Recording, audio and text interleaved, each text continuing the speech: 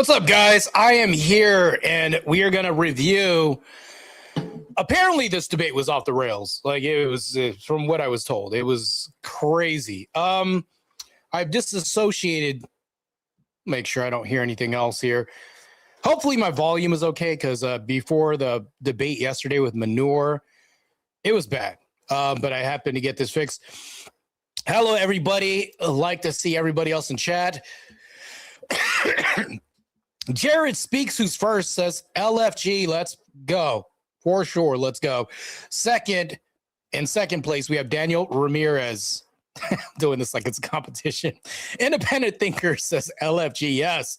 Let's go, hit that like button. Yes, Red Door Woman who's based as hell says, good evening, folks. And welcome to OTE in the evening. How's it going, people? Anyways, back to another edition of Debate Reviews. I don't normally do like debate reviews, but this one is very significant. And the reason why it's significant is because, well, let's see. I have disassociated from the Raging Potato. Paige is actually one of my mods. And then Kinetic Kells, I don't really know her too well, but it seems like there was some therapy she went to afterwards because there was a breakdown. She cried during this debate, I heard. And then Sarah was being really biased and protective over a Kinetic, like during a debate where I was like, okay, there's maybe Sarah's not biased. But here's the problem, though. This is what I heard, though. I heard there was bias during this debate, and I heard that this got crazy. The part of the debate that I'm going to cover is like some crying part during the debate. Apparently, when I was talking to Paige, she was saying that after she presented the stats, Kinetic Kells started crying. We're going to dive into that, but first, let me go ahead and do some housekeeping because I now have a video that I produced. It's called Menar's Cousin Crush, but the video conversion is taking forever. I don't know why. I was like stalling. Believe it or not, that's what I was doing. So whenever you guys were hearing me talk for a long time about this debate, I was trying to be a professional staller. That's what I was doing. So let's see if this goes through real quick, because I do want to play my new jam called Menar's Cousin Crush. The person who did make this jam was Mo Rebuttal had made the jam, and I put it on my video, put a thumbnail on it. So should be a good video. It's still extracting. Anyways, how are you guys doing this week? Hopefully you guys are having a good week. Hopefully all is well. Christ is God. We're going to move forward, but I didn't want to move forward without my new jams, right? Because I'm trying to have like new jams for my channel instead of having these massive copyright strikes that happen. I just got through like a demonetization period. Well, actually, I'm still going through it till March. I think it's like March 19th or something like that. I can reappeal for all of this so I can have like my ability to like make money from YouTube back, which is BS and bunk. I don't understand that. Still says converting video. Okay, we're going to proceed anyways. We can listen to that song a little bit later anyways. All right, let's get into this. Let's go ahead and hit that. Yeah, this debate was, from what I heard, was crazy. Here we go. Let's bring that up on the screen. This right here. Okay.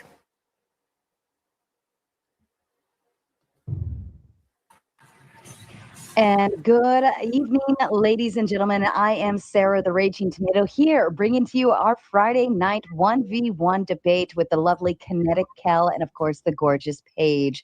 The question, or pardon me, the statement, I always mix them up, of the evening is homeschooling does not result in better outcomes for children. Kells. She's like the lovely Kinetic Kells. Kinetic Kells, like whatever. And then she's like the gorgeous Paige. Paige's like, yeah, no. But then we're continuing. Would you like to give your opening statement, please? It would be my pleasure. Thank you for having me. I really want to hear. I don't know anything about Kinetic Kells. I know jack about her. I don't know how good of a debater she is. I've actually had no interaction with her. But apparently, what did Daniel say? She's in therapy. I don't know what about. Hopefully she's doing well. But look at what I see on the screen. It says streamer resident DGen, right? Nose piercing And then it says DGen, colored hair. Wow. And then over on the right, we have a kitchen and then a very base looking woman supporting homeschool. Very base, by the way, too. All right, let's continue. Having me this evening, Sarah. By the way, Paige, you look lovely, I must say. So tonight we're talking about the future of our youth. This is a demographic that the right claims to care a lot about. I could get into how they disguise a lot of, policies around claiming to care about the youth. However, so cultivating their environment for learning, our future, right? The youth is our future. We hear constant concern about academic standards, moral development, the right environment for learning, and how, all these corrupt leftist teachers are allegedly potentially corrupting the youth. And that's why homeschooling might be like a better alternative in some people's minds.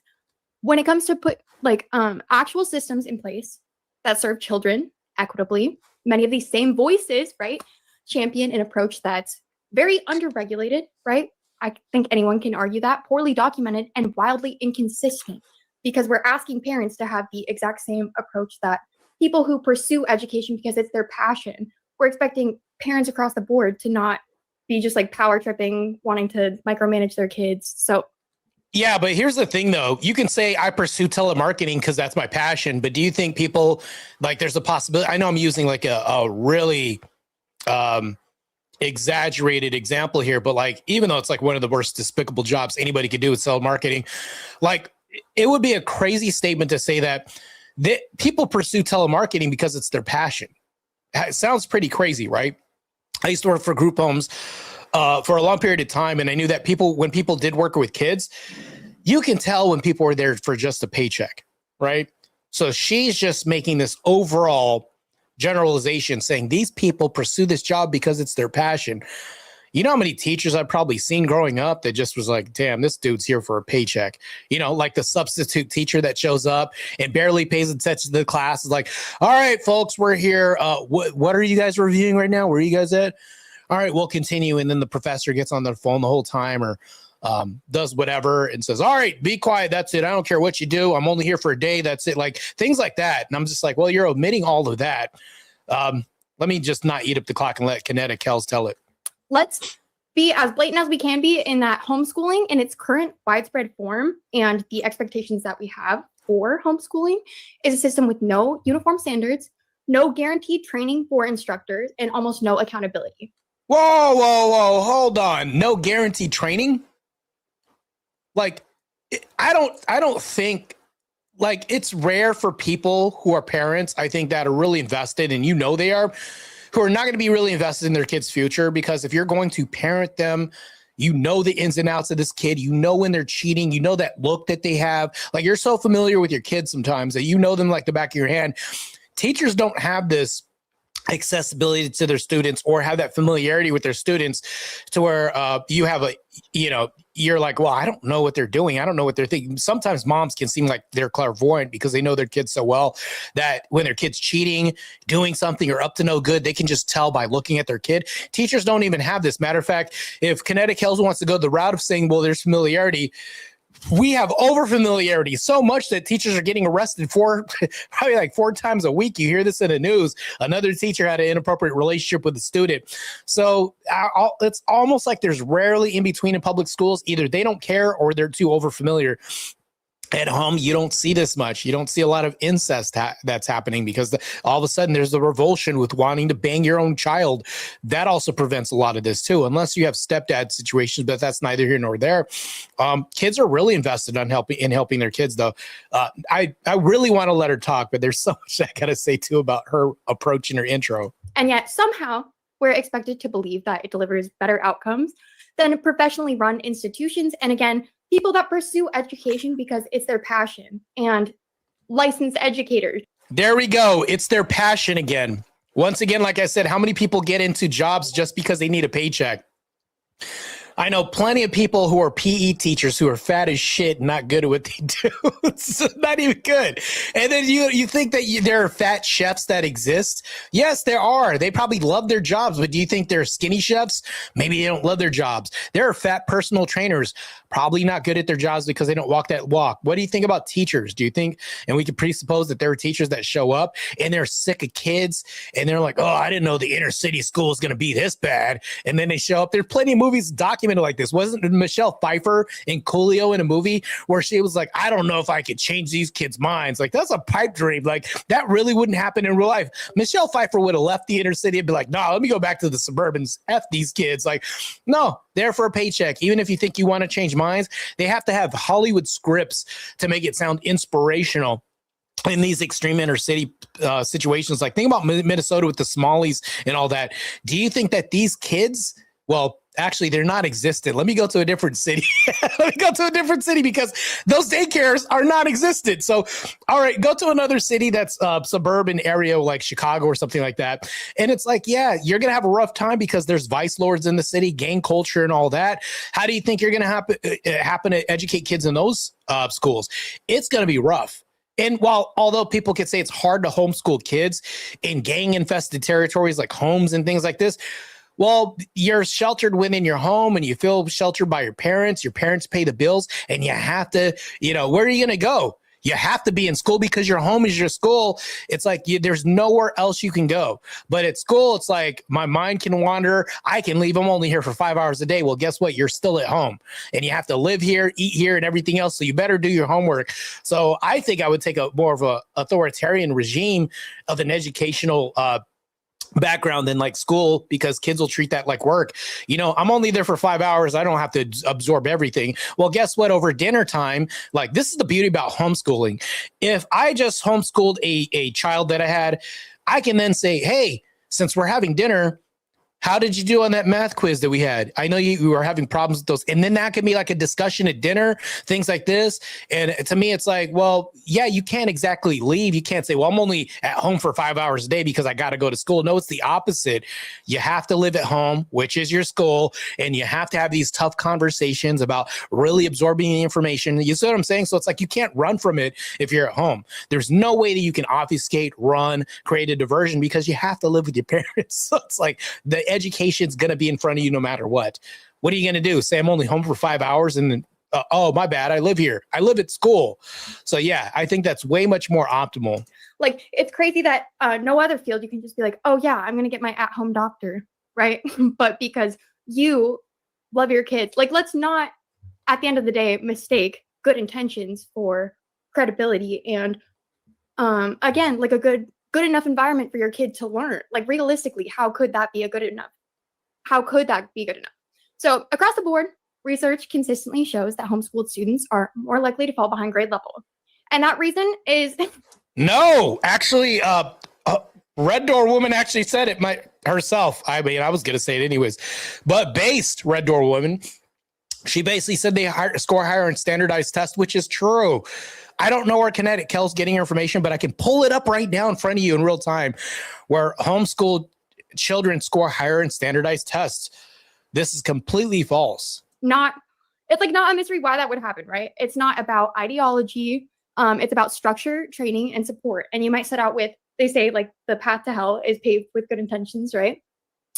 So structure, training, and support, but we're relying, often blindly, with no oversight, on parents to do the job of trained educators. Again, parents who in many cases have no formal background in education at all.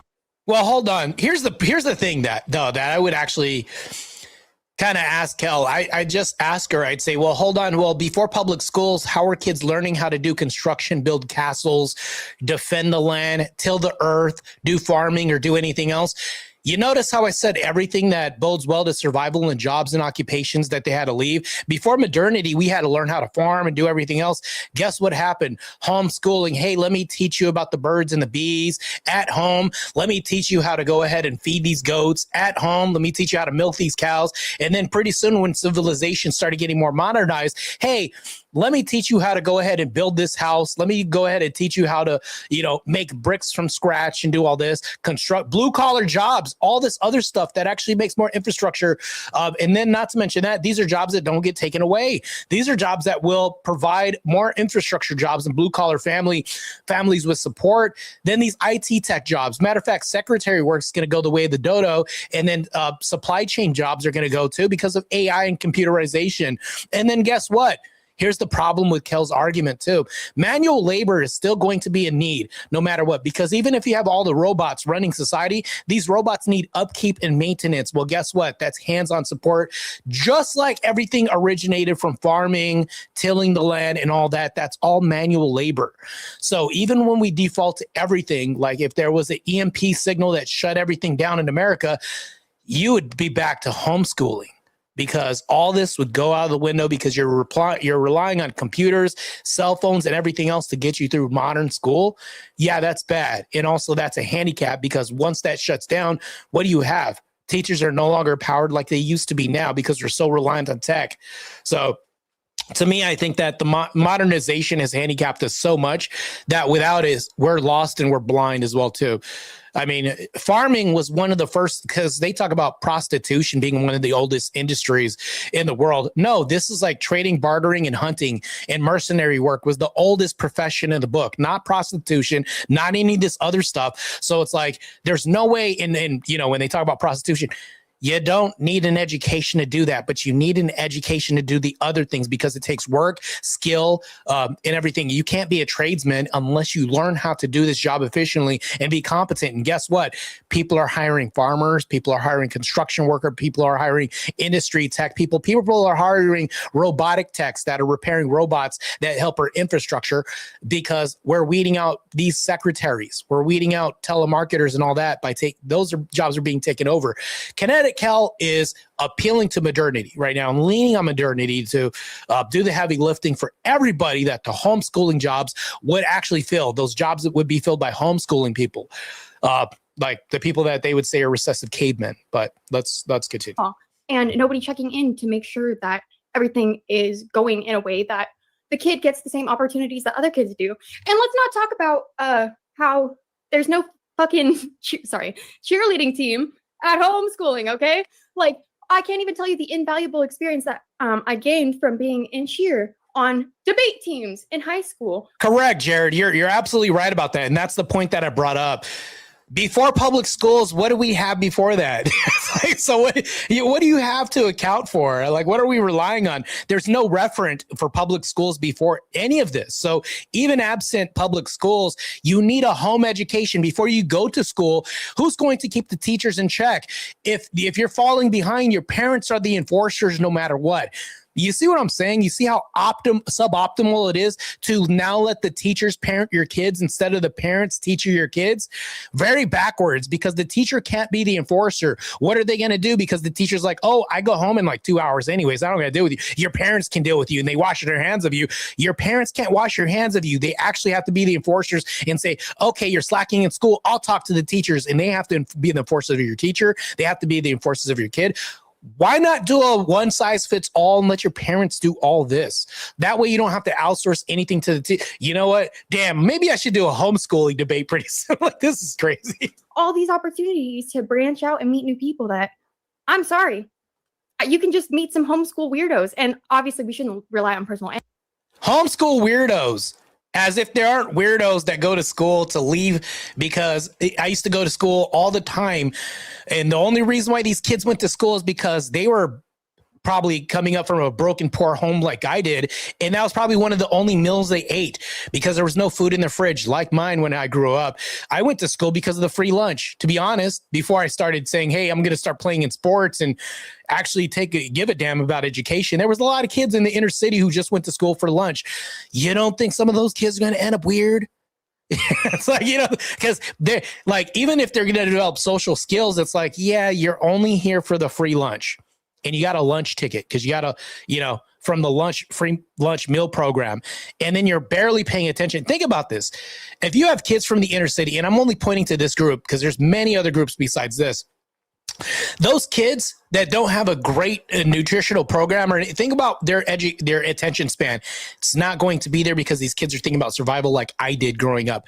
And then, not to mention that, the kids who are affluent, who are fed and go to school and have all this, they have a very robust social life. And guess what's going to happen? Those two groups aren't going to mix well sometimes. And often well. So it's like there's no way that you can relate to these kids unless you bridge this gap, have courage to overcome approach anxiety, to say, hey, I know Trevor plays for the school football team and he's really respected. Well, I come from a home that's poor or group home or whatever, like I came from. And it's like, not only did I not have parents, but I didn't even have really good teachers that were paying attention to this divide between the two classes at school. So it's like, and then you're dealing with that. It's like, you don't have to deal with any of this at home. I don't got to deal with any of this at home. Matter of fact, if I was homeschooled, just like these kids could be homeschooled, they can go do these extracurricular activities and play team sports with the high school kids and then come home and get educated. That's where their social life can exist. Playing sports with high school teams. You can do that as a homeschool kid. You can say, all right, I'm on the football team, but my mom teaches me at home. I got a good relationship with the coach and all this. You see how there's checks and balances, at least with that? But there's like this big divide when you have this classes system and the teacher's like, I got to go home in 4 hours so I don't have to deal with babysitting these brats. That happens a lot, especially when there's all these paradigms, social paradigms that kids have to deal with that teachers don't understand, the nuance and all that. It's just crazy. Parents are more direct and more hands-on. Anecdote, so I'm going to leave that out of my opening statement. However, so most parents, even with the best of intentions, simply don't have the time, resources, or subject matter expertise to effectively teach everything from early literacy to algebra to biology to U.S. history. Even if they review it, think that they understand it fundamentally, there is like a designated algebra teacher, like someone who's studied algebra all throughout college, and it is now their job to teach that to our youth. Well, how did we learn algebra before public school? How do we do this? We didn't get abacuses and then, these rudimentary calculators that we had and then sliding the balls over and stuff. Like, surely we think about this. Galileo, how did he learn to do what he did? Like, there wasn't public schools then. How did Einstein learn to do what he did? We didn't have the majority of public schools back then in those days. Like, think about this. Like, even before then, in King Arthur's time, we didn't have public schooling. And next thing you know, people learn how to build castles, modernize catapults, do all this, and create infrastructure back then to create a modern, not modern, but a great society that functioned, right? We had an exchange system, a monetary system, everything else. You didn't need all that, but society thrived pretty well. I think we're doing pretty good. But it's like you take that away, the tech and everything else we have, like computers and phones, and we're handicapped. We're cooked. Asking parents to do this job still. I think she froze. We'll give it a second. Yeah, this is the thing, though, is like, yes, and you're exactly right about that. Education is as old as the cities are, but even before then, education predated all this. People were learning all of this. Not to mention this, but people were learning so much before then. There was the Antikythera mechanism, whatever it is. I'm probably bastardizing this word right now. But this was like a cog in a machine that they found at the bottom of the ocean that was from a sailing ship. This was like ahead of its time. The machinery that we made, this was way before public schools were even a thing. And this mechanism was found. Like, the pyramids were built. We didn't have public schools, but somehow we still can't figure out how those were designed. That predates public schools. The fact that we had like the ability to like till farms and do all this. Farming was like a massive major labor industry, and we had that to feed populations and make society run. There was a trade and barter system selling corn and goods and all this other stuff that helped society run well way before modernity, before cell phones, computers, public schools, and all this. Education predates all this stuff. It's just crazy, just insane. And then, not to mention this, Angry Casper, yes, predates all this stuff. And then we have cobblestones in Rome, mind you, that we still don't know how to make as stable as that was then, because they're still upheld in some of the coliseums that they have are still standing. And we don't know how they mix the concrete whatever they did was genius, but now it's like our roads break down. We get potholes all the time, but their construction was better than we have right now. But supposedly people are saying that our education was better, but we can't make the concrete as good as they did back then. I think it was called Roman concrete or something like that. We still can't figure out how they made it so powerful and strong to where the roads don't break down by weather, inclement weather, or any of this stuff. It's like, I almost feel like this is just redundant sometimes when we talk about this. Just crazy. Yeah, self-healing concrete. That's one of the things that we don't know how to do that. Nobody know. It's almost like regressive to some point, because education proliferated society so much, and it was like some of the things we did back then were so astounding that scientists, people that tried to document and look through pre-recorded history, still can't replicate some of the things we did. But somehow education's more optimal now for society, even though industry such as infrastructure, nuclear, sewer, water, all this other stuff is way more important than your social studies degree and getting out there in the world war. It's just crazy. I don't know. Just insane. But yeah, we have rebar 10 times stronger. Yeah, crazy. It's just insane. let's continue. Okay, you're back with us. You ended on algebra teachers. That's where you left off when you froze. Okay, perfect. Thank you. So expecting parents to do these jobs, without guidance and, more importantly, regulation, is setting them, and most imperatively, their children, our youth, the future of society, up for struggle and probably failure, more than likely. Passion for your child is not the same as proficiency in education. We can't keep confusing love with qualifications, because when we look at the data, we see the consequences of this confusion. Inconsistent learning trajectories, spotty performances in standardized assessments, and a worrying lack of readiness for higher education in the workforce. My roommate's girlfriend, I know this is personal anecdote again, she's an educator, and she said that every single student that she has that's at a homeschool, that's a homeschool student, is behind grade level. So she's going to appeal to an anecdote. Once again, for my people out there, if you're doing a debate, anecdotes aren't the most powerful thing. That would just probably be to an appeal to an emotion. Feel felt found. If you guys ever heard that mantra before, that's really what that is. But one, like her roommate being an educator, yeah, that's one person, but do you have a generalized study? Or, if we look at averages, as far as like the average population, the inner city, how's that going right now? If we're throwing free money at public schools, how are those test scores doing right now? Like I said, I can Google it right now and show you that standardized testing's higher. There are higher test scores for standardized testing in homeschool students than there are for public schools. They test higher, grade better, et cetera, et cetera. And I have the data to back this up, because that is a crazy anomaly for her to witness firsthand. So they're exposed to different backgrounds in public school. Of course, beliefs, learning styles, tolerance. Homeschooling, on the other hand, often limits that exposure to a child's immediate family or chosen community, which, that's good, because then you can block the LGBTQ agenda. You could block all this other stuff. You can actually teach sex ed the way that you want to, not the fact that men can have babies now and all that. Like, you can actually curate the education for your child's future. Just think about this. The child that you're raising as a kid, you want to have a protective mechanism. And let me tell you how this works. I know I'm probably going to sound like I'm obfuscating a little bit, but if you have kids, if you have children, and think about all these people that just want to shove their kids out of the home and get rid of them and have a teacher babysit them. The less that you take care of your kids and the less care that you have with these kids, I think that there's going to be an indicator of how little they're going to want to take care of you as you get older. I guarantee you, all these kids that drop their parents off at adult homes, these little retirement stay homes, where now people are incentivized with a check to only take care of you then, because they're only there for a paycheck and to give you sponge baths.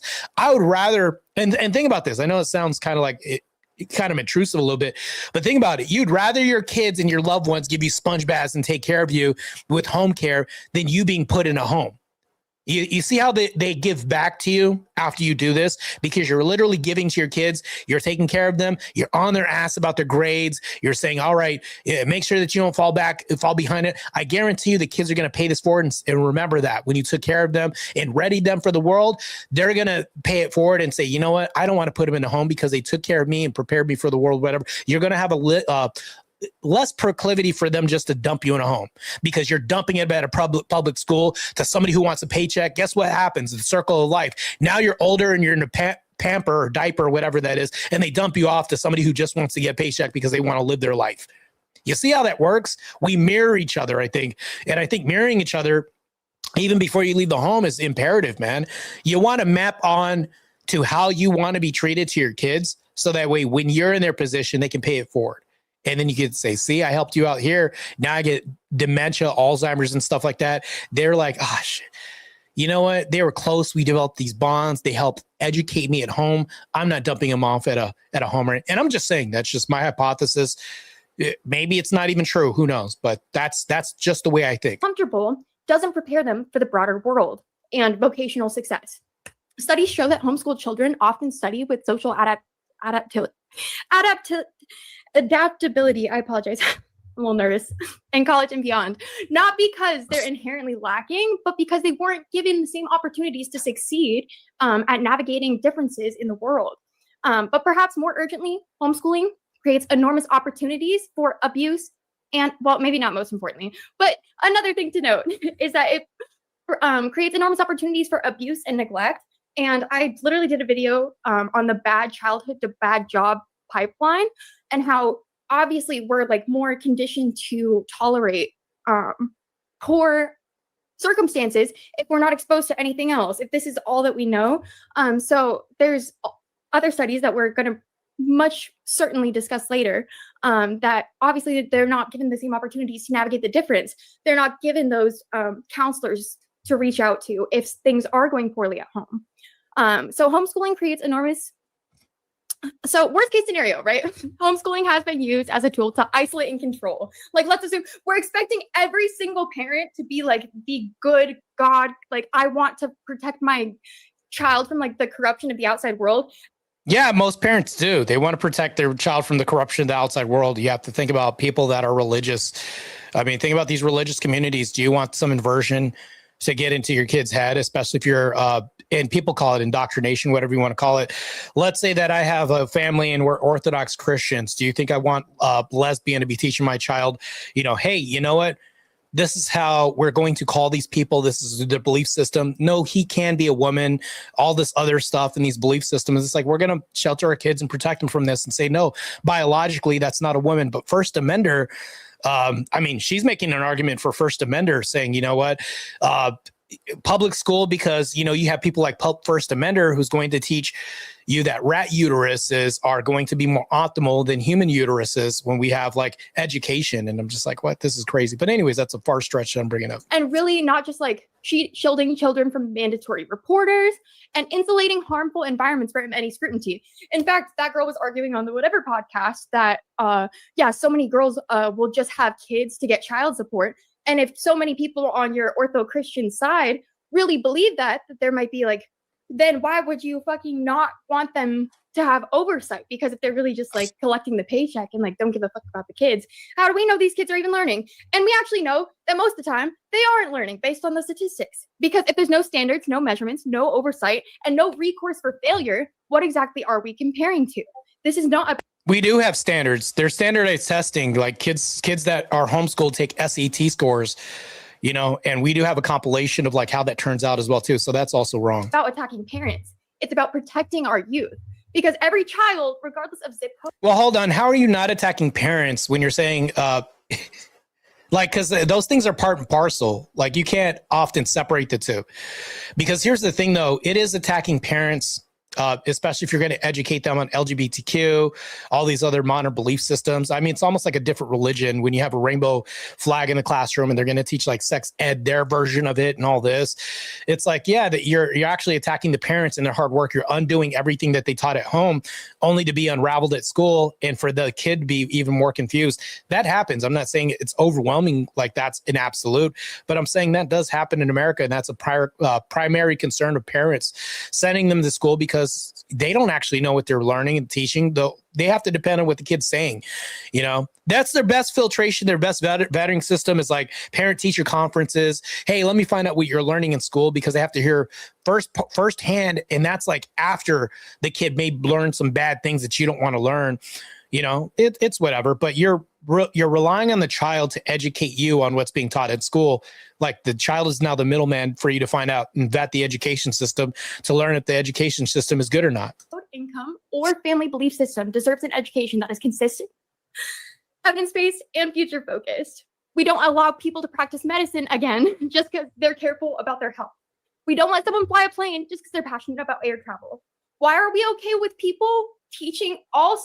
Wait, hold on. Wouldn't that apply to teachers? We don't let everybody teach just because, you know, we say that everybody's passionate about teachers. Well, that's not always the case either. This is like a universal where it's like, yeah, this can go both ways. That knife cuts both ways, by the way, Kinetic. Subjects. Everything that a child may need to know, all grade levels, just because they love their kid and they think they know better. Seems a little Captain Save-a-ho to me.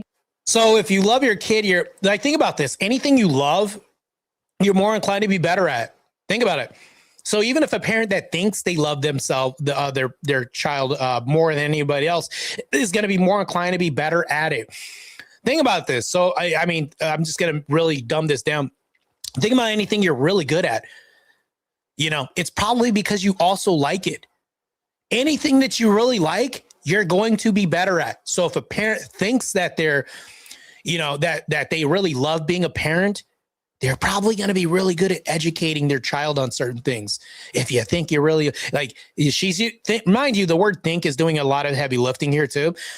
But think about this. If a parent really loves being a parent, they're going to love educating their kid and want to educate themselves to be better for their and more present for their kid.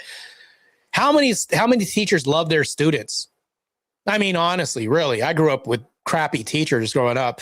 And it's like, and of course that's an anecdote that I just demonstrated, but just think about your own life and your own lived existence as well too, what you see out there. Do you think that teacher really loves it? And I'm not talking about the over correction of teachers sleeping with their students, because there's also that love. I mean, that's harm. That's not even love, but yeah, I don't know. What's the word for that? Savior complex. Sorry. So let's remember. And mind you, she just called parents hoes. This is crazy. And now the parents, the reason why they love their kids is because they have a savior complex. That's insane. Just to say that, well, I love my kids, you know, it's I'm being a Captain Save-a-ho. And then that gives me that just means I have a savior complex. That's crazy. Let me make sure that I heard that correctly. That's crazy. The fact that she's said that, I just want to clarify this. Of zip code, income, or family belief system deserves an education that is consistent, evidence-based, and future-focused. We don't allow people to practice medicine again just because they're careful about their health. We don't let someone fly a plane just because they're passionate about air travel. Why are we okay with people teaching all subjects, everything that a child may need to know, all grade levels, just because they love their kid and they think they know better? Seems a little Captain Save-a-ho to me. What's the word for that? Savior complex. Sorry. So she just called parents Captain Save-a-hos and said, you know, because you love your kids, you have a savior complex. So since the beginning of time, parents have had a savior complex. I think that's a really bad mischaracterization of parents who love their kids and want to see a better future for them. So let's remember, good intentions are not the same as good outcomes. When we rely solely on intention without structure or verification, what we get is a system where kids thrive, or where some kids thrive, but a lot are going to fall. So real quick, everybody, I also messaged Minar. So let me put it back up.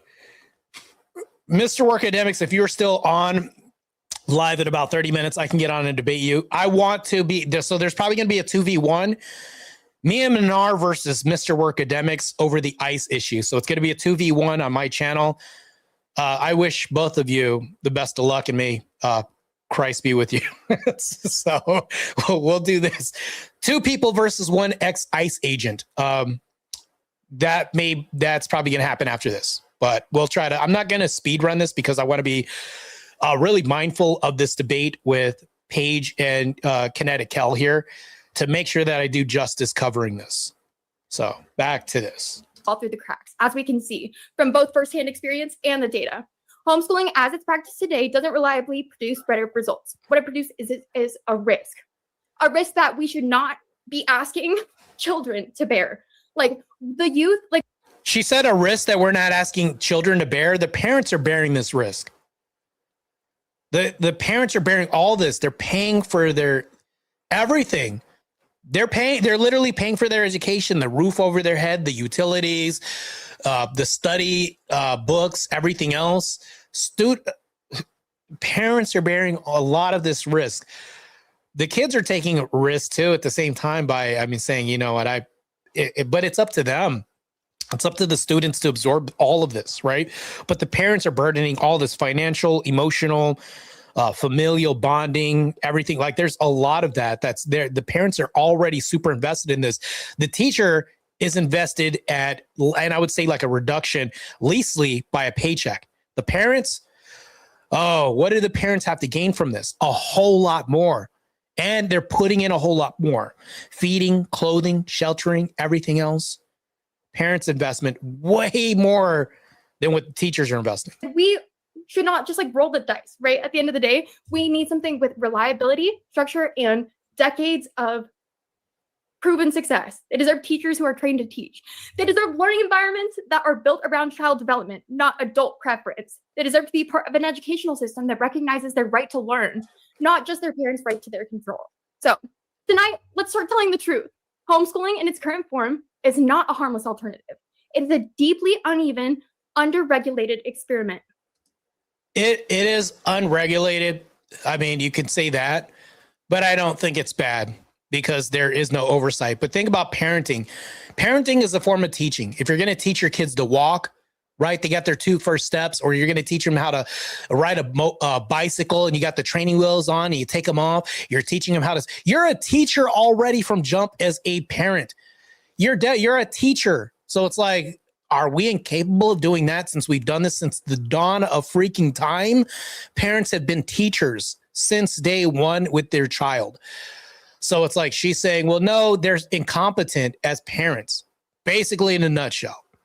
She just, from what I get from her intro, she's saying parents are just incompetent teachers. To be a good parent, you have to be a teacher. You're forced to do this. No, don't touch the cookie jar. You just taught your kid something.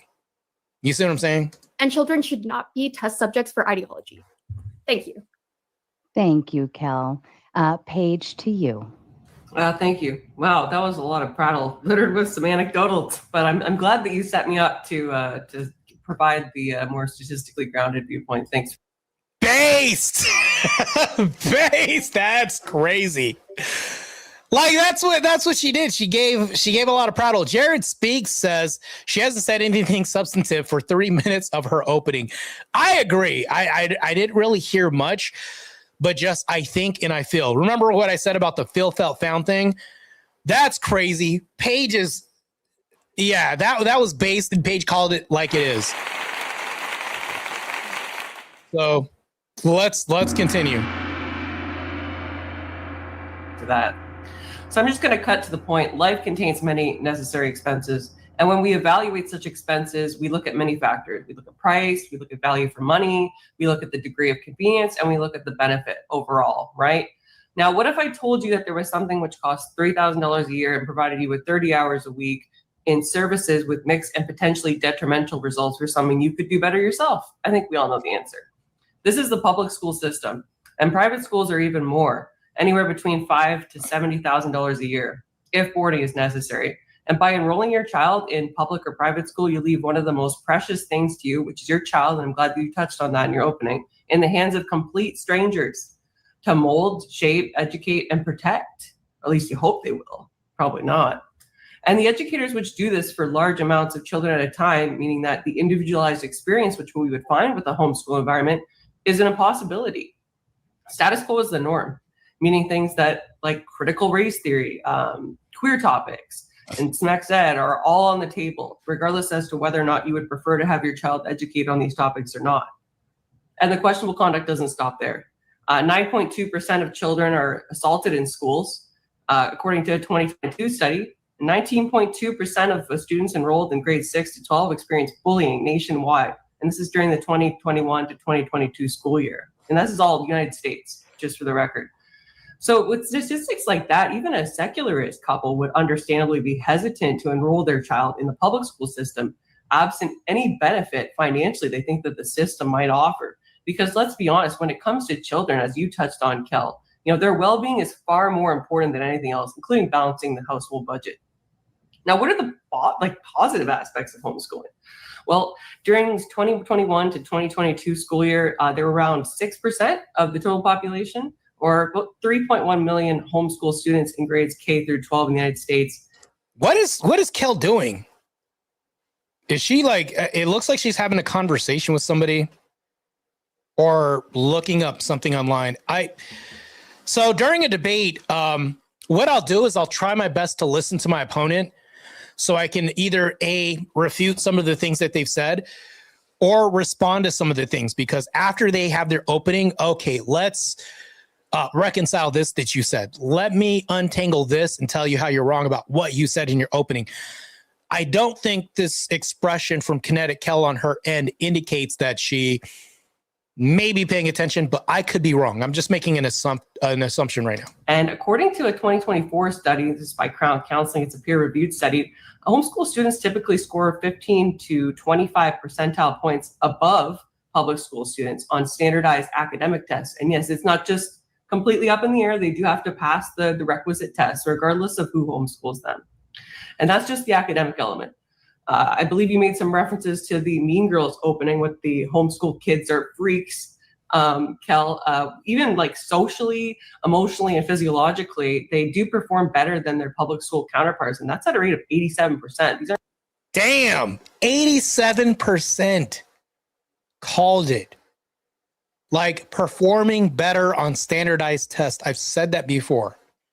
But she's calling them freaks, and then she literally just called the parents Captain Sabahos with a savior complex. She's bastardizing parents for educating children. That's crazy. just small potatoes. So it's almost like homeschooling with a properly motivated or educated teacher can provide customized and individualized learning, absent the cost and negative effects of the public or private school system. In short, it's a no-brainer. And with that, I yield my time. Perfect. Thank you. Okay, so Paige had a grounding of some stats. She also refuted the fact that these kids aren't freaks because you're basically shaming the parents. I mean, she put the label of Captain Sabaho. What did she say? The parents have a savior complex. This is crazy. You see how shame is being used in the inverse?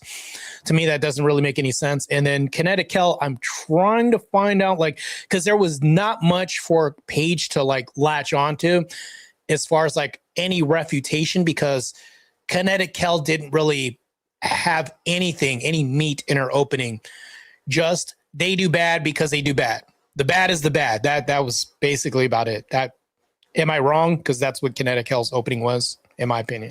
To the audience, just as a kind reminder, we're going to get through our debate. Then we will read and respond to your kind super chats. And of course, your favorite part, we will go into open panel dumpster fire, where you yourself, the audience, can come on and have your time talking about the topic at hand. Ladies, I leave the floor open to you. Yeah, so maybe let's just talk about some of the stuff that you brought up in your, because you said you have statistics on some of these things, and I'd like to be clear. You said that that homeschooling is poorly documented, that there's no standard for this. Can you advise where you got that statistic from? You're on mute. Oh, you're muted, honey. Yeah. I apologize. So obviously there's curriculum, and I'm sorry, I did not mean to. Your crowd thinks I'm inappropriate right now. So obviously there is curriculum that you must abide by. I mean, it does say resident degen. on her. Okay, anyways, back to this. However, what I'm saying is there's not much regulation on if a parent is succeeding, whether it's just like standardized testing. And there's really like so many ways to just like cram some shit into like a kid's brain at the end of the Okay, I'm waiting for the point where she says where she got this information from. semester rather than, sorry, it's okay. I'm sorry, guys. I do have a shirt on. You're good. You do whatever you want to do. Don't listen to that chat. Don't listen to that. Only the gay ones are going to be complaining about what you're wearing, honey. Bro, I know I lost my page. No, but it's so funny that you say 9.2% of something is abuse in school. Yeah. She's not answering the question. By the way, if you guys can catch that, she asked Kinetic Hell because there isn't standardized testing and there's no way to gauge progress. That's what she's implying, or where they got this information from. She's like, where did you get this information from? Kinetic Hell isn't answering to that right now. How many people do you think are abused at home? How, like, what? So Kinetic Hell's asking a question to answer her question. I don't know. This is what Menard did all night last night, which was infuriating. So Ratio of abuse do you think happens at home? And like how many check-ins are there besides like standardized testing for okay. This is the absence of statistics. Oh, sorry. Point. Right. Sorry. So let's talk about this. Let's see. Okay, so according to a 2022 study by CRHE, or the Coalition for Responsible Home Education. Is it peer reviewed? I don't know. Okay. Paige. Okay. Feel free to drop in, the link in the back chat if you want to. Perfect. Yeah. Here. GG. So kids are 2 to 3. It looks like they're an advocate for responsible home education, which I think is an important voice and something we should give credence to, not instantly dismiss based on your stipulations. But they're 2 to 3 more. they're not stipulation. She cited data. When Kinetic Hell can easily ask her where she got hers from. Meanwhile, we still have yet to get an answer from Kinetic Hell where she got her information from. But hopefully that this is what's being presented in the back chat right now. Times to more likely to report being behind grade level. Additionally, the Carter's Education Survey finds that homeschool graduates are less likely than conventional grads to attend college or graduate school, despite higher self-reports of well-being. Which who gives a fuck if you are a true righty, right? Also, so the CRHE I mentioned previously as well, right? The Coalition for Responsible Home Education, which I'm sure Paige is going to try and dismiss, even though these are the people who are participating, and she's trying to give credence and professionalism to, right? So had an article that overviewed the outcomes of homeschoolers pursuing college that illustrated among 16 studies on college and adult successes, only 69% showed positive outcomes for homeschooled students. 69% would be a majority. Well, with some studies, only 69%. If we round up, that's like saying only 70% are successful. It's only the majority. Studies showing neutral or even worse outcomes. So that's kind of showing you that nuances are going to prevail rather than just universal success, where we have way more measurable data and quarterly check-ins and stuff with public schooling. Yeah, more check-ins doesn't mean more success. 70% is not an absolute really bad failure for homeschool. Like if we had 70% of, that's actually a higher percentage than I would think. Well, homeschool's scoring higher on standardized testing or doing better. 70% is a high number. That's the overwhelming majority. That's the stark majority. And she's saying that 70% is bad as if public school has a higher percentage. She would have to compare that with a comparative study and say, well, okay, well, we have homeschooling. What's the, we have public schooling. What's the percentage of the success rate and higher standardized test scoring of the success rate of that? 70% is a high margin. So, which is homeschooling. She's actually making, well, if it was me versus her, I'd be saying, you're making my argument for me. 70% is actually pretty good. If 70% of the workforce was being successful, that means that we're diminishing the failure rate that we have. Which direction are we moving? Are we moving up or down? Because 70% That's a majority. So you're bastardizing majority or what? If you would say a 30%, which is the opposite, right, which is the remainder, that's the part. If it was in the inverse and we had 30% of a success rate, that's not a success. So I don't know what she's doing with her point right now, but let's continue. So you honestly are going to sit here and tell me that that's going to be more personalized, that the kids are going to get the right attention that they need in a class of, what is it? The average class is like 20 to 30 kids at least. I know. I'm going to find my page. What did you say? Oh, here we go. And that's another thing that Paige just brought up right now. How many of these kids are getting individualized attention? Think about attention deficit disorder and all these other things that we label on kids these days and all that other stuff. You know, kids want to go outside and play. They want to stay focused and everything. And it's like, you understand that the people in the back of the class may have a propensity to be neglected more than the people at the front of the class. So you're going to have kids that get overlooked in class. Think about that. But with homeschooling, you're going to have one-on-one attention. Like if you're not paying attention in class, a parent could check you really quick on that. But if you're sitting in the back of the class in a public school, okay, does that even, like, how do you mitigate that? Like, how do you mitigate the lack of attention? Yeah, it's so funny that you said with a properly educated and motivated teacher, when it's like at the end of the day, yes, that is my main problem. I'm sure there are some kids that would be better off because their parents are going to shield them from whatever they think ideological hell is. But it's like at the end of the day, we don't know that every single parent that enrolls their kids in homeschooling is going to be that educated and motivated teacher. Like we don't know is not even a good answer. Like at the end of the day, we don't know. That's not a stat. That's not a reference. We don't know where you got these studies from or anything like that. Matter of fact, I don't know if Paige's initial answer was given for the question that she originally asked. Kinetic Kells didn't verbally answer the question. Maybe it's still in the back chat somewhere. But Paige just asked the question that Kinetic Kells has still yet refused to answer. No, we don't. Well, okay. We have no idea what people's motivations might be. And again, when we... Whoa, hold on. Did she just say we have no idea what people's motivations will be, but they have a savior complex and they're Captain Save-A-Hose? Well, doesn't that imply some kind of motivation?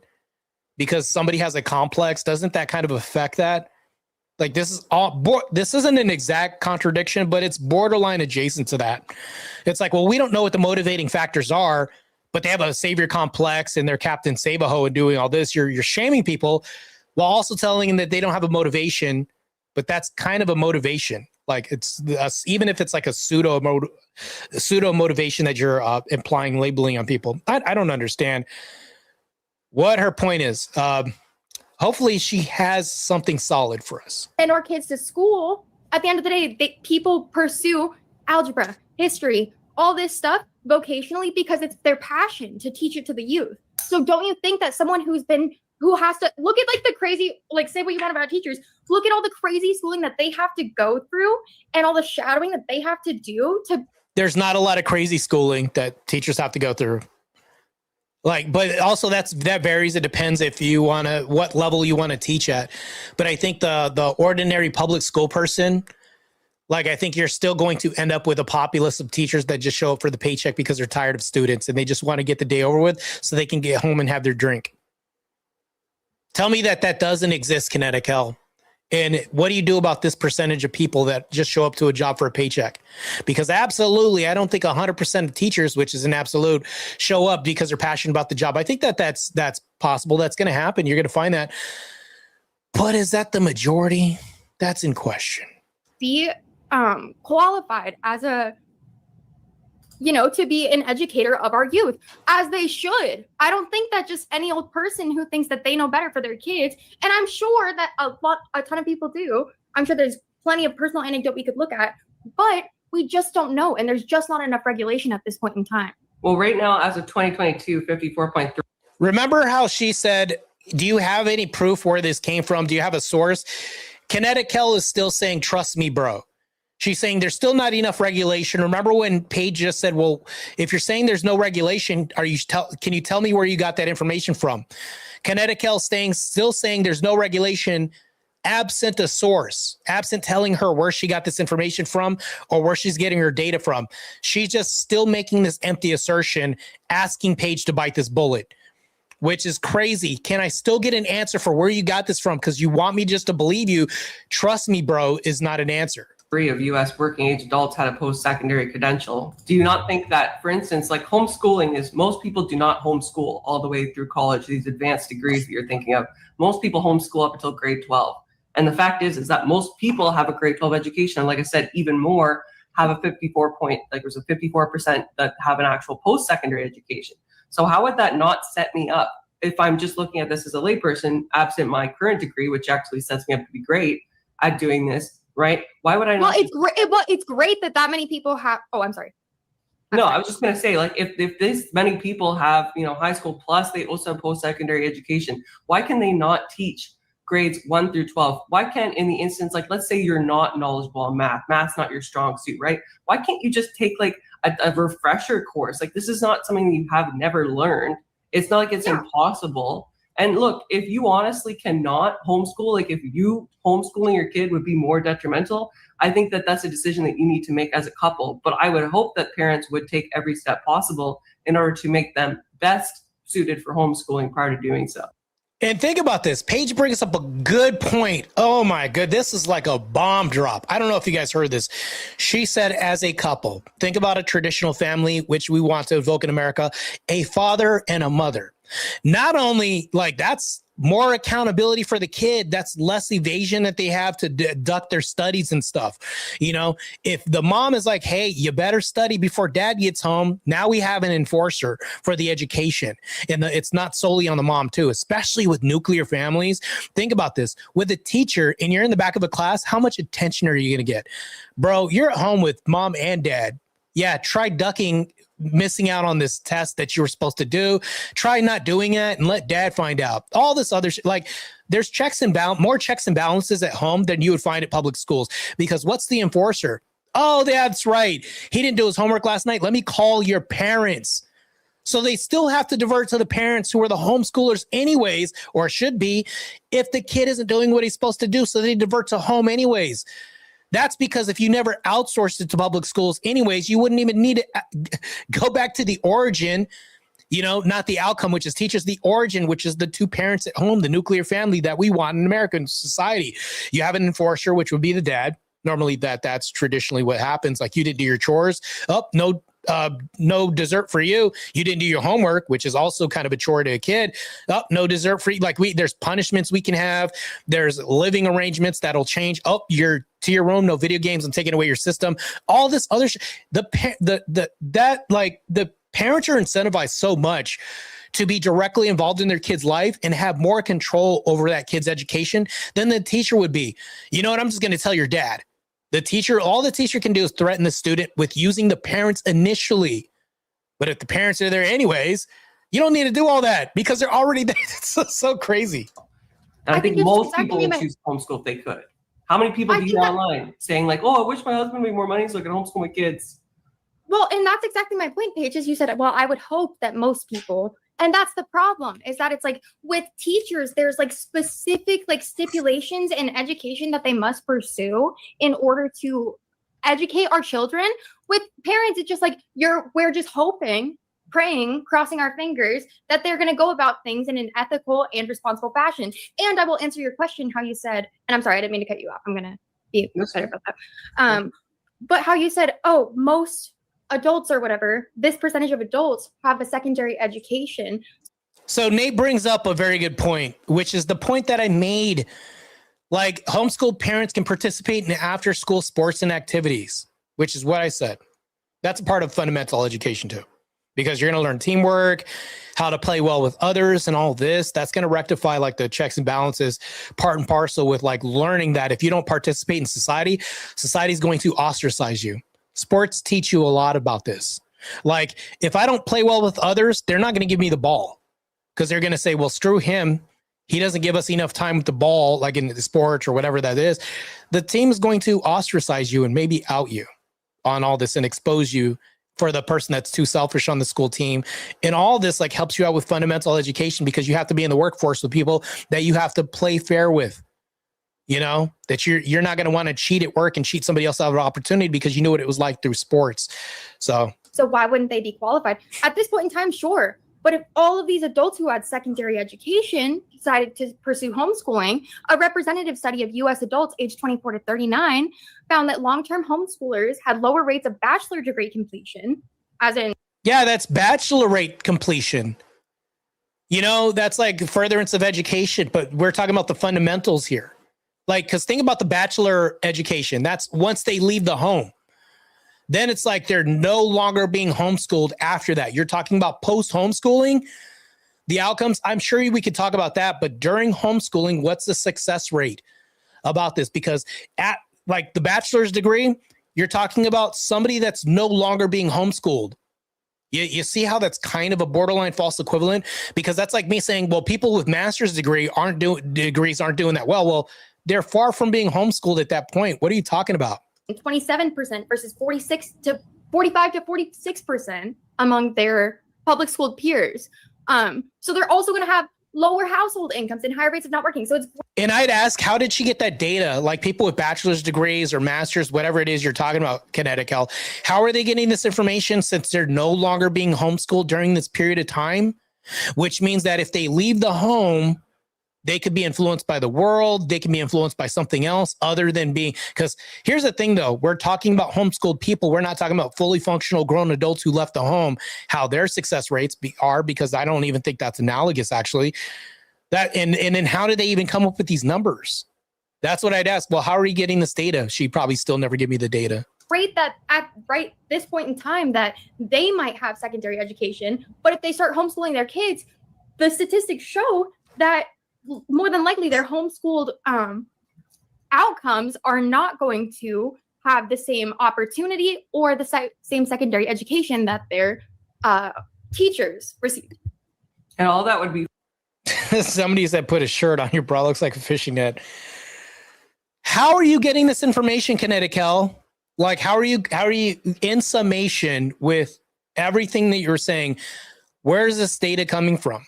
Fine and dandy if I didn't have a comprehensive study showing that, like I said, they actually outperform their public school counterparts in terms of their grade percentile, in terms of their social and psychological and emotional abilities. I would absolutely, maybe I'd be more inclined to agree. Do you have stats that refute that? I've dropped. Oh, wow. Paige went right where I was going anyways. Where are you getting this information from? It in the chat in case you'd like to review it. And it's more recent than yours. Yours is a 2018 one-pager. What I just sent is a comprehensive analysis of all of the benefits of homeschooling versus public school. Damn. That is like that's a definite mic drop. That's crazy. This is insane. Good job. Good job, Paige, for calling that out. That's crazy. The fact that she caught that right there, she was like, yeah, I'd like to see a comprehensive study. And then not to mention that, but yours is from this date. And then mine is more recent and more comprehensive as well, too. Yeah, bomb drop. So let's continue. This is just crazy. I can't believe that. And I like how Paige is holding her feet to the fire and holding her accountable. Mo says, oh no, we'll have less people with lesbian basket weaving degrees. How will we go on as a society? Copper's dad is right about this. So moving forward, it's like, yeah, how are we going to, how these useless degrees, matter of fact, you can have like a social studies degree and still be working at Starbucks as a barista, but homeschooling, I guarantee you're going to be more successful because remember what I said about farming and industrial labor jobs and all that other stuff, blue collar work that pays more and more useful for society. I'm in diesel tech school right now. It pays a good ton of money, to be honest with you. That's not a social studies degree. That's not a college degree. That's real world application. And most homeschooling, I would say, probably leans more in that direction, actually. And it is peer reviewed before you ask. It's fact checked by... I don't think that Kells was going to ask if it's peer reviewed. Something tells me that she would have never asked anyways. I wasn't going to ask that. Oh, I'd never seen this video, by the way. How did I even know that? It's the first time I'm seeing this video. Called it. I was going to ask that for the record. Can we put a 10-second pause so I can put on a shirt? I'm sorry, your chat really does not like me right now. You see how, hold on, the same person that's calling parents Captain Save-A-Hose and saying savior complex is now being subjected to the same shame. Doesn't feel good, right? You're shaming parents, now the chat's shaming you. And see how effective this is in the inverse? Now you're going to put on a shirt? It's really good in TA. Okay. No worries. Gay. You're all gay. Are they? What are they? I'm just trying to see what they're saying here. So to me, that doesn't make any sense. So if you want a woman to be modest, that's gay. Now we're shaming people to be more modest out of being modest. That's crazy. It's almost like we're going to call husbands simps now for being faithful and loyal to their wives. Sounds crazy. We're shaming tradition now and things that should be applicable for the society we want to move towards, which is what homeschooling would do with proper parenting and traditional families. In the comments. Especially if your traditional family has a guy named Copper protecting it, you're definitely going to be safe. It's fine, Kel. Don't worry. We've had bigger, beautiful, voluptuous tatas on this screen, and they paid. How degen of a word to say. She said, don't worry, we've had bigger tata. Like, what? Why is this even a conversation? Bigger, more beautiful. This is like such a degen turn of events that this is crazy. Independent Thinker says Paige got a little bit of that Rachel Wilson in her. Yes, Paige is no joke. She's furious. We often go to TikTok and actually I need to finish the video that we were doing. Me and Paige were doing these TikTok raids against these freaking liberals, feminists, and black cultural propagandize people. Like it's crazy. I'll post that in the next update. That may be non-members only this time because I have members only, where me and Paige are going to liberate these liberals from their stupid ideas, and we wreck the shit out of these people. So yeah, crazy. Let's continue as she gets more decent. A couple $100 to get the girl off the screen. So just saying, it's not you, it's them. See, I like how I responded to that. I've got another point after that.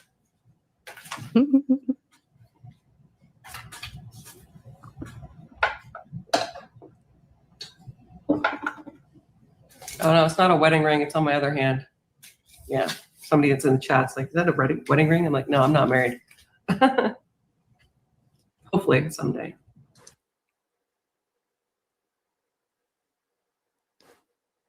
Sorry, I was going to comment. Let's just continue.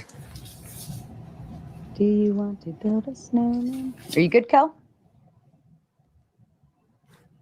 I don't know if you're muted or.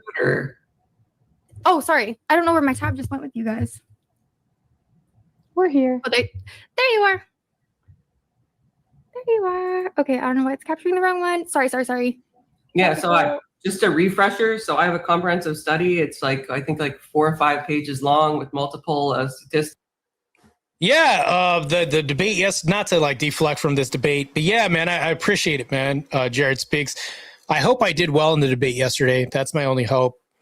Unlike Minar, I'm not going to just announce that I won and beat his ass in the debate. I just wait for the audience to find out, because I think about this, the jury of our peers, this whole lingo about being judged by the town square, all that. I would appeal to you guys for the win or loss. I would never say that I'm the arbiter of winning and losing a debate like Minar did. Like, hey, since I won this debate and all that, while in the middle of the debate, I've never heard fighters say, hey, I'm in the middle of the fight and I won the fight. The fight hasn't even ended and he was calling victory, which was crazy Minar. And I posted the stats from the debate and how the polling went. Anyways, let's continue. And you have a 1-page study. It's from 2018. Mine's from, I think, 2024, September 18th, 2024. It's peer reviewed. My statistics show that in terms of standardized test performance, higher education pursuit, average daily learning time, cost of education, a whole bunch of college graduation rates, all of these statistics support that homeschooling is better. So the thing is when you go to public school, how they hand out the fucking test to everyone, how many homeschooling kids do you think are actually participating in the study? Well, so this one is a comprehensive study. I have to assume that the sample size was appropriate. Right, but comprehensive means jack shit to me when it's there's no people reinforcing how many homeschool kids take that study. Does she know what comprehensive means? Comprehensive means that there is a way they possibly know, because there's more than one factor probably. Comprehensive means that it could be multifaceted, multi-layered. You see what I'm saying? But she's making this assertion that there isn't in this study. And then Paige also said it's peer reviewed, while she's then saying that it means jack shit, contradicting herself, saying that there's no way we can know this. Paige just said it's peer reviewed. I would call this out live in the debate if I was in the debate, and I'd be like, what are you talking about? I just said it's peer reviewed, and you're saying there's no way we can know. Wait, do you not understand how like a peer reviewed study? Oh, that's what I was just, this is what I was just saying. Paige is brilliant, by the way. Exactly what I was saying. Obviously, we're really good debaters. She called that out just like I did. Never seen this video before. Watching this for the first time. Called it like I saw it. Good job, Paige. Paige, God, with the haymaker over here. Do you not understand how if you're in a third grade classroom and you hand out 50 tests versus like mailing the homeschooling people a letter and being like, please, like report in for us? How's that any different though? Like, you know, we're trusting the student to hand it to the teacher. We're trusting the student to hand it to the parents who are handing it to the teacher. I don't understand how that's analogous actually too, or actually is a defeater to my whole point. Your complaint is that we didn't interview every single homeschooled and public school child in the United States. Is that the complaint about the study? No, answer the question. Do you think that if a kid has a... Oh, Paige has to answer a question. Meanwhile, there's 2 questions you still haven't answered. Like, this is crazy. I'm getting Minar PTSD flashbacks right now. People not answering questions. Test put in front of them, and then like you have to opt out of them taking that survey versus like mailing it out to a family and expecting them to mail it back. Don't you think we'd have a higher outcome of return on the public versus private school person? I think that what you're referring to is called statistical analogies or statistical discrepancies, and that happens. I wouldn't know. I'm looking for a yes or no though. Probably happened with your study too. Do you think that there was underreporting in your? No. You haven't answered my question. Why would I answer yours? Wait, hold on. She's saying you haven't answered my question. Why would I answer yours? Kinetic Kel, there are 2 questions you still haven't answered that Paige asked you. Like, this is crazy. Rules for thee and not for me. But if we have it your way, this is how if this is an indicator of how you want public schools to be ran, this isn't really good. That means that teachers aren't accountable, but parents have to be. If this was like mirrored on to, anyways. Of course, come on, yes or no? I already did answer. I said that that's part of any study, and it's probably part of yours too. So yes, that the kid who has all studies are based on the same method of statistics taking, Cal. Yes, there's probably an accuracy. If someone mails out do you not understand like the argument? She said like 20 times. Pay attention. Like if I had to take a drink, I'm saying like now. I'm being affected by the like virus. I hate that when you hear a word and you can't unhear it. And then you're like saying like 50,000 times, like saying like this, like I just said like. You see what I'm saying? This is what Kinetic Kel's doing right now. I'm becoming a grammar Nazi right now when it comes to verbiage. But Kinetic Kel, if she went to public school and she says like 50 times within 30 seconds, I may just pull my hair out. It's on air right now. It's crazy. If I had to take a drink every time she said like, my liver would shut down in 5 minutes. I do understand the argument. No. I did not mean that to be underreporting of discrepancies. Is that, am I strawmanning you right now? Why don't you explain how I'm strawmanning you right now? Can you define strawman? Oh man. Public schooling is on display right now on the left. Do you know what a straw man is? No, I don't know. Good Lord. That's when I've incorrectly stated your position. No, I just think it's like a little bit ridiculous because with homeschooling, what's the metric for us collecting data? You see how she just made a claim? You're straw manning me. Okay, what am I straw manning? All right, let me back off of this claim because I can't demonstrate it. Because like obviously we have kids every day in a school. I'm like, okay, like I could concede on that point that I'm like maybe my data was weaker than yours. So because I'm like I don't want to get stuck on. She said like 10 times within the last. Oh God! Now I'm like can't unsee it. Now I'm stuck on this word like. So crazy. I hate when this happens. On the same little. Okay. Yeah. That. So I'm like maybe I can concede that my data is weaker than yours on that front as far as pursuing higher education and stuff like that. If we could move along to like, what about like the higher probability for children to tolerate? So Like, you can see then that the study is better in that you don't have anything to refute the fact that homeschooled children are generally performing better than their counterparts, according to my study. according to your study, yes, I would concede on that. Which is peer reviewed and done more recently than yours. Yep. Okay, go ahead. What was the next point? Okay, let's talk about how children in homeschooling are going to have like a higher metric for tolerating bullshit, basically, like the bad fucking, like obviously they're not going to understand, like they're not going to be well adjusted or understand like abuse or like they're Like, they have no metric. anyways, like abuse, like your studies, like, God, man, this is crazy. For understanding, there's no fucking mandated reporters around them. They have no outside resources. That's how you end up with a situation like Thorpe's, bro. Wait, they have no outside resources? You mean parents can't look at externalities outside of their home and use resources like teachers can? How does this make sense? You mean, I would say in this debate, I'd say, well, can you demonstrate how parents don't have access to outside resources? Give me one demonstration, even anecdotal, how parents are prohibited somehow from utilizing outside resources to help with their fundamental home education. Let's say that they're functioning in a limited capacity, like Paige was saying, that they don't know like advanced algebra or anything like that.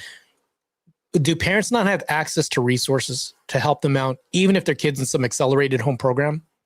Kel, can you demonstrate that for me? Show me how this is plausible. Like I would run this line of logic and she'd probably bomb and fail. And then I'd hold her feet to the fire just to make it extra uncomfortable.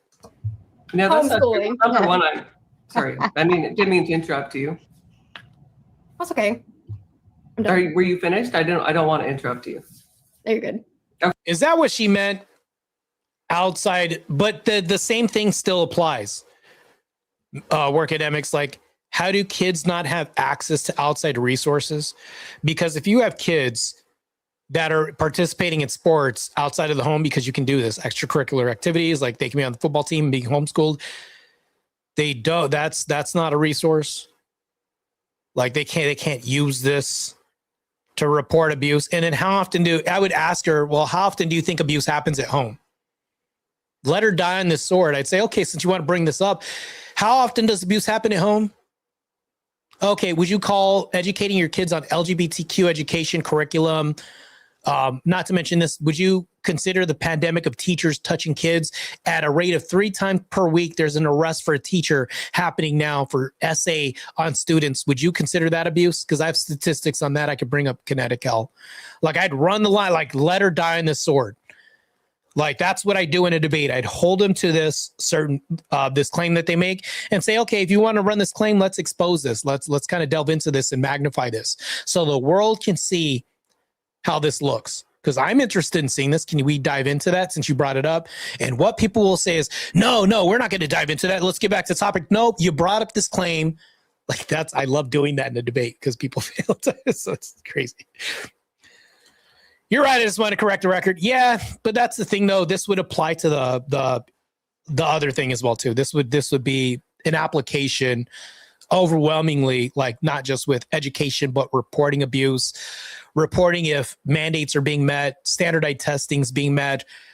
There's so many resources that parents. Matter of fact, the fact that parents send their kids to public schools is parents using an outside resource. But what that is they're too dependent on that to where it's like becoming lazy parenting nowadays. And that's the thing that's problematic. And me and Paige would probably agree on this. Okay. So the study that I referenced also like quotes in terms of them being, like I said, socially. Oh, based. Hold on. I got to call this out right now. I use them all the time for teaching zoos, aquariums, observatories. We do all the things, Latin and logic, classic philosophy. My son plays high school baseball, and I homeschool him. There are homeschool programs all over. Right. Based. I'm leaving this comment up for a minute because it's so based. You know what? Yeah, damn, this is like worth once if my channel blows up and gets bigger, I'm gonna be like, you're getting merch automatically. This is like a merch comment right here. So based, man. Yeah, I congratulate you on your homeschooling, and may that go well. All right, let's continue with this. And psychologically more available than their public school counterparts. Just in terms of like the whole, touch grass kind of argument, which I think is where you're getting at. How do the homeschool kids even like understand how to act in society? Did you know that actually it's over 60% of homeschool kids are enrolled in athletics? Damn, dropping facts, son. That's what's happening. Right? It's good. Woo, Kinetic Kel, you're gonna have to figure out how to reconcile all of this. You know that? I have the stats for that too.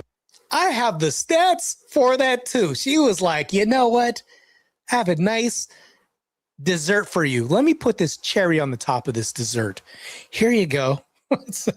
Kinetic Kells is gonna get low IQ diabetes. Anyways, let me stop. That's an ad hom. I didn't mean that. Dessert is delicious. We should all partake in some delicious food. Okay, just because you're at home. In fact, I would argue in that case that their parents would be even more motivated to get them out of the house. They're probably like, Timmy's bugging me again. Wait, like, wait. Sorry. I let you misdirect me. What does sports have to do with college? She said, wait, sorry, I let you misdirect me. So you weren't paying attention to anything I was saying? That's what I would have said. So you weren't paying attention? Is this what happens in public schools? Attention deficit? Are we mirroring my whole point right now as to why parents should be more integral at home training and schooling? Tolerating abuse. Sorry, I let you misdirect me. What does that have to do? What kind of abuse? And where does it say that homeschooled children more easily tolerate abuse? Where's the stat for that? Do you not understand that like someone in like a sheltered environment with maybe someone who takes advantage of them, which who knows, it could be 50-50, it could be, we have no metric for understanding what people's motivations are for keeping their kids in school. That's a speculation. The thing is, we don't have to speculate about people who pursue education vocationally. Again, they go to college because they go to college because they care about whatever they're fucking teaching. So, or teaching in general. Like some people go to be a teacher, some people go because they care about geology or whatever it is, where it's like with parents, we're literally just hoping and praying that they have the best intentions at heart. Where it's like, we really just have no fucking idea. They love their kids. That's my whole point. Think about this. MSM, you love what you do, you homeschool, right? Let's say you didn't love what you did. You wouldn't probably be good at it, right? That's the point. Paige was saying because they love their kids. You're going to be better at something that you love. And also, if you're really good at something, your proclivity to love it is better and easier. I want to say it's a proven fact, but my belief. We're not sure whether who has the better intentions, the person who literally popped you out of their uterus or just like a random stranger that's also responsible for the care of like 20 other kids. We really don't know. Because they love their kids or because they want control over their kids. That's crazy. Paige is savage. We really don't know the person who popped them out of their belly and had to carry them for 9 months and be home with them and deal with them and ground them because they disobeyed directives. Okay, that's my law enforcement talking. And didn't understand boundaries, stole cookies from the cookie jar and I had to punish them. Compared to the teacher who may just be there for a paycheck. Let's say the teacher does love them. Well, that's only 5 hours a day? Like, or 1 day per, like 1 hour per student, because let's say you have home, your homeroom class or whatever that is, like that's an hour just with that teacher. That's it. There's a way bigger investment for parents, and parents have way much more of an investment for sure. Yeah, it has to be that. Again, this is a speculation. No, it could be though, but speculation. Could be is not a response. That's not an argument. That's almost as bad as trust me, bro. Could be. The thing is, with educators who go to college, we don't have to speculate. You do have to speculate because how is liberal college working right now? Fundamentally, if you look at this, it's become more liberal centric than anything else. Do you really want to trust colleges now and just lean on that? That's what we're appealing to? University now and education in college? That's crazy. But with parents, we're just hoping for the best. Expect the worst. Bro. Hoping for the best and expecting the worst? Parents are bad because they're bad. That's what our argument is. They're bad because I say they're bad. Trust me, bro. We have Sorry. no metric for knowing. And also, like, look at how We do have a metric. Can you? Oh, that's what I would say, Paige. I'd be like, all right, you keep saying there's no metric. Can you show me how there's no metric, or showing me where you're getting this information where we don't have a metric? Because I have data and stats, a comprehensive peer-reviewed study where we're getting these metrics from. I have brought data to the table, but you haven't. Oh my God, I got to stop. I feel like I'm in the middle of a debate. so many like murder cases come out of like people like, okay, I'm sorry. Look, I don't want to like get stuck on like personal anecdotes or whatever, but I'm like fucking, what's her face? Okay, never mind. Can I chime in? I was looking at these reports. I usually don't prod into them too hard, but I was looking at. Well, that's because you're supposed to be unbiased, Sarah. You're supposed to be unbiased. You usually don't prod into that. Let's see where you're going to go with this, because I heard there was some bias in this debate. Is it going to show its face now? At Kells, and her report is actually a 2020. It's the information that hers is pulling from is coming from the 2024 report findings, and it is it's fully referenced and cited at the end, like where it's pulling all of its sites. Why would you help? Why are you helping? That's what she's doing right now. Actually, that's what Sarah's doing. She's pulling it actually. So now it's a 2v1 now? Is that what we're doing? Because here's the thing, though. If I was reffing a debate and I clearly understood that this person made a mistake and could like clarify their end, maybe like with the verbiage, I'd say, well, can you rephrase that for him? That's like the most help I give. Is there a different way you could rephrase that for the other person? Maybe I'd rephrase it, but I would never go to a study and say, well, actually it shows this and that or whatever. I'd say, well, if the other person doesn't catch that they're making this mistake and not clarifying their mistake, I'm going to let them fall on their own sword, because that's actually considered help at that point. There's a whole difference between, hey, actually it says a 20/20 degree. Let me go ahead and translate for you and do all this and help this person out, as opposed to like, okay, what do you mean by that? Can you re-clarify that for the other debaters so they can understand what you're saying? Because I don't think you're talking past each other. That's actually helping both people. But what Sarah's doing right now, this isn't helping. This is giving an advantage over to Kel, because if Kel dropped the ball on something, you're going to help her pick the ball up. Refs are supposed to be uninvolved. That's what a moderator is, a referee. And you're helping one of the sides. This is crazy. But I was looking at the one you put on the screen page, and the one that it says it's fact checked by Dr. Pinson, but Dr. Pinson is an employee of this counselors group that the webpage, Since when do moderators go and just debunk things or try to debunk one side's data and all that? How? Let me know, chat, if that's like not biased at all. Like, I'm just like, because Speakeasy isn't helping me out at all in any of these debates.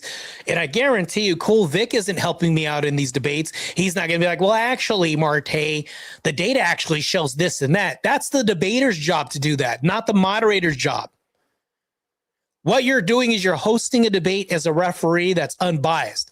I'm not going to help you out. If you lose, then that's your fault. You should have like cleared up the data on this, cleared up the fact that it's not peer reviewed or whatever on your own. You're supposed to be prepared. This is hand holding at its finest that I'm watching right now. In real time, this is crazy. Part of the company. You see how Kel's like, oh, man, we're both getting you right now. Tag team. Like, that's what this is right now. Tag team. Paige is like, this is bullshit. Look at her face. Paige is like, this is absolute BS right now. Really? You're going to help her out? Think about if Sarah would have never helped Kel out right now. Kel would be getting brutalized right now. But now Sarah's like, no, let me come in and help her out. So you see, this is ironic because Kel was talking about Captain Save-A-Hose. Sarah's jumping in to save her. You see, rules for thee and not for me. She's okay with that. But I guarantee if Sarah came and helped her out, helped Paige out, Kells would be like, yeah, this is BS. What if this happened the other way around? And Sarah was like, let me help Paige out because Kells, yours is bullshit. Your information's bullshit. Kells would be like, nope, I'm done. Maybe she wouldn't be quicker than this. Maybe she would have went sought counseling quicker. Anyways, let me stop. That's bad. Is she just on? How much do we know about her? Like that doesn't really mean much. Yes, Yes, that's it does. her, That's a conflict of interest right there. yeah, Her- doctor of psychology and clinical director. Like, so that's her company. Well, it's marked as peer reviewed, so I have to assume she's not the only contributor to the study. So she Otherwise- asked a couple of her friends to co-sign it. Boo, fucking who? That's why I didn't know what peer. We don't know reviewed meant. She just said, that's why I didn't know what peer reviewed meant. What? That's what peer reviewed meant exactly because it means jack shit. So peer reviewed information means jack? What? That's a crazy take. That's not true. Peer reviewed is generally recognized as the gold standard when we're talking about science. Yes, it doesn't mean jack. It's the gold standard. When people say peer reviewed, that means it holds more weight and value because it's been vetted through a system. Scientific studies and other research. So Well, clearly not by this propaganda piece, okay? So if you're saying that this is propaganda piece, all you've espoused is propaganda. You haven't espoused where you got your information, Kells, or anything else like that. I would say that that's more propagandized than anything else because I actually have data, statistics, and all that. Mine's is more or less like propaganda and more voting with reality than anything else because all you have is just feelings in your side. It just says Propaganda. fact checked by Dr. Elka Jacobs Pinson, which is the lady that owns the company, or is like the What director. made you draw the conclusion that it was thank you. Thanks for that, Sarah. Yeah, thanks for helping me out, Sarah. This is such bullshit. This is so crazy. This is actually pretty cringe. As a debater myself, listening to this, I would call this out and I'd be like, Sarah, are you a moderator or is this a 2v1 right now? I would have said that. That would have been a key moment. And I would have definitely said this because I remember there was a debate with me and Speakeasy and I told Speakeasy as he was a host, he wasn't a moderator because after that he was a host.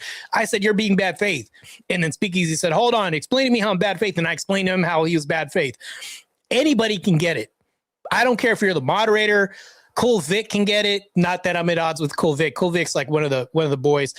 He's cool as hell. But I'm just saying I'm universal about this. I'm fair, firm, and consistent. Like if Cool Vic was helping the enemy out, I'd be like, Cool Vic, okay, so this is 2v1. All right, then I guess I got to take you out. Like it's like that's how I am, bro. Like I honestly like that. Like, you know, even the people who I think are on my sides, if they turn coat on me, like, yeah, good luck, man, because I can make this a 2v1 real quick. But that's what I would do as a debater. That's just me. I call it the moderator and the bullshit automatically. who's your study peer reviewed by, Kel? I didn't say it was peer reviewed. I never dropped claimed the it was. actual report that it pulled from, and it is. I never This is definitely a 2v1 right now. This is wild. This is now hit levels of absurdity where now Paige is like, okay, this person with a handicap now has help. Crazy. think mine was. 2024. It is 2024. It does have citations. So I'm debating both of you now. Okay, you know what? I would have actually been fine about this. I would have actually said something like this. I would have said, okay, cool, Kinetic, Kel. Now I'm debating both of you. Now it's a fair fight. I would have said some bullshit like that.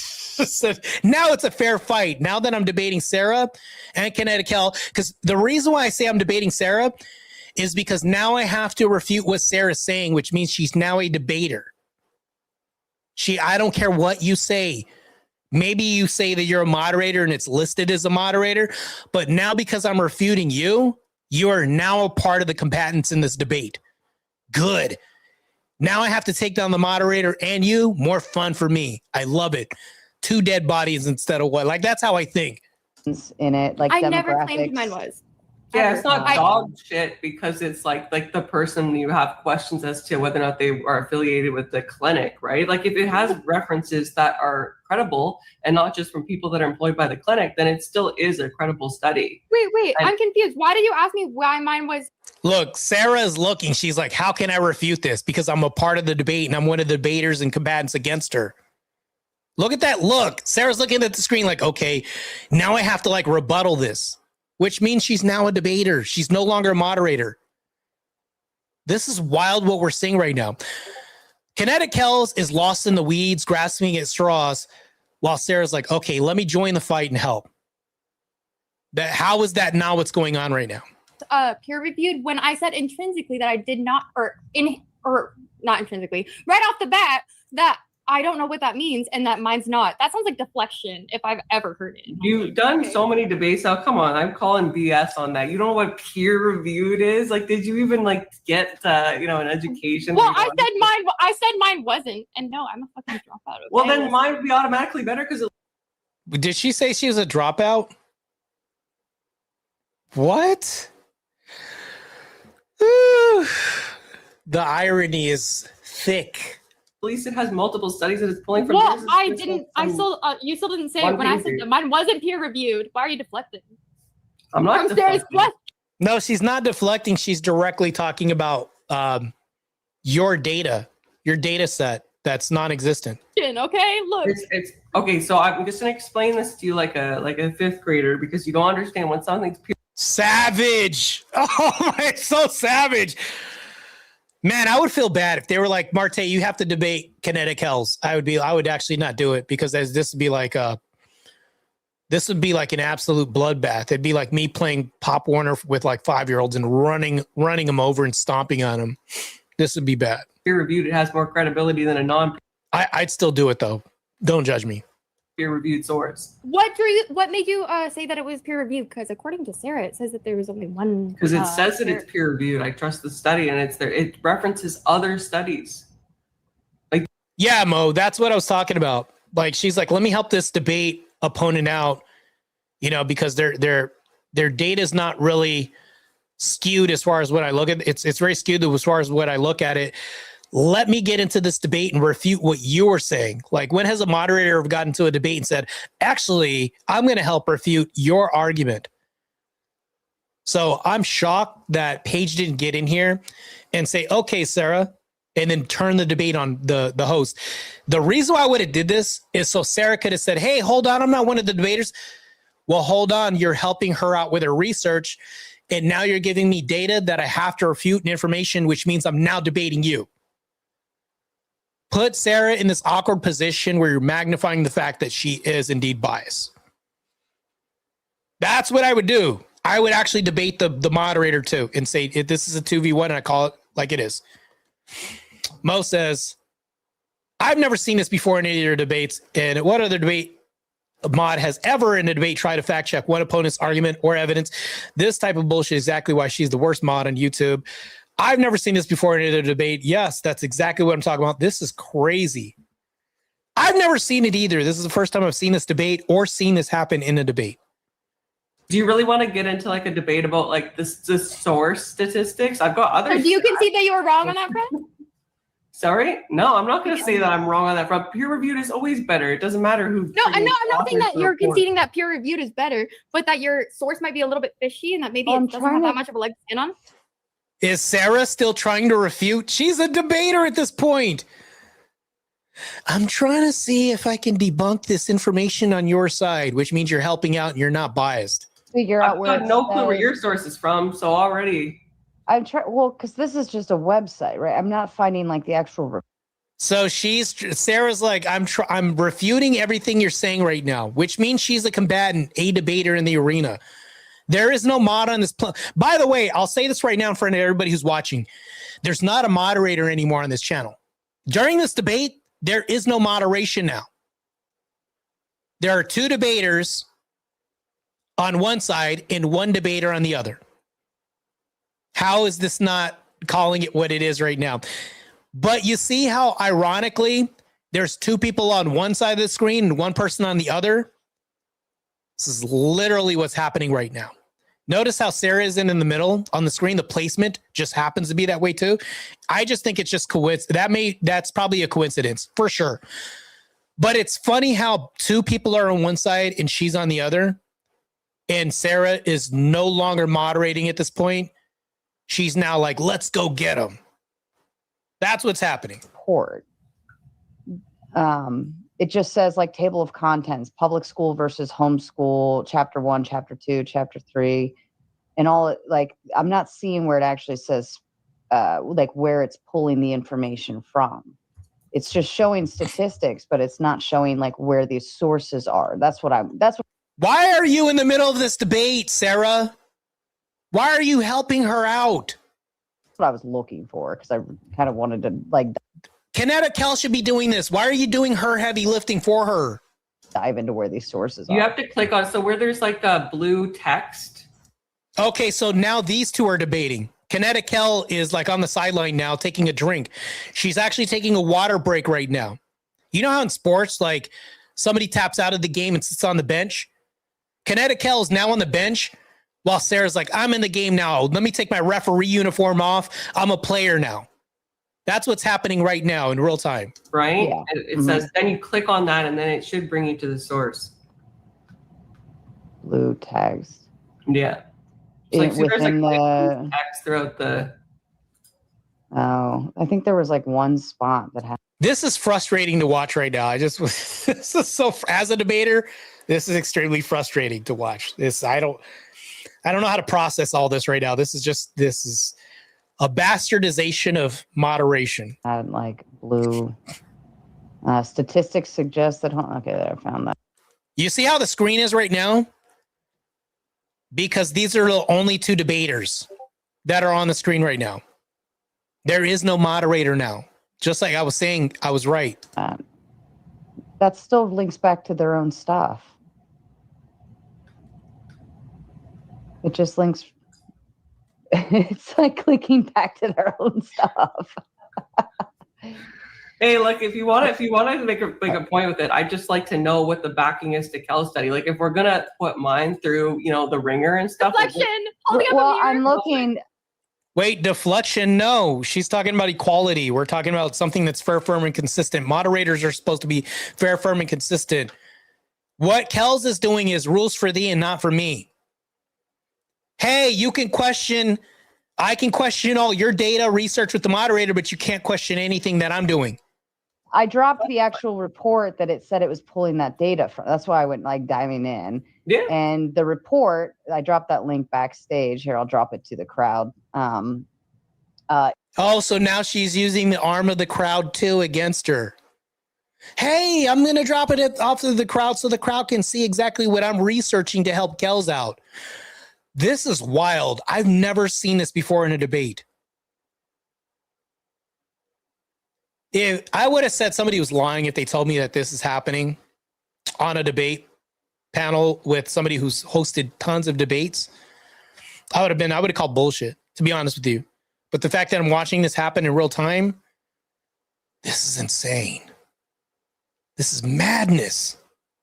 This is Sparta. This is fuck. I would have called the moderator out big time. Is a 2024 report. And it has full citations on the, like if you see the citations page of where all the information is coming from, which you could dive into those. Yeah, I got other studies. Look, I don't want to get into a battle of the sources here. I just circulated two. Well, that one, just ignore the second one. I've got another. Yeah, this one's different. I did one about the athletics because I made a claim about that. I also have one about in terms. I would go to Speakeasy's channel, and Speakeasy would not get involved during a debate. He wouldn't get involved. If I put something in the back chat or whatever, Speakeasy would be like, no, that's incorrect because 1958, in Germany, this didn't happen. That's not what I see. When I compare this with this other, Speakeasy wouldn't go on a diatribe about that. If I go to Vic's channel, Vic is like, I don't care. Defend yourself. Because I'm not involved. I'm just a moderator. If I go to Andrew's channel, Andrew Wilson's channel, he's not going to be involved. He's like, if you sink, you sink. I'm not going to save your ass. That's it. That's what moderators do. The only thing he's going to do is he's going to break the two up if they start over talking each other, things like that. That's about it. Who else's channel? James from Modern Day Debate is going to be in there and be like, hey, actually, his study doesn't indicate the criteria needed to support this as really firm evidence. James isn't going to do any of this shit. Meanwhile, on Sarah's channel, she's literally taking the referee shirt off, putting on the player uniform, and then saying, I could just interchange from a moderator to a player anytime. What? This is crazy. Like, literally, if you told me this was happening in a debate, I call bullshit. But apparently this is happening right now in real time, and we're seeing this. This is filthy, disgusting moderation. Not good. Unfair. Biased as hell. This is complete bullshit. Of like them being more, there's two different links. This is all from responsiblehomeschooling.org. So it's an organization which just basically focuses on producing statistics from that. I'm specifically, when I'm looking at the studies in support of homeschooling children being better, rounded and educated, I could quote there's a Ray study, that's a 2010 study. There's another one by Martin Chang. That's a 2011 study. There's a couple of studies in here. There's different studies. This is, by different organizations. If what the problem is that, like, okay, that one study. And again, I still haven't heard anything about the credibility of Kells source. So I would just leave it at that. I mean, if you want more stats, I've got more stats. Kel, do you have more stats? Do you want to make this a battle of the stats? Like, how long are we gonna, No, of course. I don't want to get in a battle of this, like a battle of the stats. I think she had like a very, very specific and conflict of interest criticism of your stats, not how many do you have, and then you're trying to gish gallop your way around it. But it's okay. I'd be more than happy to move along. However, someone in my chat was like, "Kelly, you can't just fucking throw out homeschooled kids tolerate abuse and not have anything to back it up." Sarah's helping you out there, but yeah, I still haven't. So I would say draw on that, because I still have nothing to back up your stats, and we haven't reviewed them. So I would just ask that we disagree or discard that aspect. Hold on real quick. If I was looking down at my phone, I was looking down because I had to mod up Potato. Where's he at? The Potato X, you are now a mod. So because I saw the crucifix and, there's a potato looking like he's defending the Crusades, that's based as hell. That you've qualified for a mod just off of that, just off of the optics already. That's pretty base. And I'm like, okay, this guy looks like maybe he can help me defend against the Muslims that invade my channel sometimes, try to dox me, and also usher unalive threats to me all the time. Maybe you can help me out. I need all the help I can get because I had 3 unalive threats on Monday prior to this Manar debate. And I guarantee you, making fun of Muhammad didn't sit easy with them in the debate, me calling him a rapist and all this. Yeah. So Potato X, I appreciate you. You are now part of the squadron as a protective force and an ally. So let's continue. I would definitely not say discard. I would say that you're conceding. But anyway, so Homeschooling Invisible Children, or the HIC database. Okay, I can send a link to their website. Oops, what did I just do? Documents.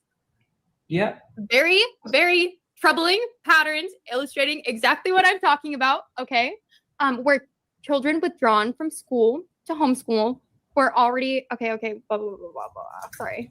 She didn't say anything. She has a study right in front of her, and she's not going to anything. I guarantee you, Sarah's like, please, I'm rooting for you in this debate. Bear with me. Okay, bear with me. I did not have this on hand. But because she wasn't prepared. Meanwhile, in my debate with Manar, I had all my talking points on my phone. I had my paradoxes that it didn't get in through. I have like notebooks, like these note pads. I have an app on my phone that I go through in a debate, and I'll click on them of things that I wrote down and be like, okay, what about this paradox? What about that? What about this?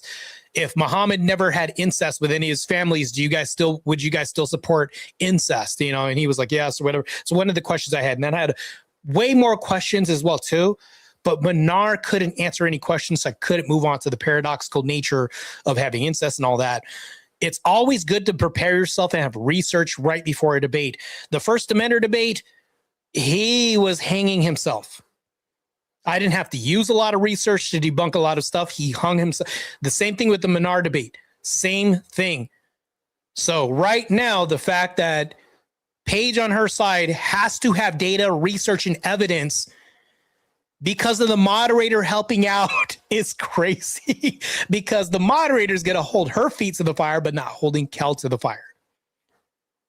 That's when it's like, now Paige is like, has to refer to her evidence, her research, and all this other stuff that's going to back her argument up. Because all Kells has is, I feel, mind you, Kells at the same time is like, I didn't prepare enough, but let me go look up this next research. Let me do this in real time. Let me look things up in real time because I didn't prepare anything. That's what's happening now. Sarah's like, geez, I wonder how I can help her out. Ugh, she's not doing too good. Let me help her out. Between 2000 and now, which let me see when this was written. Hold tight. Okay, between 2000 and whenever this article was written, at least 31 homeschooling children died as a result of abuse after being withdrawn from school under suspicious circumstances, where victims showing high rates of systematic. Crusader, because your name's Crusader, and I just talked about the potato being a Crusader. You're also now a mod. You're a defender of the Christian Ally Forces on my channel. So, based, by the way, I should have made you a moderator a long time ago, actually, believe it or not. It literally says Crusader in your name. Why would a Christian not make a Crusader a part of his battalion? So L for me, I'm gonna say I'm taking a big fat L because of that right now, because of the delayed addition as making you mod. That was crazy. Can't believe that. Should have did that a long time ago, but now you are. Appreciate you. Good to have you on board with the Christian Allied Forces. That's what I'll call it. Abuse, imprisonment, and food deprivation. So that's something to back up just that, like, when I am like watching a bunch of true crime documentaries, how often do these MFers like pull their freaking kids out of school because they're trying to hide some shit? And so that's like just a statistic to back up that personal feeling. Yeah, these people market themselves as an anti-homeschool advocacy group. They're primarily composed of people that were homeschooled, and I'm assuming they had a very negative experience, which is why they felt the need to form this. That's incredibly biased. Come on. No, I agree. How It's a Jess liberal said, company too. Like, of course they're going to be like, oh yeah, we got to fight the right-wing agenda. Yeah, huh? Convenient. but how Jess said, I'm sorry. Why do people use college as a metric of success? I didn't go to college. Does anyone here doubt my success? Absolutely not. As a vocational girly, absolutely not. However, Paige was the one that started to lean on, oh yeah, these people are at least second level educated, so why wouldn't they be qualified to educate the youth? When it's like, that's just really, it's not a requirement for anything about success in general. However, you know what it is a requirement for? Teachers, motherfucking teachers. Like, teachers, no matter what, have to go to school. And that's my point, is that like, we're just kind of like, oh yeah, it's hearsay. It's this, that, the other. When with teachers, they literally have to go to school and decide to be a teacher, know that they're not going to get paid what they fucking should. Like, there has to be something in you, either like diddling. She froze again. She broke the internet with her tatas. file argument. Damn, that's crazy. Paige is a savage. I don't know if you guys know this, but Paige is pretty savage. So when I watch Paige, there are some moments that come out when I'm just like, get him. When I'm just like, get him. Ugh. Like, when you're rooting for your team and they slam dunk on somebody or do something and throw a haymaker and it lands, you're like, ugh. And you become even more of a fan of this person's abilities, skill set, whatever that is, because I think you can become fans of debaters, right? Because debating, I mean, if chess is a sport to some people, debating should be a sport too, called a sport. But also that's a debate. Like, what classifies a sport? Like, that's a debate I've had too. Is bodybuilding a sport? I'd say no.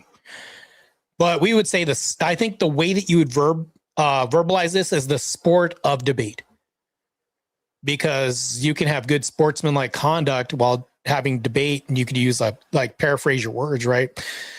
I don't think these are sports, but I'm just saying, you know what I mean, right? We're just using references at this point. That's what I'm saying. Yeah.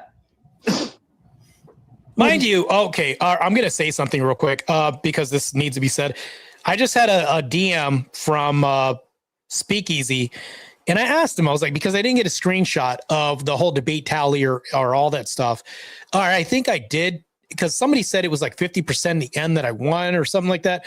Speakeasy just wrote me right now, and he said, because I said, damn, bro, I forgot to grab the final poll from last night's debate.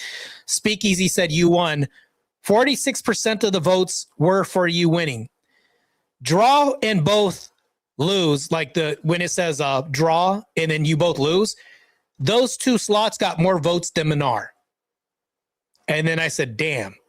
That's all I said was damn. I don't know what to say about that. So the votes for draw got more votes than Minar. And the one where it said both of you guys lose got more votes than Minar. And then I ended up winning for.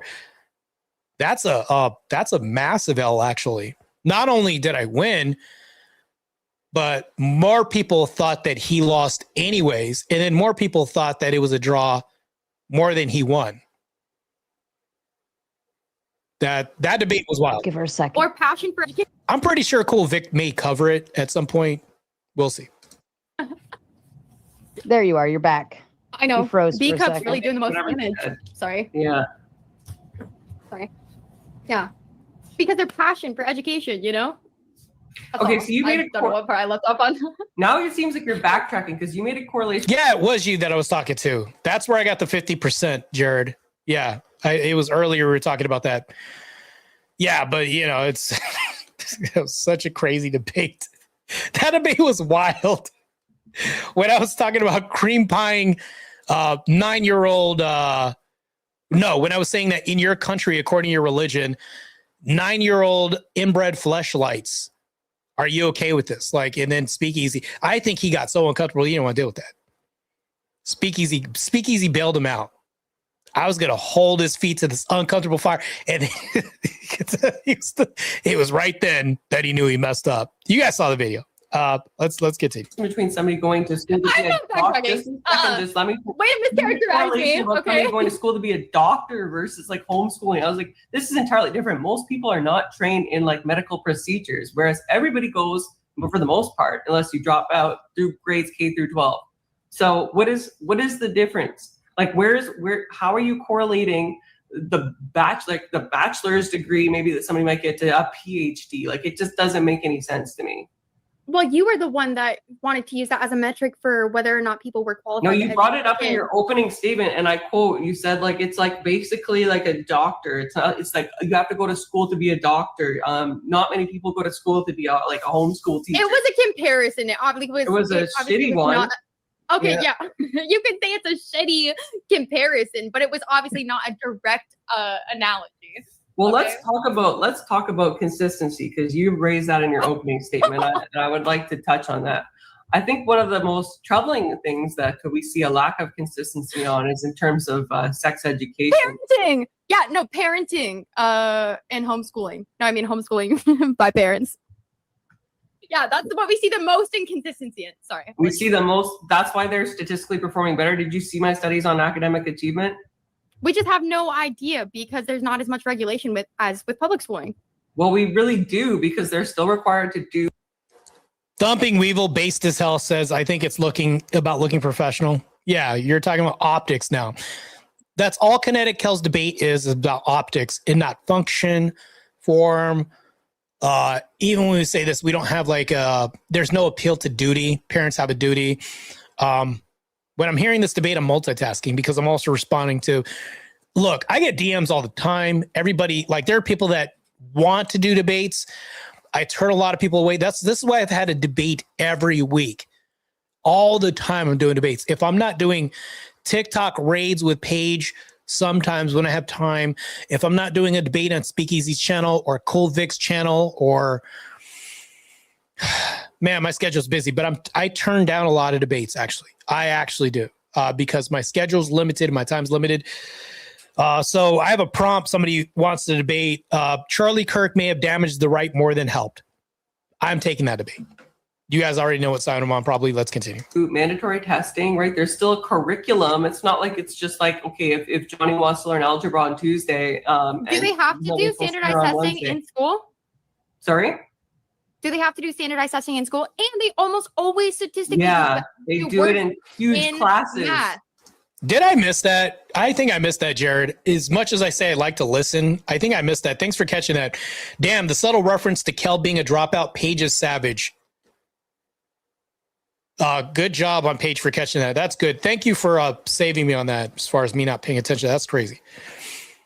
Yeah, inbred fleshlights. So I had to bring up that topic. I was like, well, you know, because I always think, what would what would Andrew Wilson do? Like, he'd probably bring up some uncomfortable topic to a Muslim to where it's like, now he has to carry the weight of this and reconcile that. So I was like, let me try to figure out what's the most uncomfortable position I could put manure in. And that was pretty uncomfortable. I'm pretty sure the audience was in an awkward position watching this happen during this debate. But anyways, let's continue. So crazy. They never Where have there's to no they almost individualized always do better in math. what is the entire goal of schooling? I would argue that the goal is not to educate people, but rather to make sure that we are just functioning, working wage members of society. It's all about conformity. In fact, everybody is taught the same way, regardless if you're a man, a woman, whether or not. And the only instance where it's different is if you have a recognized learning disability.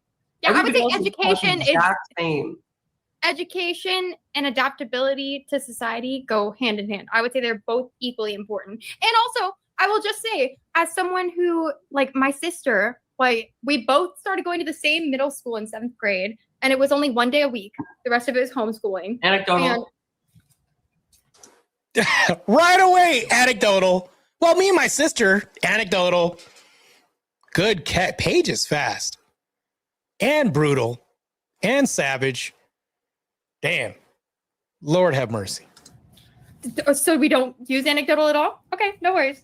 We Go ahead. can't- No, she didn't say doesn't use anecdotal at all. She's just pointing out that it is anecdotal, which means it may not weigh that heavily on the big scheme of things. use it to demonstrate a point. You can tell me about Yes, we it. can, but I mean, sometimes. It's just a campfire story at the end of the day. It doesn't mean anything to the Fuck right off. Yeah, that's just what I was saying. debate. My sister is a little fucking. Okay, you know what? Never mind. You're right. You're right. Yeah, well, why bring it up if you're not going to use it? Kinetic Hell, this is crazy. Let me not tell any campfire stories. I'll let you make your next point. Yeah, well, this is a debate. This isn't a campfire story session. Yeah, so I actually read it. I didn't hear a response to this. So sex ed is actually notoriously inconsistent. In fact, there's only 26 states that require the sex and HIV education be medically accurate. There's different requirements in certain states. Like, for instance, in your lovely state of California. California. I knew you were going to say that. The only thing that is actually required is that, what is it here? It has to, well, everything is required actually, other than the consent thing, which is confusing. Why does it not have to cover consent, but it must include gender, sexual orientation, contraception? That's because in Gavin Newsom's California, anybody can come pick your kid up. I think that's what it is. It doesn't have to be the parent, which means that child abduction rates can climb, which is crazy. You guys can look this up. Somebody can just pick up your kid who isn't the parent without the consent of the child. Meaning your child, even if they're not okay with it, somebody can pick the kid up. I'm pretty sure it's more nuanced than that, but still. On its face, the optics look horrific. Yeah. You guys can look this up. This is a thing. That's crazy. Abstinence, age appropriate, medically accurate, HIV mandated, sex ed mandated. And then, like, I'm sure, well, from my viewpoint, I'd want the parents to teach all this stuff to kids. So that would be troubling. But let's say we're looking at it from your viewpoint, right? We're like, we want a comprehensive education. Well, in Connecticut, the only thing that's mandated is HIV. Oh, yeah, comprehensive. So how are they supposed to do chemistry labs at home? How are they supposed to do chemistry labs at home? What? Did she just say this? Like you can't do anything else at home? Like I'm processing the stupidity of this, but let's continue. Yeah. Who's to say that the curriculum, or I don't know what the curriculum requires to pass a chemistry class. Maybe. Did you know that cooking, like remember those classes in school, cooking, home ec and all that stuff? That's kind of a bit of an exchange between chemistry, whatever, because sometimes we use baking soda, sometimes we use like different chemicals to make a combined mixture. You could say at this Celsius, this is when this freezes for the like there's some chemistry imbued in everything else we do in mathematics. So you don't absolutely need a chemistry set, but you can get one by outsourcing to a store. There's Michael's, like the craft shops you can go to, things like this. It's no different than what the teachers have access to in their classroom. We can outsource this and purchase all this. And I'm pretty sure it's not that expensive. This is crazy. To get a microscope, a little mini one, you just order that on Amazon. Like what is she talking about? They have the opportunity to go into school and like use a lab, or maybe they do. And that's my point, is that it's a whole lot of fucking maybes on every single it's front. not a whole lot of maybes. It's not maybes. This exists in the real world. I feel like I'm in the middle of the debate. Let me stop. Like how are they? Okay, let's just assume for a second that you're right, and there's like no way to measure it. How are all of these kids going on to pass high school, to get jobs in their chosen field, to go on and get post-secondary education? If it's so mismanaged, why do people even homeschool at all? Like if it's I'm wondering the same thing. I don't think it's that bad. I think there's kids that I think there's kids that come out way better for it, and I think there's comes that. Yeah, you just conceded everything. You just made her argument. I don't think that's bad, and I think that there's kids that come out way better for it. She literally just said this right now in the middle of the debate, opposing, being the opposition. Kinetic, this. Did I just have a brain shutdown because of what Kinetic said? Yes, I did. This is crazy. She just sounded like she was on Paige's side right now. I'm going to act like I didn't hear that and proceed. There's kids that come out way worse for it. Exactly. A person who couldn't define what good was. I'm sorry. Really let me rephrase my argument in a more assertive tone. The statistics illustrate. Listen. That's very assertive. The statistics illustrate. However, that if that's assertive, I'd really hate to see what non-assertive conversation is, or your point.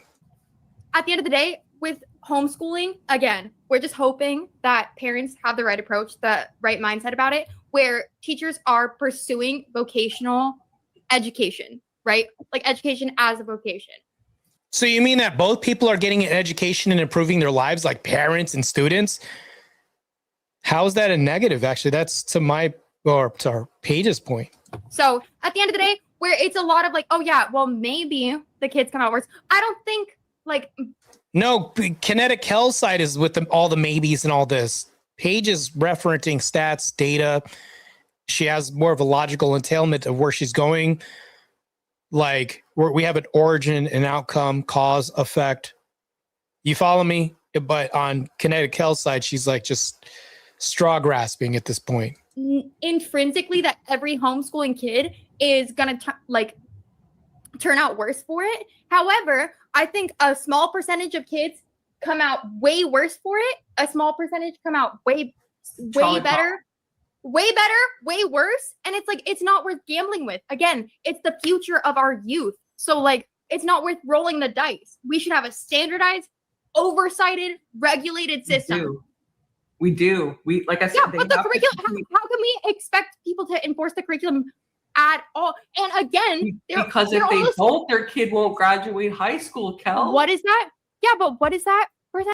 Yeah, parents ground kids for not doing homework. The teacher's not going to say you're grounded when you get home. Parents would do this too. Their parents are not only this, but they are the enforcers. But like Paige was saying, they're not going to graduate and have the desired outcomes. And their parents are like, nah, I don't want them to live with me forever. I want you to go out and be successful. The parents are incentivized on the kids succeeding, and they have to see this in reality. Whereas if they're at school, the parents are wondering, I wonder if they're passing their classes. I wonder this and that. Parents don't have to wonder all this. It's out of sight, out of mind when it's outside of the home. But at least in the home, you have more certainty. Kel, can you address that? Like, that's what I've said in this debate. Like I would have just, oh God, like this is why I don't do a lot of reviews for debates, because I'm like, damn, I don't want to be the commentator of the fight. I want to get in here and throw blows.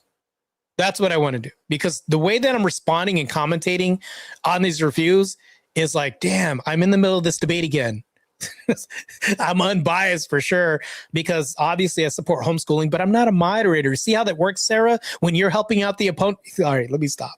And they're almost always behind grade level. The statistics show that.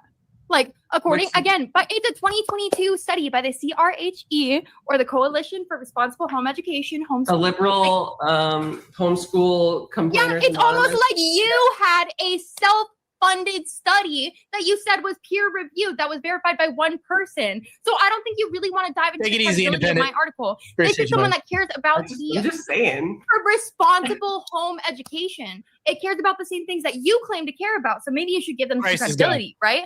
Homeschooled kids are 2 to 3 more times likely to report being behind grade level. This study is called Math Gap and Educational Neglect. They're focusing on making a better outcome for children, which is what we all want at the end of the day. So I think more oversight, more regulation in its current form. And I hate to be like that liberal that's like, oh, we need to work the system from the bottom up. But it's like, at the end of the day, homeschooling right now, it's like how you can buy like a million different curriculums, educations, and that's a problem. That's a solution. How is that a problem if you have more access to resources? How is that a problem? Kinetic, Kells, you're not doing too good right now. I'm trying to be at least fair on your side, but I don't understand how that's a problem, because what you're referring to as a problem are resources. Like more programs, this and that. Matter of fact, they would actually have more variety than the school would, because the school has a structure and a curriculum. Parents can actually go outside of this and say, well, damn, I don't like this curriculum. Let me pick and choose which curriculum, depending on the parent style, teaching style. Matter of fact, this kid's learning style. Let me do this and customize it for my kid. Teachers aren't necessarily doing this. I don't think they would be doing this as much, because they have to deal with 20 other students at the same time. They're not going to custom fit a protocol for each student. Matter of fact, the kids at the back are probably going to be more neglected than the kids up front. All that. There's so much mess here that you got to clean up, Kel, on your end. Okay, here I am being a debater again. I should be a commentator. That's a problem. Like, we need the standardization that public school has. And what I'm saying is that we do. You continue to ignore that, but Hey, what's that's up, fine. baby? Whatever. There's a We don't. 20 Wait. So, are you arguing that we have to? Like, are they going to abide by the same curriculum? How do I'm we know? just saying, and yes, of course they're going to abide by it. They have to meet the How same many requirements. They don't stories- graduate, Kel. Like, what We part can of this see- don't you understand? That's why How standardized many testing stories can we see? Let's like look at Ruby Frank. Let's look at the Thorpes. Let's look at all these degenerate families. Oh, I'm not going to keep that name out of this debate. Yeah, she's bringing up the Thorpes. I'm like, well, that's another anecdote. She's full of anecdotes tonight. Well, I'm just saying, let's look at all these people who weaponize control of their families and situations. How many people? But she only brings up one anecdote. And it's not even like, yeah, the Rubies, the Thorpes, the fucking 13 kids and counting. They've all been indoctrinated. And that's just 3 13 kids and counting. This is still adjacent to Trust Me, Bro. examples, of course, in the public eye. So think of how many are not in the public eye of people who weaponize the homes. That's speculation. Now she's going to speculation, because she's like, think of how many people. So now we have to imagine, because we can't have a referent to use, just anecdotes. Schooling system to indoctrinate their children into crazy, sick beliefs. Like, that's not even personal anecdote. That's 3. That's not a personal anecdote, but you're using an anecdote. How's that any different? That I can name off the top of my head, which is crazy to think, right? Of course, It's like there's such a bad parents, Kel, on the left and the right. Homeschooling. and exactly homeschooling. right. What So does there's that bad mean? parents on the left and the right. Are there not bad teachers on the left and on the right too? How's our educational curriculum? And I would buy to her on the stats on this too. I'd be like, since we're going to talk about the homeschooling as far as the bad parents, let's talk about the bad teachers. And I dive into that and drag her through the mud and glass on that. And she'd get destroyed on this. I think let me stop saying that. I would attempt to destroy her argument using that point. I would say, okay, so if you're going to hold me to this standard, let's go to your standard of education. Geez, 3 teachers a week are being accused of essaying students. And then I'd say this and that. And I'd probably remember how I used in the Menard debate, 9-year-old inbred students? I'd find the most uncomfortable based fact and then say on this. And I'd say, okay, answer that question. I hold her to it. That's what you do in debate. You take reality and hold their feet to the flame on this. That's what I would do. But Paige is doing a really good job so far. As you can see on the left, she's frantically flailing her arms right now. This is indicative of like reaching for straws and trying to find something. Maybe she'll get there at some point. I don't know. We're still waiting. But you know what? People have to go through way more hoops and shit to be a teacher. And right, I think I agree with you. There's bad parents on the left and the right. So when we're just assigning all of these, some bad, some good parents, and saying, yeah, you can be the teachers that teach the youth, I think that's a problem. It's just the risk. Again, it's a gamble. Because you said, like the what is it, Child Protection Agency just doesn't exist? Like first you said that testing. How are they accurate. supposed to know about Protection- CPA? How are the kids who are in a situation where they never get to meet other kids or have a fucking That's not what my studies support. Yeah, we have after school programs.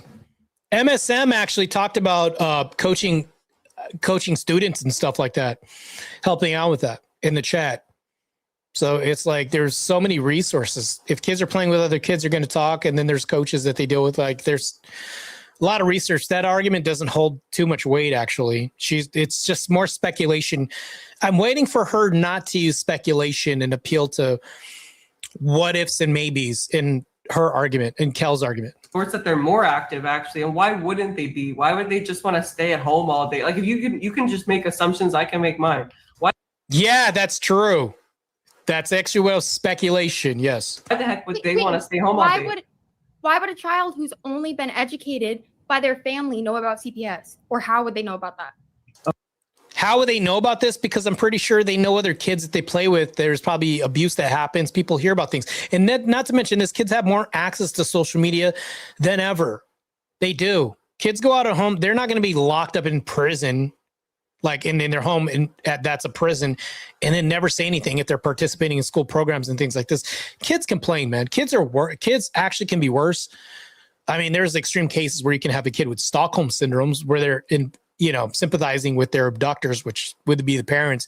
If we have an extreme case example, which is rare, I would say, of kids being locked in a basement and all this, but it's like, nah, we're not going to have the people under the stairs movie happening. How often does that happen?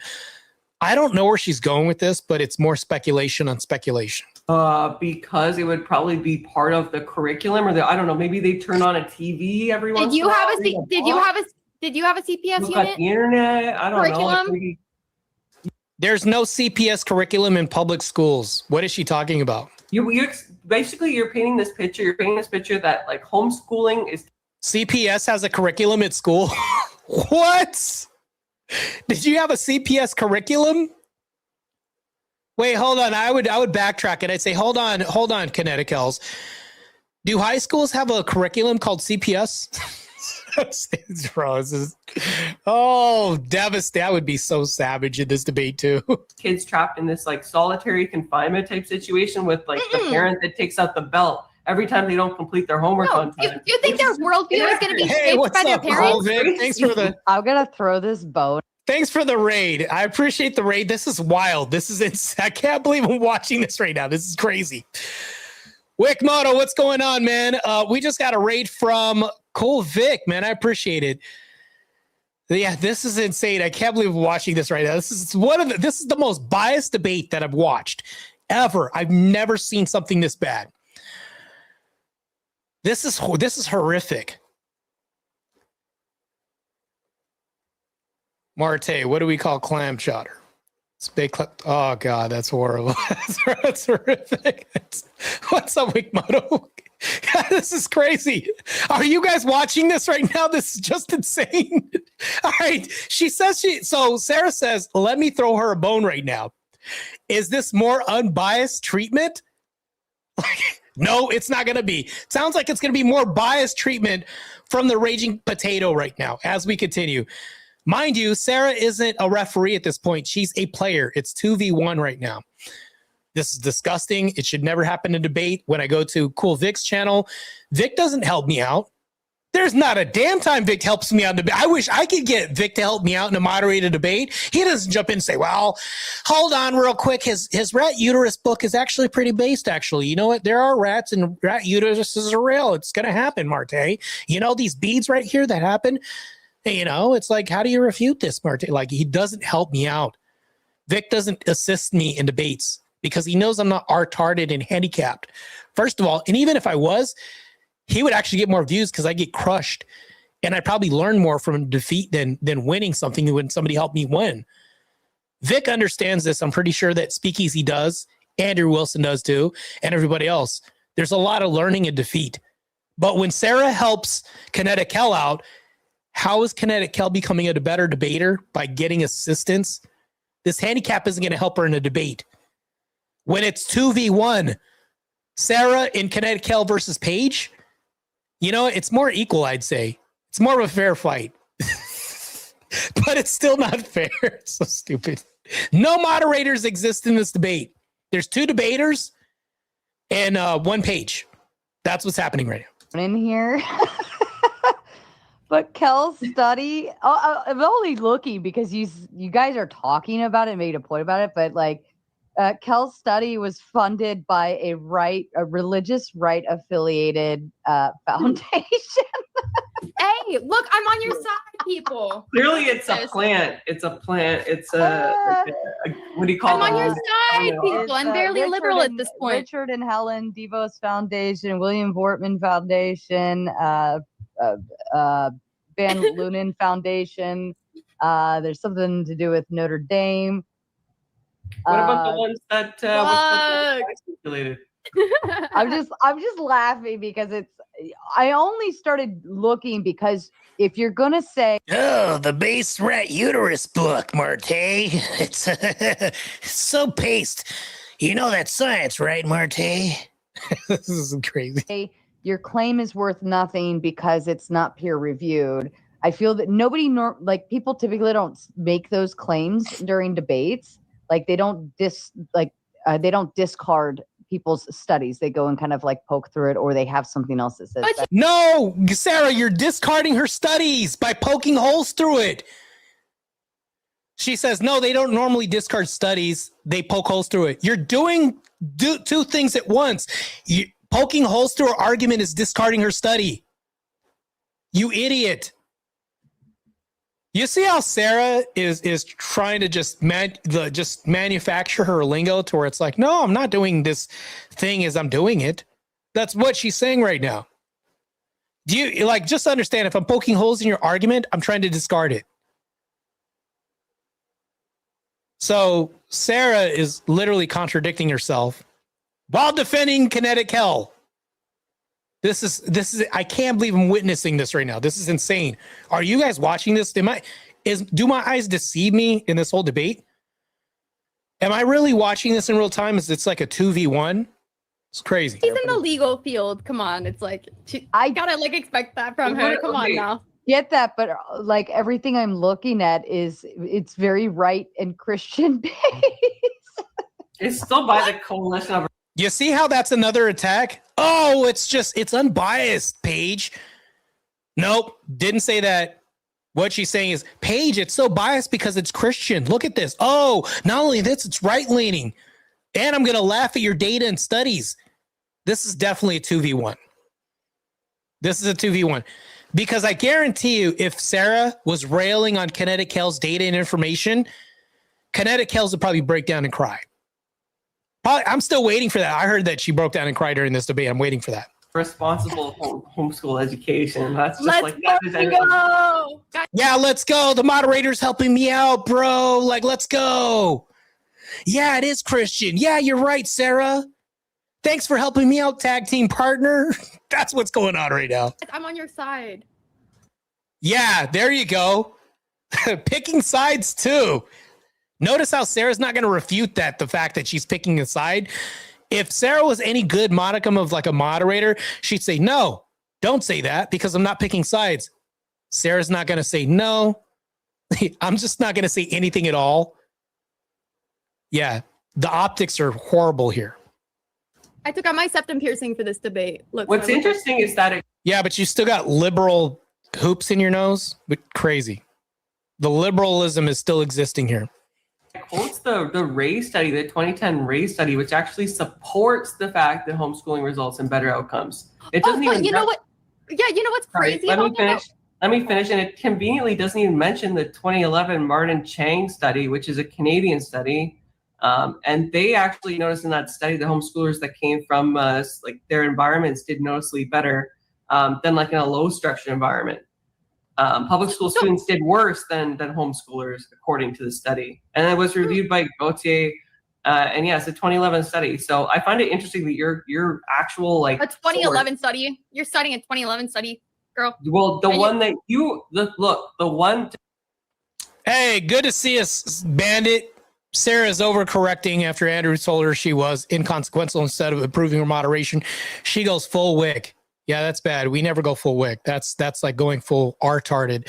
What's up, Long Haul Nate? Good to see you, brother. Hey, brother. Sarah will have that conversation in private so nobody can hear her equivocate. That's so true. Yeah, She's gonna be a ninja in private and sleuthy and help people out. Hey, what's up, Kel? Nevin? Good to see you, man.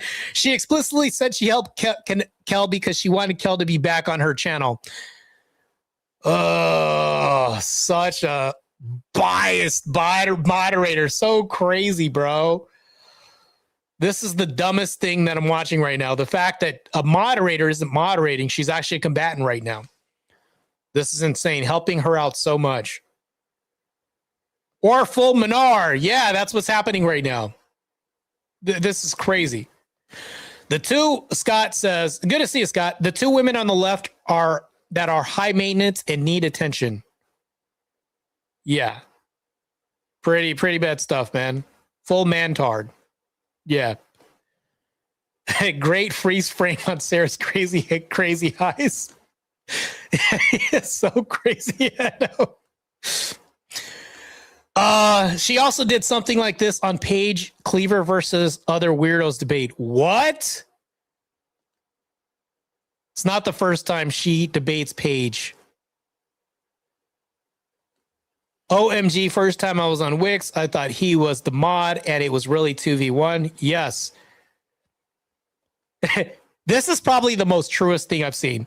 W Paige for taking them both on. Though. So let me correct the record here. This is crazy. Darth Maul, good to see you, man. Darth Maul OG, always based. Did Sarah and Kel get a 2-for-1 discount on those headphones? Hello, yeah. Yeah, Sarah sabotaged it. Insane. So Emmett, Mo rebuttal. Emmett has all the lore. Yeah, guy, I need all the lore. All the lore, man. Good to see all you guys in chat. All right, let's continue. This is wild. To be fair, the one that you sent us, yeah, the one that you just shit on me for. Let me finish, lady. Just a second. The one. Yes, go savage mode, Paige. Go savage. Let me finish. She's like Hulk Hogan holding. Let me finish. It's like, get him. Study that you have references the 2010 Ray study, so I don't see where it references a more current one. I would say that illustrates inconsistencies. And it's almost like homeschooling produces inconsistencies where we have way more tangible results with public schooling. Not even tangible, consistent. Like with homeschooling, we just don't have the metrics and accountability that we need as of right now for it to be a sustainable system. I think if that were true, if there was no standard, it would be like virtually impossible for anybody with a homeschooling education to graduate. And we just don't see that. True. And then parents don't want live-in students forever. They don't want live-in kids forever to be stuck at home and never leaving and going out in the real world and succeeding. Like, we literally have parents that are like, bro, are you just going to sleep on the couch all day? They don't want kids like that. They want kids to function in the real world and leave. If that were true, parents would be like, no, I don't never want my kid to leave the house, even when they turn 18 and grow up. I don't want them to live their own life. That would be the reality, which isn't it. In Kinetic Kells' world, maybe some obscure weirdo reality, maybe that happens to parents. How weird of a conclusion you'd have to run to. So I just have a hard time believing that. Can we go back to the sex ed topic? Because you didn't even acknowledge that. You just like obfuscated, and then Sarah gave you a little helping hand. Yeah, Wickmoto. That's our mod page. Based as hell. I just heard about this debate because I heard that Sarah, the raging potato, was being biased in the debate, and then I heard that Kinetic Kel was crying, and then somehow Sarah was helping her out, which I'm seeing it's blatant. This is disgusting assistance from a moderator who's not moderating.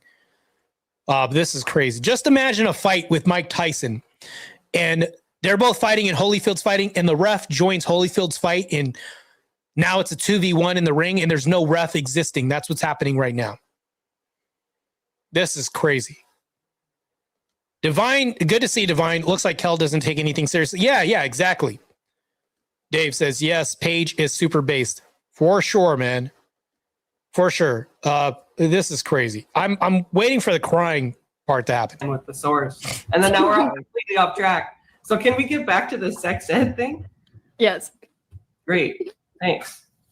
Of course. So yeah, as I pointed out, it's inconsistent amongst states. And like I said, you might think that it's great in California where they teach everything other than consent for some reason. But in I other opted out of sex ed. I don't know nothing about sex. Okay, sure. All right. And What? Even Sarah's like, did you just even say that? What? Wow. This is crazy that Paige has to deal with this. Connecticut, they only teach HIV. That's the only mandatory part of sex ed, which is like, okay, but not like just general sex ed or contraception. So it's like all across the board. So when you're making an attack on my view, which is that homeschool results in better outcomes, you're saying like, oh, it's inconsistent. Like there's no metric for one of the most important things in the public school system. Yeah, that's true. I would actually say it's inconsistent when we talk about sex ed. Paige, you can just hear these loud ass crickets in the background. Loud ass crickets. I need to get like the cricket sound effect for this. You know what I'll never have on my channel? I'm just gonna be honest with you, Chad. I'm never gonna have that annoying ass Dom DeMarco, Mark. I'm never gonna have that. That's ghetto as hell. We're gonna try to at least have a proper commentation as far as moderated debates here, and I'm going to just attack the audience, not the audience, the arguments. So what's and not use heavy reliance on sound effects and all that stuff in theatrics. Only in debates, maybe. That's it. worse? Like you said, like, oh, it's you seem to have a concern that there's not going to be a standard across the board. And what I'm telling you right now is like on one of the key points that people fight over on this very issue, it's all over the place. And this is what the people that you say are in the best position to school your kids because everything is standardized and everybody does it the same way. This doesn't make any sense. Why would that not be No, supported by it's not just that it's standardized. Oh, sorry. No, it's okay. Go ahead. I'm just posting the link in case you want to look at it. No, I'm such an asshole. Sorry. I definitely need to work on talking over people. I'm so sorry. But Okay. no, it's not just that it's standardized. It's that people who are teachers have to like pursue that shit vocationally, knowing that they're going to make dog shit pay annually. Like, bro, they really have to fucking want to be a teacher, like to go after that shit. You Right. So wouldn't that make my point of like teachers just going to school for a paycheck and being like, oh shit, this paycheck isn't really much. There goes my care about the students' education, because if they paid me more, maybe I'd care more. You don't think that happens in students' educational lives at school when the parents are just wondering at home as out of sight, out of mind, kids are at school thinking, I hope the teachers are teaching them really good at school. Instead of that, saying, well, grammatically correct, it's teaching them really well at school, not teaching them good. But back to school, it's like, how much one-on-one education time are you going to get with students when you're overseeing a class of like maybe 15, 30 students, 20 students?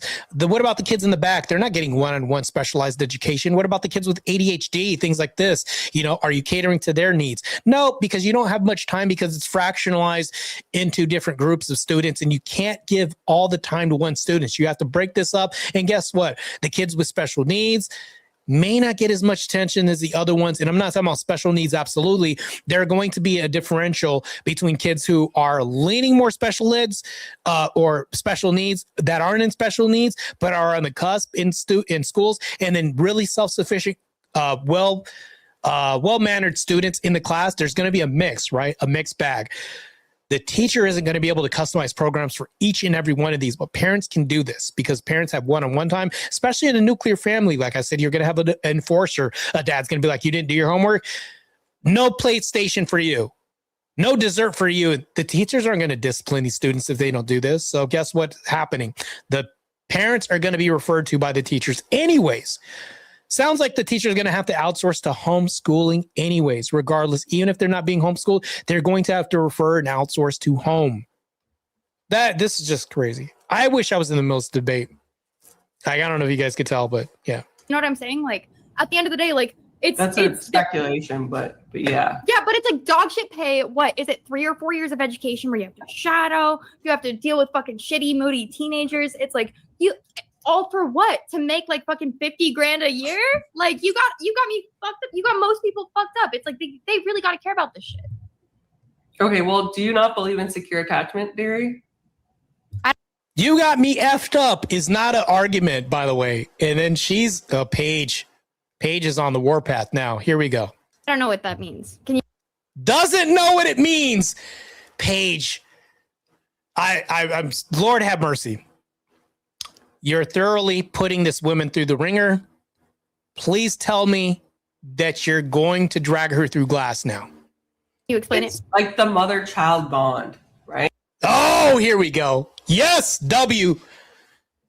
Mother-child bond. And make this in layman's terms. Hopefully you could say this in layman's terms. I just want to hear what the train of logic page is going to go down on as far as like running her down the train of logic of like what this does and how I would say advantageous this is for the student to partake in this bond. Well, the student's also the child as well too, but still one and the same. It's for No, no. usually- As with my mother, Halt, stop interrupting, Kinetic. Hell, this is crazy. You asked what it was, and then you're not going to hear what it was? and so many Anecdotes. She just went to anecdotes now. I think that I am like living, walking proof that not all mothers are intrinsically. Anecdote. I am living proof. Personal anecdote at that. It's not like, oh, I have birthday child and I see her. I'm like, my mom owes me 4 bands. Sarah, fucking you last name, okay? No, Anecdote. Now you're going to 4 bands, which has nothing to do with the argument. not that Sarah. Sorry. Sorry that It's happened actually- to you, but it's anecdotal. Just what was I saying? Like It is, but I'm just saying, I don't believe in that bond at all because I've seen it. I have seen it. Trust me, bro, is not an argument. I don't believe in that because I have seen it. Firsthand. This is her argument. This is crazy. All right. I feel like jumping in the screen and then becoming part of the debater. I'm going to be on Paige's side because Kinetic Kel already has a debate partner. So I might as well like fill in this gap where it says the raging potato. okay, well I've got some research on that. Actually, that would be unfair because Paige is bodying both of them right now. It would be overkill if I jumped in this argument. If you'd really like to see, since this becomes a battle of the studies all of a sudden. No, I don't think it's studies. I think it's just that I don't think the mother daughter bond is like intrinsic. I don't feel that like maternal urge at all. Well, what's up? One of my main mods, Relentless RG in the chat. Good to see you, brother, man. Unapologetic preacher. Good to see you, Rev Russ. We homeschooled our kids. Our curricula are far more robust than those of public schools. Yes, I can imagine too. And not to mention that, but Rev Russ is a preacher. And not to mention this, but whenever you take curricula, I'm going to use his verbiage too, curricula and culture, all of this is downstream from theology, and he can tell you this. So if he has a great theological foundation and grounding, think about science and all this. Christians had a huge foundational I would say a contribution to science, astronomy, everything like this. Like, do your research on this. Most of these people are Christians. And then not to mention this, but all of this comes downstream from that. So base comment from Rev Russ, by the way, too, especially if he's partaking in this culture of families and then these families producing children that are going to be the next generation of adults, being responsible, not contributing to degeneracy, things like that. Thank you for your contribution, Rev Russ. Good stuff, man. Yeah, we definitely got some people in here. So we have 51 subscribers and only 28 likes. Some ninja watchers are definitely in here. So I have 49 people on YouTube watching, 24 on X, so 73 total. Not too bad. Sophia, hey, good to see you, man. All the way from X to YouTube. As a former public teacher, I highly recommend homeschooling. I'd really like to get your input on this. Sophia, matter of fact, if you want to come on the panel, it's been a long time since I talked to you. Let me know in the chat if you want to come in and do some commentary on this video with me, and I'll bring you up. Unapologetic preacher says, God bless, brother. Yes, Christ is God. I like the debate that you did talking about the Trinity. Yes, a lot of people don't believe in it. I don't believe in dispensationalism either. But yeah, man, there's a lot that we can dive into. I'm obfuscating and going off the subject. But anyways, back to this right now. I'll be watching the chat as well, too. So I'm like, I think if I had a kid right now, I don't think it would change my worldview tomorrow and be like, Right, this but is generally wild. speaking, because we need to frame things generally. Like I understand, like you had a bad experience, right? You're saying that you probably wouldn't want to have a kid, right? I heard you loud and clear, But what I'm saying is that when we're looking at things generally, it's what is true on a statistical basis across the board, right?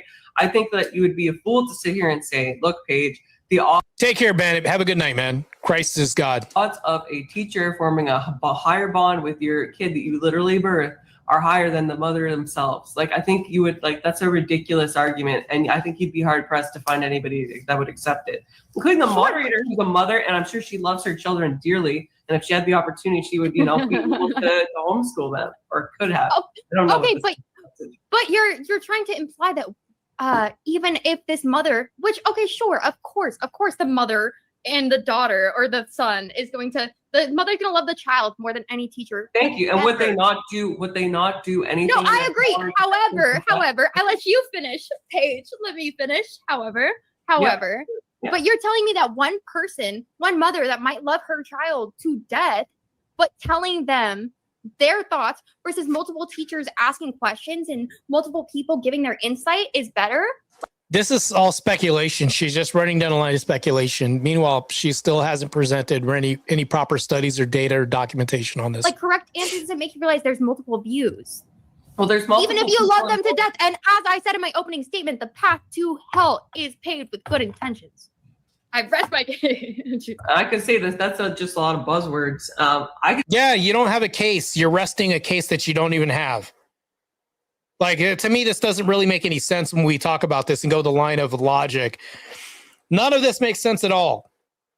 Kinetic Hell, I need you to make one standardized argument, at least, since we're talking about standardized testing. I need you to make a standardized argument one time in this debate, if you can. I haven't heard an argument yet that's solid. Just speculation. I say the exact same thing about the public. Do you not understand what I said? I can re-explain it in I do understand what you said. Yeah, you're basically saying that there's inconsistencies and whatnot. It's not guaranteed, but the same thing is true in the public school system. In fact, most people after, I think it's like the age of grade 8, right? We don't have the same teacher for everything. It's entirely different teachers. They can bring their own political viewpoints, religious viewpoints, and everything into it. And unless somebody calls them out and tries to cancel them, it's just going to go on, right? You don't know what that person's view is. In fact, I went to Catholic school, and I remember the anecdotal here, whatever. I went to a Catholic school, and I had a teacher that refused to teach aspects of evolution because it was a Catholic school, even though it was in the curriculum. Like, this happens everywhere. Yeah, that's true. That's a really good point. You can have a teacher that grew up in a single parent household and she'd be anti-trad families because she could say, well, no, that's defunct. That went the way of the dodo. We're not doing that. So when we talk about economics, single moms are really good. They're successful. I did it. And then she can formulate the curricula around her lived experience. So when she says this happens everywhere, it's like teachers can then omit education and information and then see fit to curate this for the students the way that they want to and customize it and then map this onto a generalized audience of a classroom, which is crazy. Kinetic Hell, like, I don't know how you're going to refute any of this that you just said right now, which is true, because all you have is speculation still on your side. That's it. Catholic schools are supposed to be actually better than public schools in terms of funding abilities. I think any school that indoctrinates the child is wrong. I think that community school or like public school in general is, of course, going to be better. Right, yeah, but of course, parents are going to have final say on like personal matters, on any like societal matters. Like, if your kid, here's like a perfect example.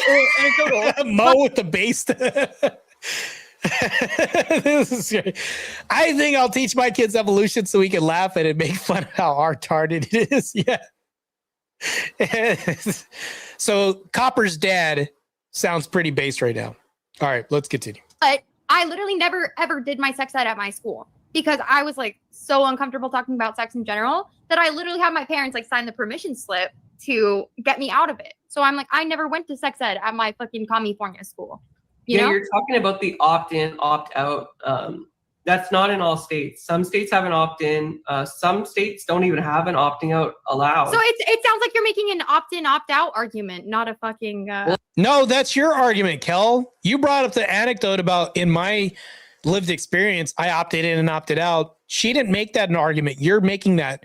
She's just responding to your argument that you made about the opt-in, opt-out.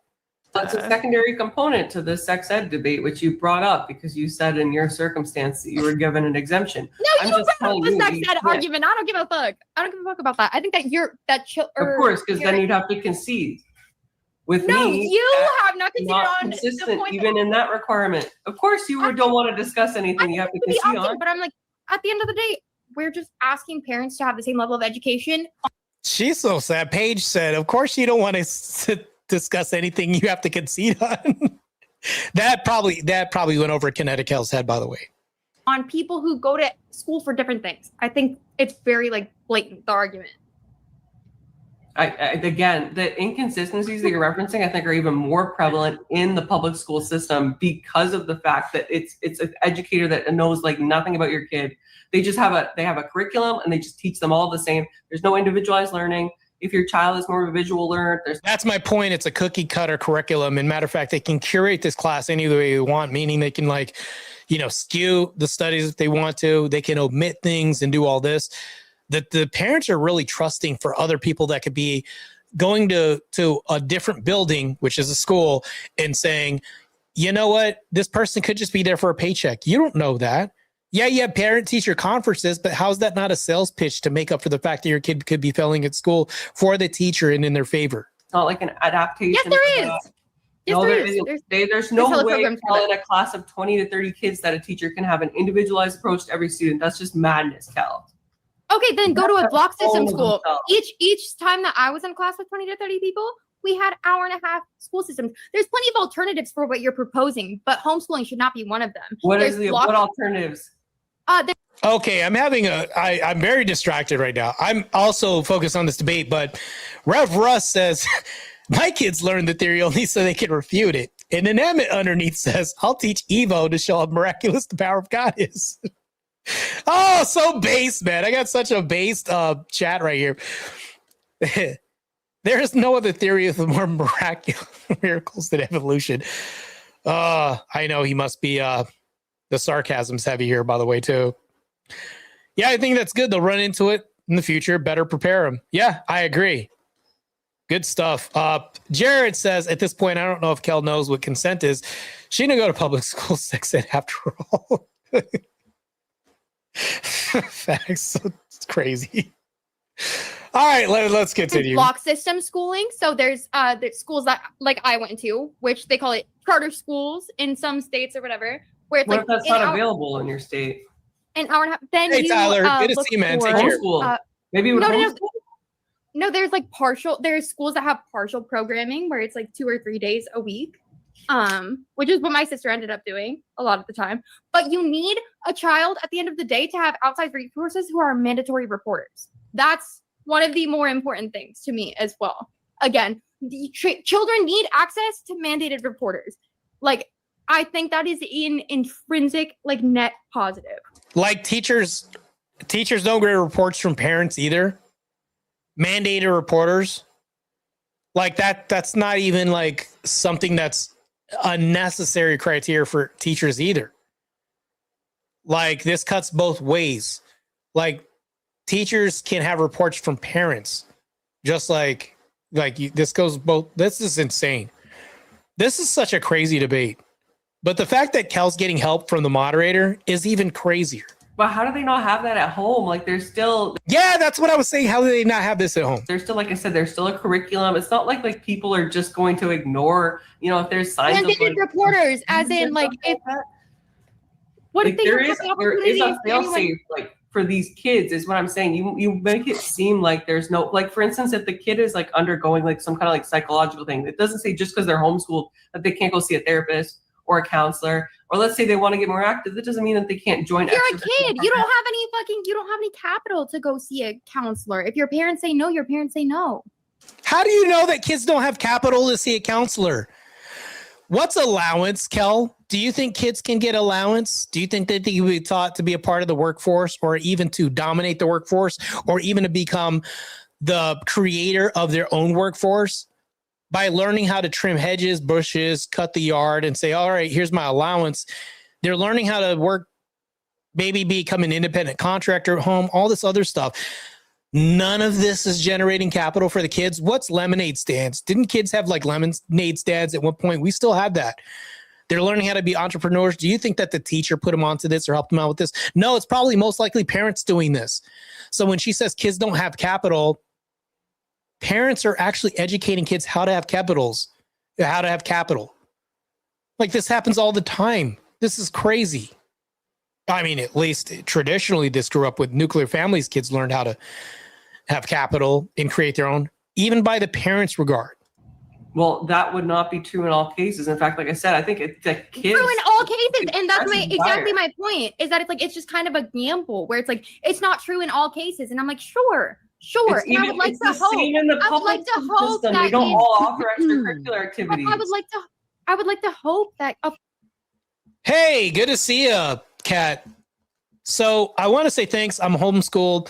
My kids watch debate with me and can support their beliefs. You guys are very encouraging. Well, I appreciate it. Thank you. That means a whole lot. I definitely support homeschooling and base homeschooled moms. To me, this is very, very encouraging, even for myself to watch Kells take. And the reason why it's encouraging is because our side never looks that good unless we have somebody that shows us why we're needed, right? There's a failure on the left. And really right now, all Kells is doing is helping bolster our arguments to educate our kids and better prepare them for the world. Unlike what public school is doing in mass right now. And Rev Russ is doing that. MSM is doing that. A lot of other people in the chat are doing that as well too. So kudos to all of you. Mad respect. Of course, in most situations, it wouldn't be a problem. And most of the time when you're in public school, most people aren't going to like the nurse to be like, look, my fucking dad's beating me. However, they have the opportunity every single day to go see people and get checked in on by other like adults in their life. You mean like students when they have after school programs, which homeschool people can put their kids in after school sports? Well, they'll have a coach that can talk to them. Coaches can be counselors. Coaches can be everything else. And also this is free. So when she says this is a non-argument.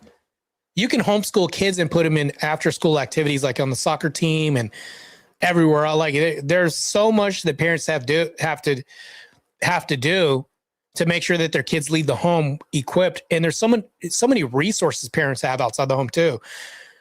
Kells is acting like there's just a box that kids are in when they're homeschooled. No, they actually have more freedom. Parents can go outside the curriculum and say, no, this curriculum doesn't work. Let's go with this algebra program as well too, because I like this, because your learning style is like this. We're going to curate it to this point to where it's like you have an attention deficit disorder, all this other stuff. We can customize our educational program. Where meanwhile, in the public school, they only have so much wiggle room because it's cookie cutter approach for all the kids. She froze again. California internet strikes once again. Crazy. I hear it's really bad. I was like, is it really that bad in California for internet? But yeah, apparently. Well, I'm guessing you got a lot of people. Yeah, I live in a house with 3 people. I live with another gaming streamer. Oh. That's cute. Yeah.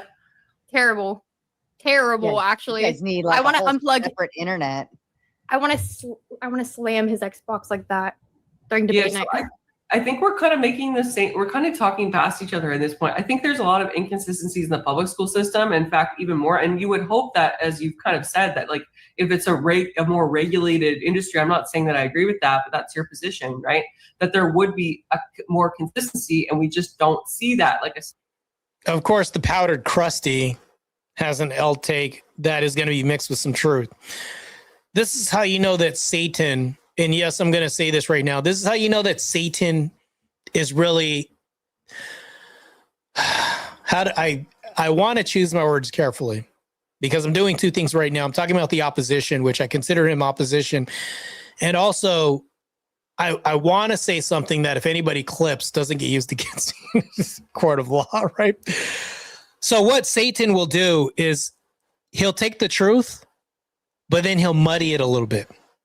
What Powder Dusty says is we need more homeschooling families based, right?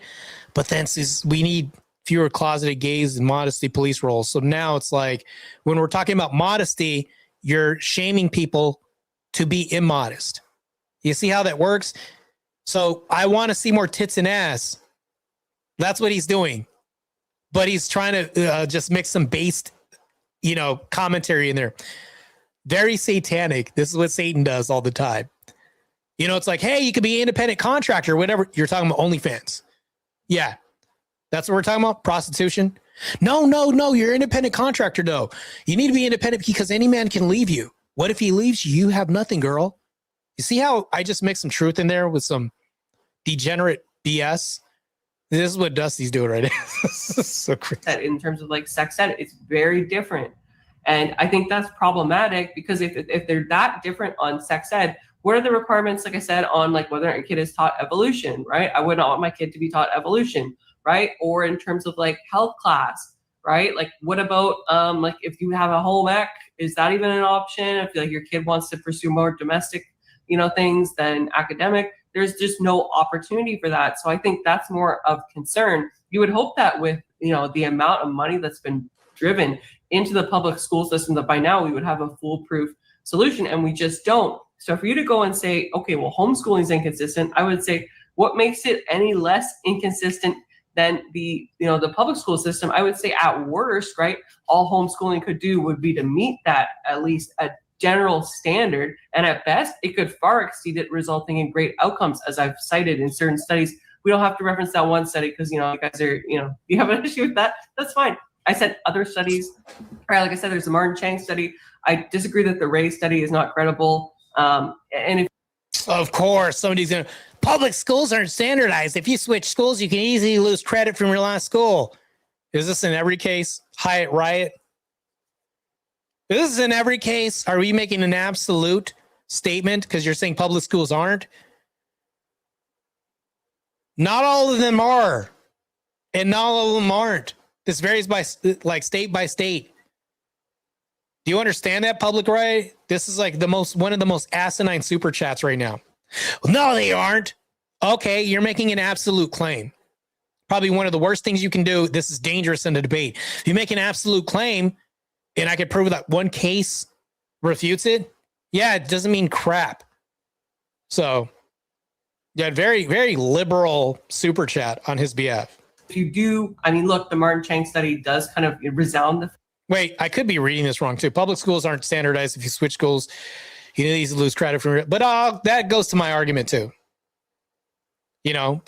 But if we go to the home, it's like, yeah, that's not always standardized either. But it's like, well, my whole point, let me just make this concise. He's not really saying anything. That's what I'm saying. My whole point is he's not saying anything with the super chat. You're donating money while not having a proper message. Fact that So I was disagreeing that it was credible for the record. I was just saying that it illustrates inconsistencies. That's all. And so does the public school system. And if it was Brittany, very based. Brittany Azar in the chat. Good to see you, man. Yeah.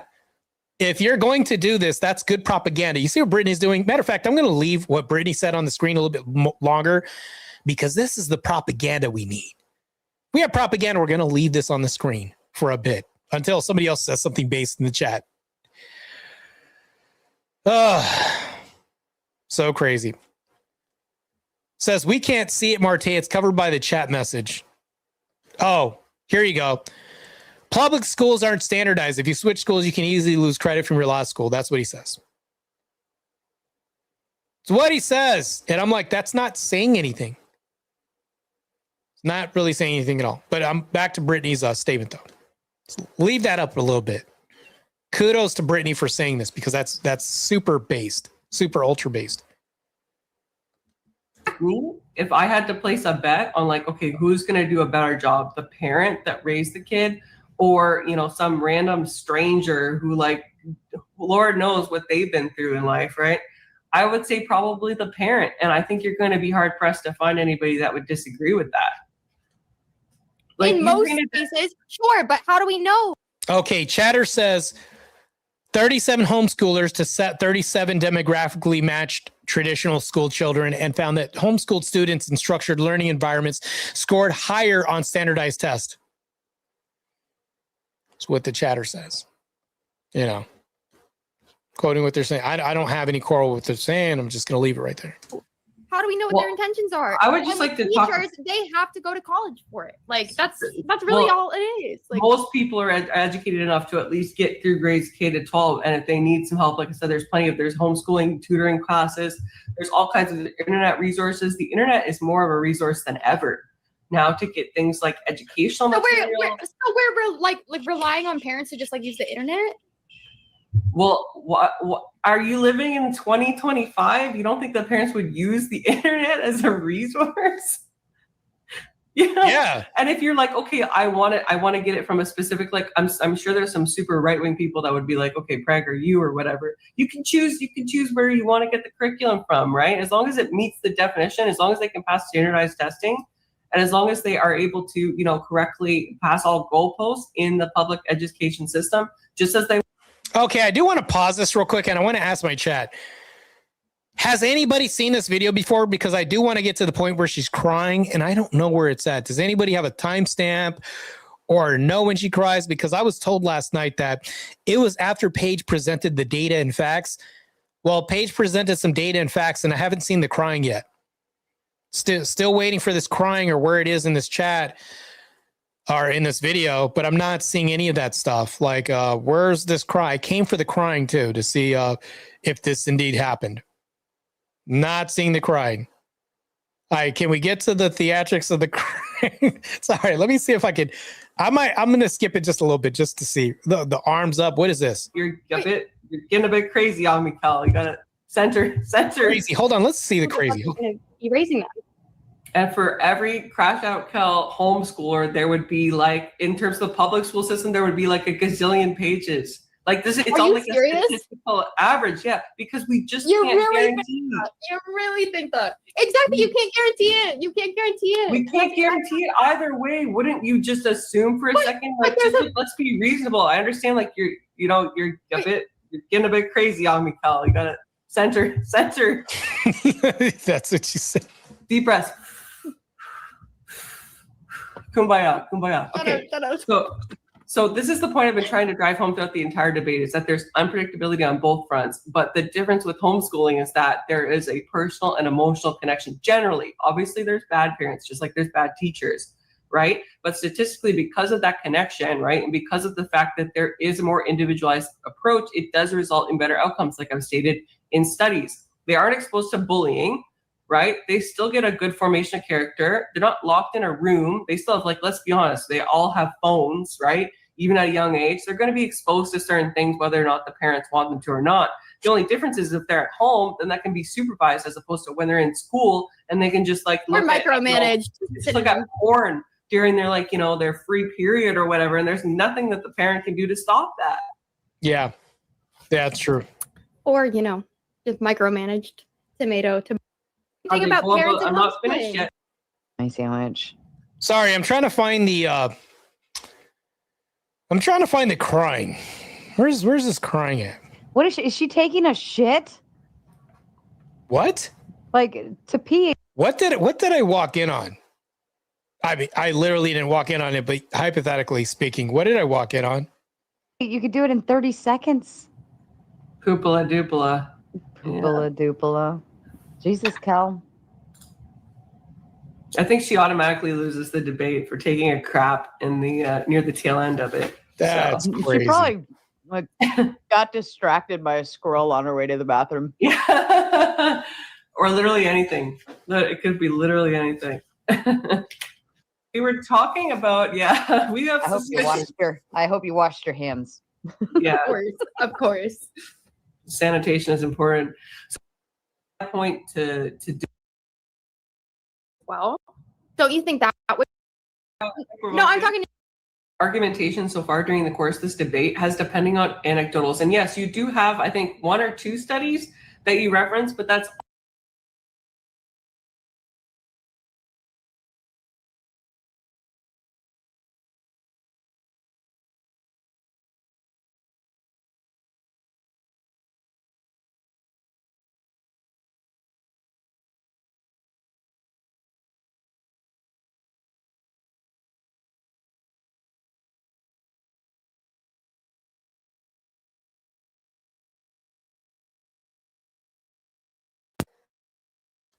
Somehow I was on mute.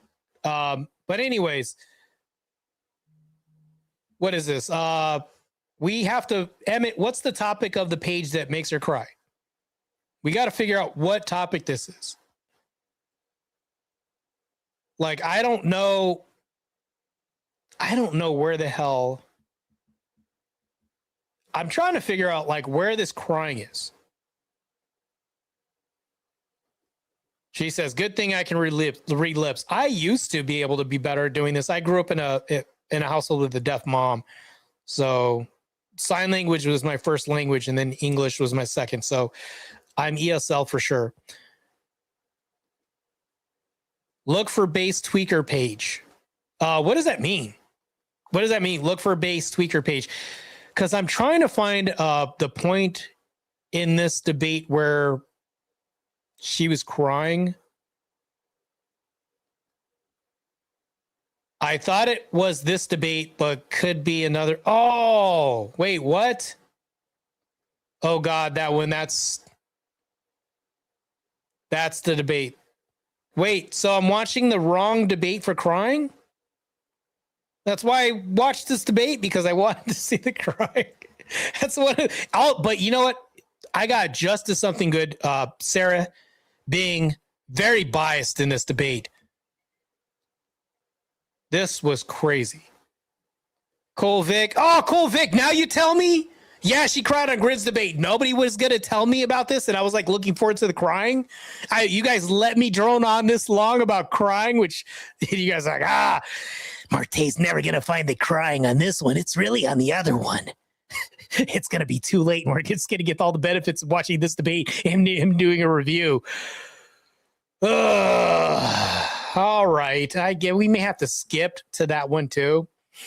Paige does make her cry though. Okay, is it on the other debate? Well, I thought she cried here too. Maybe I missed it. Yes. Maybe. Emmett says, I told you like 30 minutes ago. How did I miss that? You just did. Emmett, I was thinking about fried chicken, bro. Maybe that's what it was. Thought about the fried chicken, and my melanin had compromised me some point to where I was just like, damn. Yeah, I just need some fried chicken. So delicious. Dang it, Emmett. Now I can't stop thinking about fried chicken. See what you did. I'm just gonna take no accountability, blame it all on Emmett. Blame it all on Emmett right now. I hear she cries a lot. Oh, so Cool Vic's gonna rub it in. Yeah, she cries a lot. Hint, hint. Let's go check out the other debate. All right. Yeah, I know. For some reason, my melanin makes me like fried chicken a lot. All right. Okay. She cries on the debate with Bass Tweaker. It was Bass Tweaker, Paige versus. Is his name Bass Tweaker? Paige versus Gibbs Kell. Oh, let's go look that up. Hold on. Paige dominated this debate. This was just a no-brainer. Paige. Hold on. Gibbs. Kell. Was it this one? Masculinity a force in politics? Let's do it. Kinetic Kell had this debate up. Let's effing go. Live debate. 12 hours? Does anybody get timestamp for a 12-hour debate?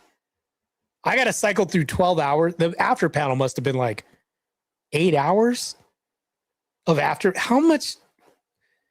Did she like fall asleep and leave the screen running? Because there's no way that there's 12 hours of just pure debate. This isn't C-SPAN we're talking about here. All right. Anyways, to wrap this up, Paige did really well in this debate. Defended a point against two opponents in this debate. Yeah, I'm calling it like it is because this was definitely very biased. All right, let me take this down and remove it real quick and get back to the other screen. Oh, this is crazy. I got it on the screen right now, Emmett. I'm going to stop this screen and bring up my other screen right now. Share screen. Homeschooling debate. Paige Gibbs Kell. Let's bring this up right now. Live debate. How crazy. All right. Let's now move over. So we're going to go through This. opening statements, 4 minutes each. You don't have to use up all the time. My preference is always short and sweet because we're going to get into the crux of it later. But you take all the 4 minutes if you want. Go Wow, Kel, what are you doing right here? I'm not going to die. I'm not using the timer. I'm just eyeballing the clock. I'll give you like 30 seconds if I feel like you're kind of. This is on Kells' channel, by the way. But overall, most people don't drag it out too far. Same thing. Girl, on what are you that. doing? I mean, nobody's really asked for a time limit on closing statements, but again, most people keep it. You're not even in the debate right now. You're listening to it. Summary, brief little wrap up of what happened. Thank you, XYZ. Find me here, but you do it how. What is Kel doing here? I had to take the volume out. This is crazy. Okay, now she's back. Interruptions are, well, Paige would know. Actually, I've got 3 newbies, and Paige, you are the only. Vet? You are the only veteran here. Wow. And finally, the noble Athens, a place known for its philosophers and its. I can dumb it down for you. Worldview. Businesses. You don't even have to do the meme argument because Let's I go. was given examples, specifically in history, why. I always wondered why Bass Tweaker was rocking back and forth all the time. Isn't there a short where she cries on Grid's channel against Indian's Jesus? That's what I saw, he says. Cool Vic says. Yeah, when I see Bass Tweaker, he's always rocking back and forth. I'm wondering if that's like let me stop. Let's get to the crying because I gotta see this. Mo. Oh God, Paige is debating Gibbs, Lord help her. We're gonna see what's gonna happen. That's Copper's dad making that commentary, just so you guys know. Sarah, who sells a second chance to relive the degeneracy. Oh, this is crazy. His name is Tweaker. How do you not figure that out? I know sometimes the obvious. Maybe it wasn't that obvious, but guess what happens? It is what I see it is. Anyways, let's continue. This is crazy. This is bad. Thank you. Speaking of specific examples why it's bad. They've put forth these ideas. They posited this idea. Oh, net negatives force doctrine. Look at the argument with Genghis Khan and men plural the societies because he goes into the. Where is she? She's all over the place. This is her screen. Because even in the Bible is admitting there are other groups of individuals with different moralistic outlooks than what you're advocating for. Something, it wouldn't be a team. It wouldn't be a 1-1. It would be them, and then they go again, and then they go again after Paige went. I demonstrated it multiple times, and if I didn't assert myself, they'd make a bunch of baseless claims and spit a whole bunch of points, which is I tried to demonstrate over and over and over. So if you could please be mindful of that. Then when I argue them on these panels, Random guy coming in to critique me just because they're on the. Can you give any of the things like Where's the okay? I'm looking for the crying. Must be some crying here somewhere because that was like automatic after panel. So that was like what an hour of that. Let me go look because there's got to be some crying here somewhere. I know I'm like inch by inching my way through this, and I'm just judging facial expressions. It's really awkward for me to say that.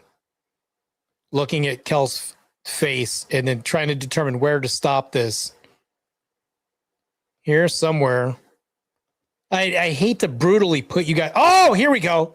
Is that a tear? I had an argument. I'm so sorry. No. Damn. Let me let me down a little bit. This is crazy. I'm literally searching for a tear. Has my channel delved down into such lows to where I'm searching for facial expressions throughout a debate to determine where a timestamp is? This is crazy. Can you answer the question? Yeah, no, that's actually where this is going. Yeah. Do you have an avenue to experience the same pain? When you Do you have actually the talk about bodily the two, autonomy to the one experience that the same actually pain? The one that actually needs it more is the one with the feminine qualities and the feminine biology.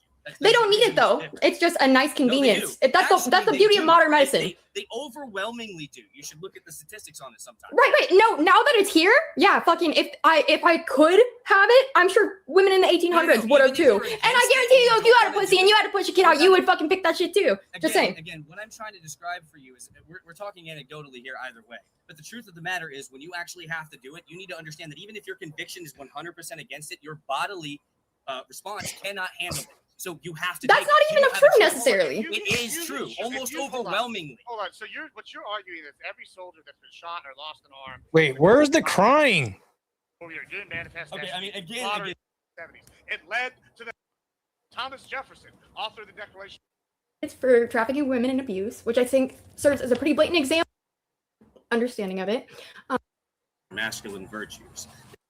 True that I definitely could be wrong. All right. Obviously, I can't see any crying here. Was the crying experience building and maintaining societal structures? I'm talking building countries, cities, and was the crying on the panel and not in the debate? Like, I don't understand this. Like, I'm trying to find where this crying is, and I got a reference here to go here, but this is insane. Obviously, I'm unprepared for this because I thought, honestly, the crying would be in the initial debate of just Page versus here, and I don't see any crying here. I'm literally searching. Wearing pink does make you gay. Dusty would know.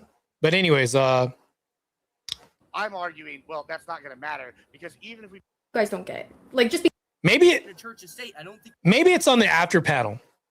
Why can't the chat fill the goal without making tomato ass take control of the night boys? Base long Hall Long Nate. Base guy, by the way. Let's I don't know where the hell. you understand what that principle without a grounding. The dissection. then when I argue them on these Maybe she was crying on the panel, the after panel. You're a dude in the 1960s. Everything's booming. Wait, and all of is a that sudden, your tears? wife dies, so you're a widower. And masculine men at this time. Are those tears? Solid 30 minutes of unbootability. Okay, so I'm going to set a timer. And once that 30 minutes goes off, then I'll let the chat know because I know you guys. The like to Indian do this Jesus. First thing, but Is this what you were talking about, Vic? Minutes on panel to let him do his. Is this where you're talking about the Indian Jesus and then her? Oh, I know all these people. Duck, animated effigy, who sometimes a degen. Vibe, cool. Radical coder, super homo degen. Gibbs, crazy. Yeah, I know this whole panel. I've debated everybody. Well, actually, let me see. I've debated just Ryan on this panel, but I know everybody on this panel. I've been on panels with them. Start moving now or catch the raid. That's fine. Okay. All right. Whoever wants to fire first, go ahead. The crying, come on. Masculinity. This is a pretty liberal panel, but I wanted to offer a sort of factual point. Hopefully this is a little based. It's a little bit sort of, it defines for, and this just happens when I Shut up, Duck. Huge politicians, very Christian morality. Do you need to answer the question. You can relate. The only way they The others. exist is through Christian. kind of the question is, whenever being from my unbiased, like conservative perspective, Eli what you're Nix. doing is you're taking Wait, the what? I just saw something right now. Anyone, he wanted to look at the physics part of it. So we know from physics that the Earth and the universe have. Did Kinetic Kell write something on her forehead? I just saw something. There's a beginning and an end. Because the Big Bang Theory imploded everything. being from my unbiased, like conservative perspective, because what Is that an upside down crucifix on her forehead? What? It's an ortho bro stupid tactic, man. Anyone, he wanted to look at the physics part of it. So we know from physics that the Earth and the universe has a beginning and an end. Because the Big Bang Theory imploded everything from one location and it's slowly floating out. So we know the world, the universe. Is she putting an upside down crucifix on her damn forehead? So we know. You know, I don't want to be a downer, but you guys do know what tomorrow is. What's tomorrow? Anniversary of the Death Star. The Death Star? Oh, yeah. Oh, my God. It's been a year. This is not me. This is not me. By the way, whoever said that my ads are targeted. Wait, I please tell me I didn't see what I think I saw. All right. Let people finish their thoughts. Okay, so he was saying space and time. So we know space and time all existed in one location, in a location smaller than the head of a needle. So from there, we know that it imploded from that location, and if everything, all space and time exists in one location, something existed outside of space and time, and we know that from the Big Bang Theory. So Sorry, Chad, I'm watching this because I can't believe what I'm seeing right now. we know something had an influence in the creation of the universe. Is that an upside down crucifix she's putting on her forehead? It postulates that way. It's quite simple. Wow. Sure. I mean, I won't disagree with any of that. Like, I just want to just point Is she gonna put another upside down crucifix on her chest? out that I'm actually sympathetic to you, and I argue against masculinity, which would not be my normal take. But the problem with the argument that you're making, I actually What is the This is insane. What? She's putting an upside down crucifix on her head. Why? What's going on here? What does this have to do? What? I think it hurts your overall argument, right? If it means Is this like my attention? She's trying to get attention right now? from my unbiased, like conservative perspective. This is a really far reach because if you don't produce anything in a conversation, I suppose maybe if you're going to draw like a satanic, well, because I mean, one of the apostles is crucified in an upside down cross, but I doubt that that's the reference she's going for. Most likely society will relate this to like a satanic reference. She has an upside down crucifix on her forehead. Why? Because what you're doing is you're taking this idea that only my lens. All right, let's continue. This is insane. I'm kidding. Usually the left side. I'm here. I've been sitting here for an hour and I've said one sentence. I just want to say my piece. Okay, right up a photo, introduce it for me. You can go ahead and go. I'll step in. So she's showing medication on screen. It's ibuprofen and drawing upside down. Chris, what is she doing, ladies and gentlemen? What the hell's going on at Kinetic Kells' side? What's the hell's going on? Thank you. I'm pretty tired. I came on just to say this one thing. She's gonna take pills on screen. Don't tell me she's gonna down this whole thing. I'm not even like, I don't even want to argue all night, but I wanted to stick around and let people boot me and stuff. But so I've been thinking about this topic a lot, and when I looked at masculinity. Is she just begging for attention right now? The definition I found was qualities or attributes. Who does this during a debate? I'm just gonna take a handful of pills, pop them with a upside down crucifix. What the is going on? Regarded as characteristic of men or boys. So this would be traits like drive, strength, presence, leadership, and I think those can be a positive force in politics. And I don't think they're unique to men. The fact that she chose to leave this up, there's a lot I want to say, but I'm not going to do that. I'm going to be nice. Not nice, but let me stop saying nice because nice is an insult. I'm going to be kind and not comment what I really want to say.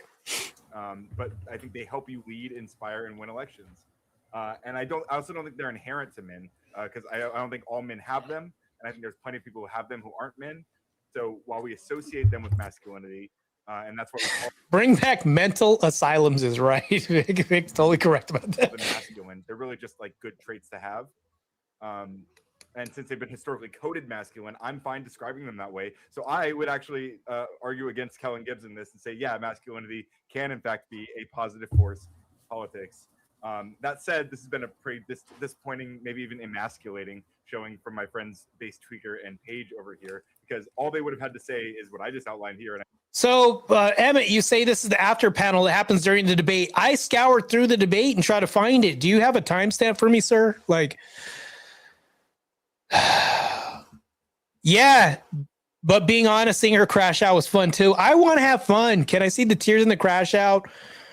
Anybody got a timestamp? Because I mean, I don't want to subject you guys to scouring through and try to find it through like a 2-hour debate.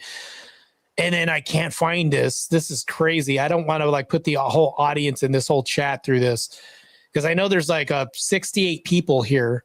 It's a lot of people that have to try to suffer for me trying to find this. Yeah, if you could find this, think about this.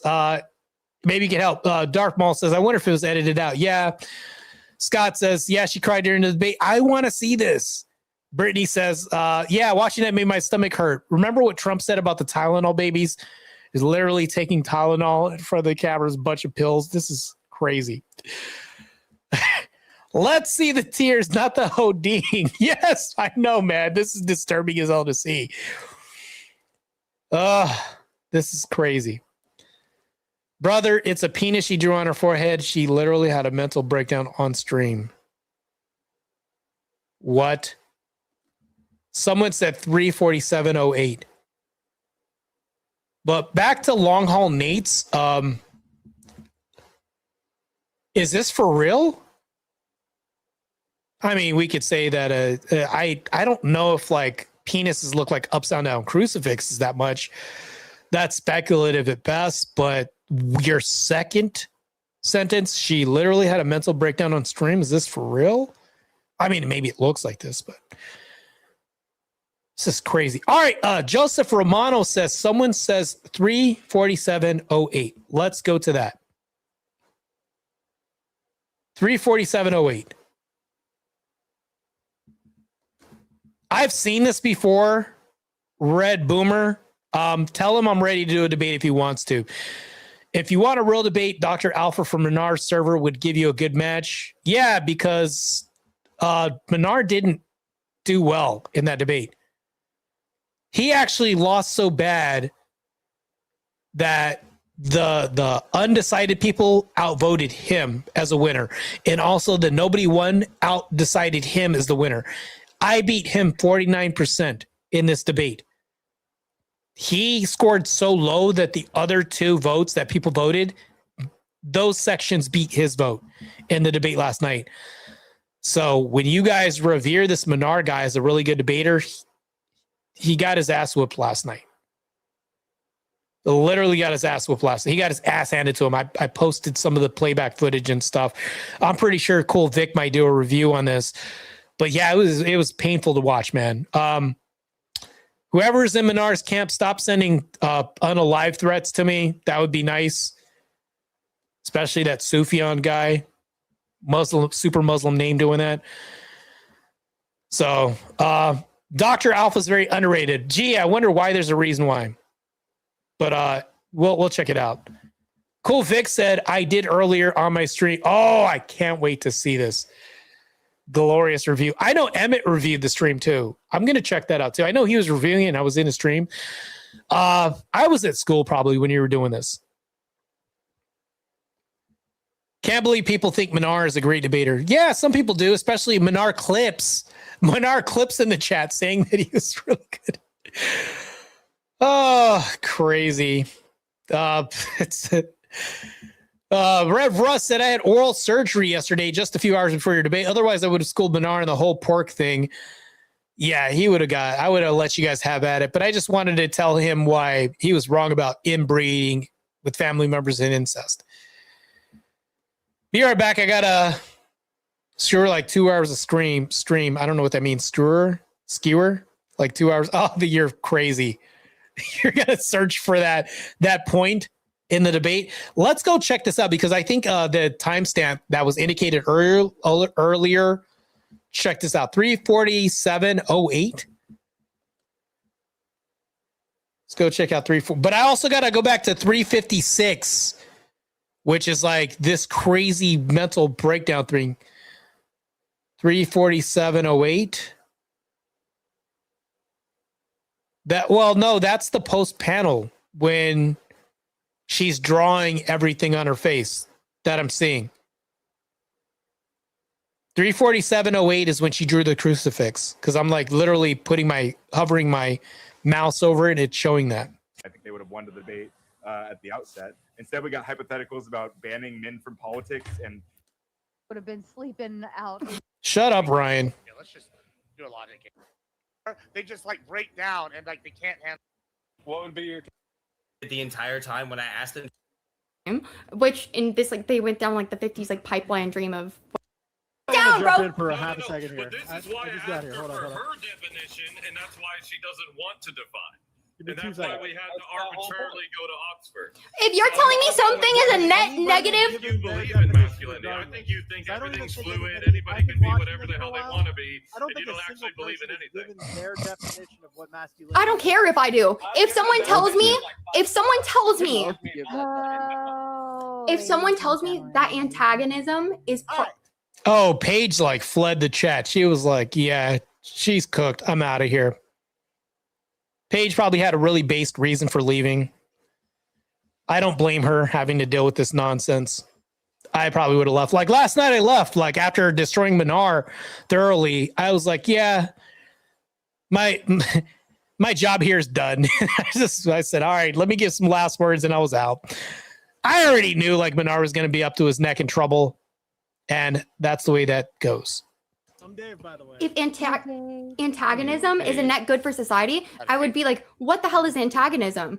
And they would be like, well, no, you got to tell me why it's good for society. I'm like, no, you got to start by explaining what it is to us. We don't have to explain. Masculinity exists. Do you even think All right, let's get back to seeing if I can find some crying, because that was crazy. Understanding of it. It gets weird.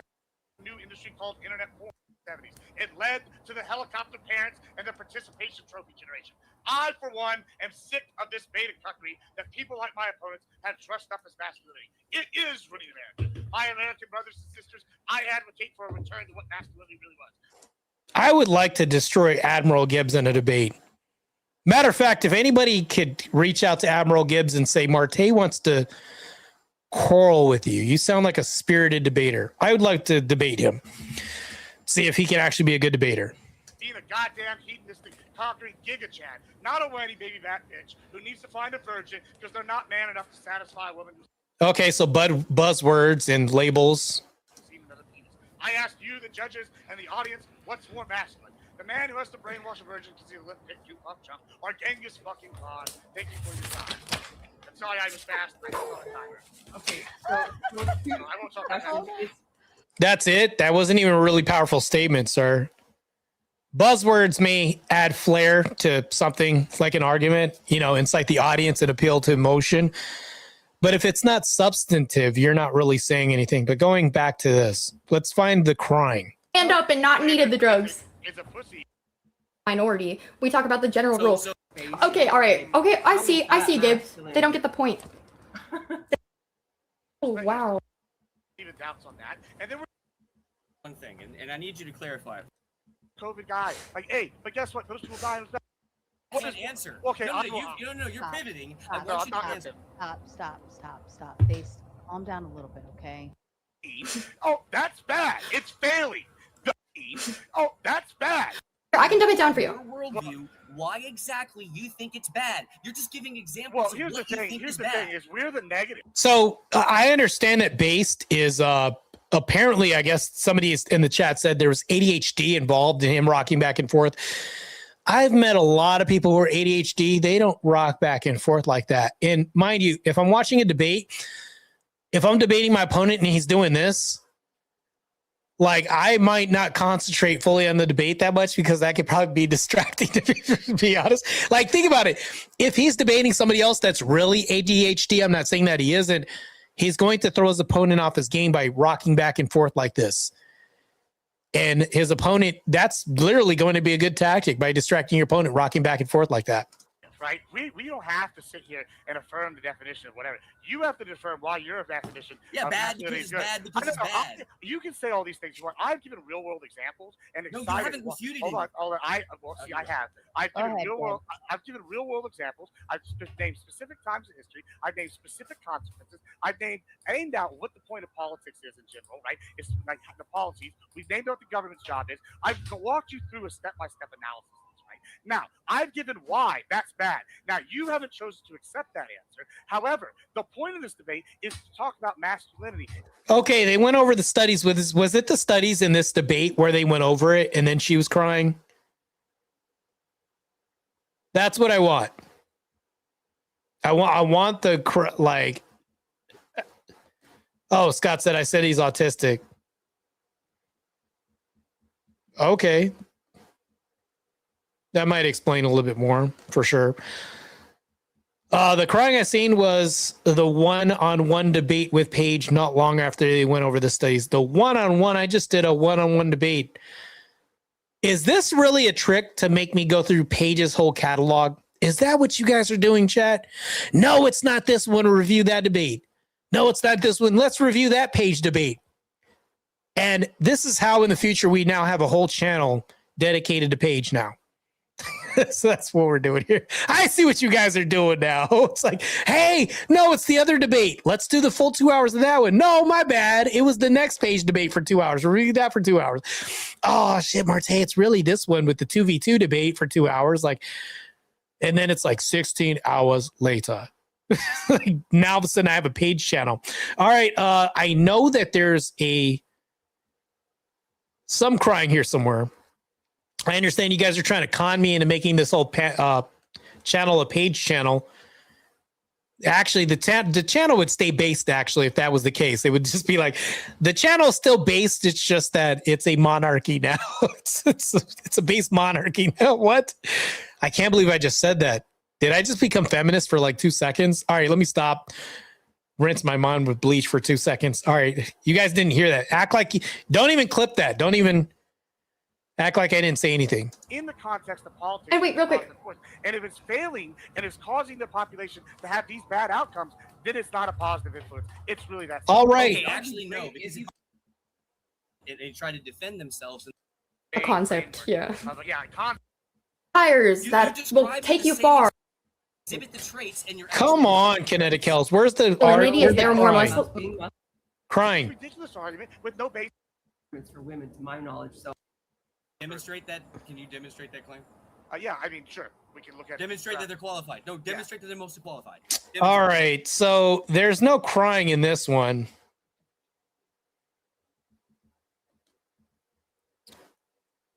All right. You said monarchy, not matriarchy. You're still safe. Whew, that was a close one. Close. Base tweaker made Kel cry. Is it this one? Look, I see what you guys are doing. Not this one. I don't think it's just Paige versus Kel. But then I went to the Paige versus Kel. They said it wasn't that one. Unapologetic Rev Rush, she's a Orthodox catechumen. Both of us were catechumens, and I just recently got baptized. She'll be baptized. I don't want to dox when or any of that, so I'll let you guys, her tell you guys. But she's going through catechesis at this moment. Christ be with her. Very blessed woman. Really good. This is my first time seeing Paige. She looks like a sister, looks very based sister in Christ. She is, man. Very based sister in Christ. Well, for what it's worth, here's the clip that I saw of her crying. Can I actually bring this up? Okay, how do I... Because it doesn't let me click on this. Let me see if I can copy it in my phone. Oh, I got to do this like the long route. Is there any way I can copy this link on my phone? Yeah, I think I can. Hold on. Now I got to email it to me. Email this clip. God, here we go. Kells. So crazy. I got to do this like this way. Let me go back to your chat. Sorry, I'm like looking at Vic's thing and then I have to like copy it and email it to myself. Compose email. Kells. I'll just call it Kells something. You know, Vic, this could have been so easy if you just sent me a Discord, but instead I have to go through snail mail, which is now email. Email to myself, because I can't just click on a YouTube video here. And then let me go ahead and go open up my email. Sorry, folks, I got to do this long route because I don't know how else to do this. Gmail. And then from the Gmail, I click on the tab that leads to back to YouTube. All right, let me close out my Gmail. All right, here we go. Boomer Howard. Yeah, I know, man. I'm so embarrassed, bro. It's so crazy. Yeah, but I don't have YouTube Studio open right now. I gotta. Yeah, maybe I didn't know. Maybe you could do that. Jeez, Marte, want to see young girl cry? Such a meanie. When are you gonna fight it? By the way, bro, you're like, oh, you're so mean, but when are you gonna fight it though? It's hilarious. All right, let's get back to this. All right, I'm gonna take this down because I really want to see the crying. The crying is gonna be glorious. I do want to see it. I don't care. Don't care. I do want to see this. Marte, the muscle's not too tech savvy. It's not. They're not. These muscles suck when it comes to all this stuff. I think that DM was right about Sarah editing out her crying, maybe. Oh, such a scoundrel she did this. That would be bad. Anyways, let's go to, because I have to click share screen on this. The harsh reality of debates. Is that what this is called? Is that what this is called? The harsh reality of debates. Let's do this. Vic, is this the video? Because that's what you sent me. Let's go do this. I came for the crying, didn't see that because this is, of course, there's like a spectacle I want to see. I heard Paige made her cry, and then I heard that Bass Tweaker made her cry. Nobody I saw made her cry. But then we're about to see this. This has been, that's why I'm like, I should have had examples like pulled up ready to go before I had this like outburst. So I do apologize. This was immature. But yeah, it's been a buildup. I'm like, I feel like I really do try and act like mature most of the time. But this is like the third time this week you've done that to me where it's like just completely insulting. Then maybe this isn't for you. Maybe this isn't for you. Well, hold on. It's Hold okay. on. I said the same thing to 2 other people tonight. Yeah, this is what this is. And it's not for everybody. And if you don't like it, then nobody's forcing you. And I called out. Wow, Mo, and you're going to tell me I'm mean when really Grid's the mean one actually doing it to her? You see how I just deflected away from me? But anyways, back to this. Yeah, Grid, big meanie, not Marte, right? And by the way, Kel, I literally told Steelman, I stopped the debate when Steelman was out in the fucking weeds. And I like how I could just be the mean one, but then deflect to the person who was actually mean. It's nice. This is like meanie inception that I'm doing right now. When you were on it, look, I am not being unfair here. I am not being exactly what I'm talking about. It's a useless argument because it's just like I can't argue my feelings because it's like you guys can just argue how you should be arguing your logic. Well, okay, Kel, here's the thing, Kel, I can show you why I feel frustrated. Do you want to be treated like everybody else? Yeah. Or do you want to be treated like the cute little girl on the screen? Oh, I'm just a girl. Jesus, give me a minute. Get one or the other. Kel, I'm just saying, Kel, examples. Wow, he has to, like, he can't even interrupt her, can't say anything. Her emotions are overriding everything else. Logic has left the building. She's just an emotional sponge right now, taking on everybody's comments and feeling everything. Wow. This is what I came for. And Kel, just calm down, Kel. You know what, Vic, I can complain about me being a boomer right now, going the long route with you doing this. And then you sending me, that makes both of us boomers, by the way. You know that, right? You're like, I'm going to send Marte through the trenches to get this information to just show up on screen and then subject his whole audience to the long route of doing this while being called a boomer. But that also makes you a boomer too, because you're participating in me being a boomer. You realize how that works? back to this. All right, so I'm not alone in being a boomer. All right, there you go. To exemplify what I'm talking about. It's not just ass, dude. Like, okay, Kel. He's running out of battery. And we have this privately too, multiple times. Like, okay, Kel. I don't know if you've noticed. This is now becoming the Page tribute, and show. I don't have the ability to. This is now becoming the Page tribute show. You're totally right about that. That's where this is going right now. Apparently, that's where the chat wanted it to go. I saw through them, but you know what? I don't mind. It's still going to be based regardless, because if it's Page, it's going to be based. Anything that Page does is going to be based, I believe. Hey, what's up, Miss D? Sir, Grid has the dad tone turned on. Yes, he does. Grid is definitely dad mode right now. Good to see all you guys. Oh, come on. Kel cries like a man. Hey, I could just picture cool Vic. Hey, Mrs. D, good to see you. And I don't know how to do a Vic impression, but that was like my best. Such a crappy impression. I seen Paige make her cry live. Yeah, where is it though? Crucible Crusader? Yeah, I'm not calling you a one-trick pony, Crucible Crusader, but you're good at crusading. Maybe just not crusading for timestamps. Womp womp womp. Anyways, let's get back to this real quick. Oh, here we go. Is this it? Kel goes to the bathroom around 119 and cries at 134 in the debate with her, just turned page about homeschooling. All right. Do not call me. You know what? You're going to call me a boomer. I'm going to take a photo of this comment. Real quick. Hold on real quick. Lord Jungle. I had to take a picture of it. So just don't judge me. Hold on, let me take this. This is what I did. Don't judge me, but I had to take Jungle's comment so I can look at the timestamp when I go to somewhere else and to be like, okay, that's what it was. Vic does have a gentle tone when he says hi to people. He does. Like, how can you hate? How can you hate Vic for saying this in a good tone? I believe Sarah edited it too. If it's not there, LOL. I hate you, Marte. Gosh, such vitriol from Emmett.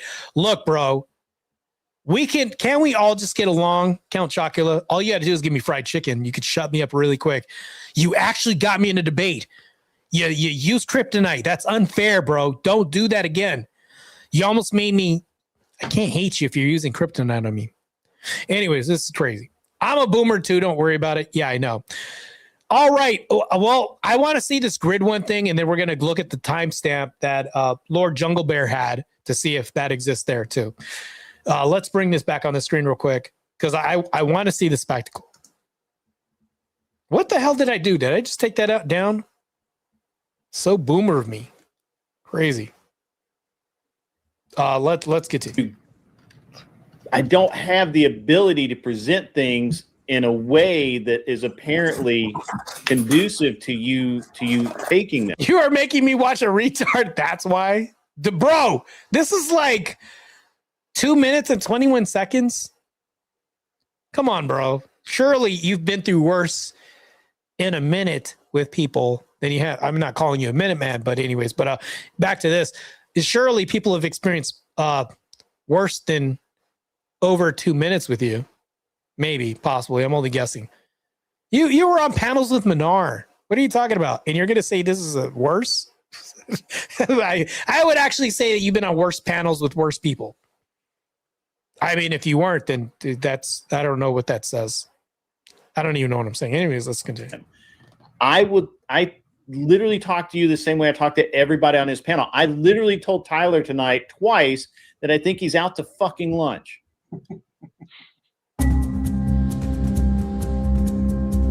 Yeah, she did cry. I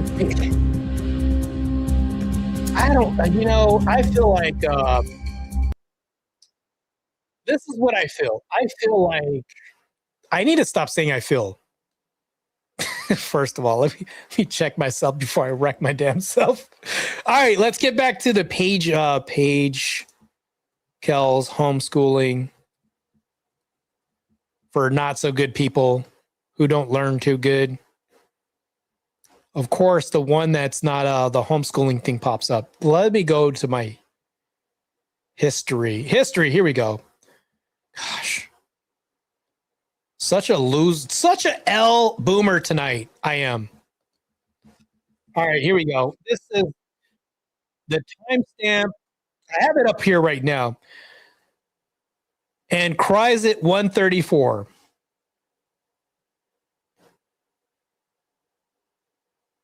$134. All right, we're going to be generous and go to 133 right now and begin this whole thing real quick. Let's see if it's up here.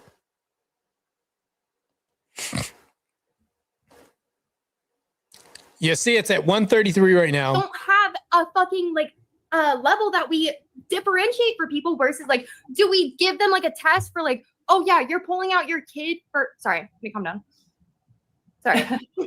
Well, I'm calm. No, I'm talking to me. Sorry. Okay. But internal critique. She's getting that self-awareness now. It's clicking in. Yeah. It's clicking in. No, sorry. Crucible Crusader with the self-doxing photo. here. All right. Anyways, back to this. Just get like a little upset sometimes. I know you. But my problem is that we don't like differentiate between, like, we don't give them a test that's like, okay, like you are pulling out your kids. Sorry, I'm a frustrated crier. Yes, a goal! We got the crying.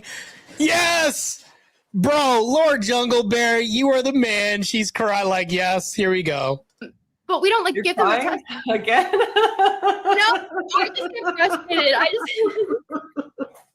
Poor I cow. wasn't just mean. Cal, Poor come on. cow. No. We It's got just you, because I Cal. just get frustrated. I just get like innocent. I'm sorry. I'm sorry. Like such an autistic. I'm sorry. But we don't. There you go, give crew. them I made her cry with absolutely no ill intent. Damn, she's crashing out pretty well. I mean, this isn't like an angry crash out. This is like a, I don't even know what this is. What is she doing? Oh my goodness, she's drawing upside down crucifixes on herself. Long Haul Nate says they're penises, but it looks like crucifixes. She's taking pills online and then showing the bottle, and then she's hitting the screen. She's crying on Gridstream, crying here. I'm getting my bang for the buck tonight. I was supposed to do like a debate review, and I'm getting a lot for my money here. Here we go. Tristan, Sorry, guys. I'm literally like sitting crisscross. W's in the chat for me. I'm clipping that. W's in the chat for me. Totally clipping this. What timestamp is this? 1:34. Clipping that. That's gonna be it's gonna be a meme. I'm making that a meme. W's in the chat for me. Oh no, there it is. At the most opportune moment. Here, we'll just all we'll just all calm down. Is We're all lost crying. connection to my camera? Are you dead ass right now? I think It's a female cry. So dead ass. scene. Yeah. What did you expect with 3 females on screen? We're all just gonna cry. Everybody cry, and we're gonna You're crying calm too? down. All right, I'll pretend like I'm crying. This is crazy. Avatar's on the I'm an ugly screen. crier. Oh, I'm just ugly. It works. Honesty. No. Wow. She says, I'm just ugly. It works. I'm not mad right now.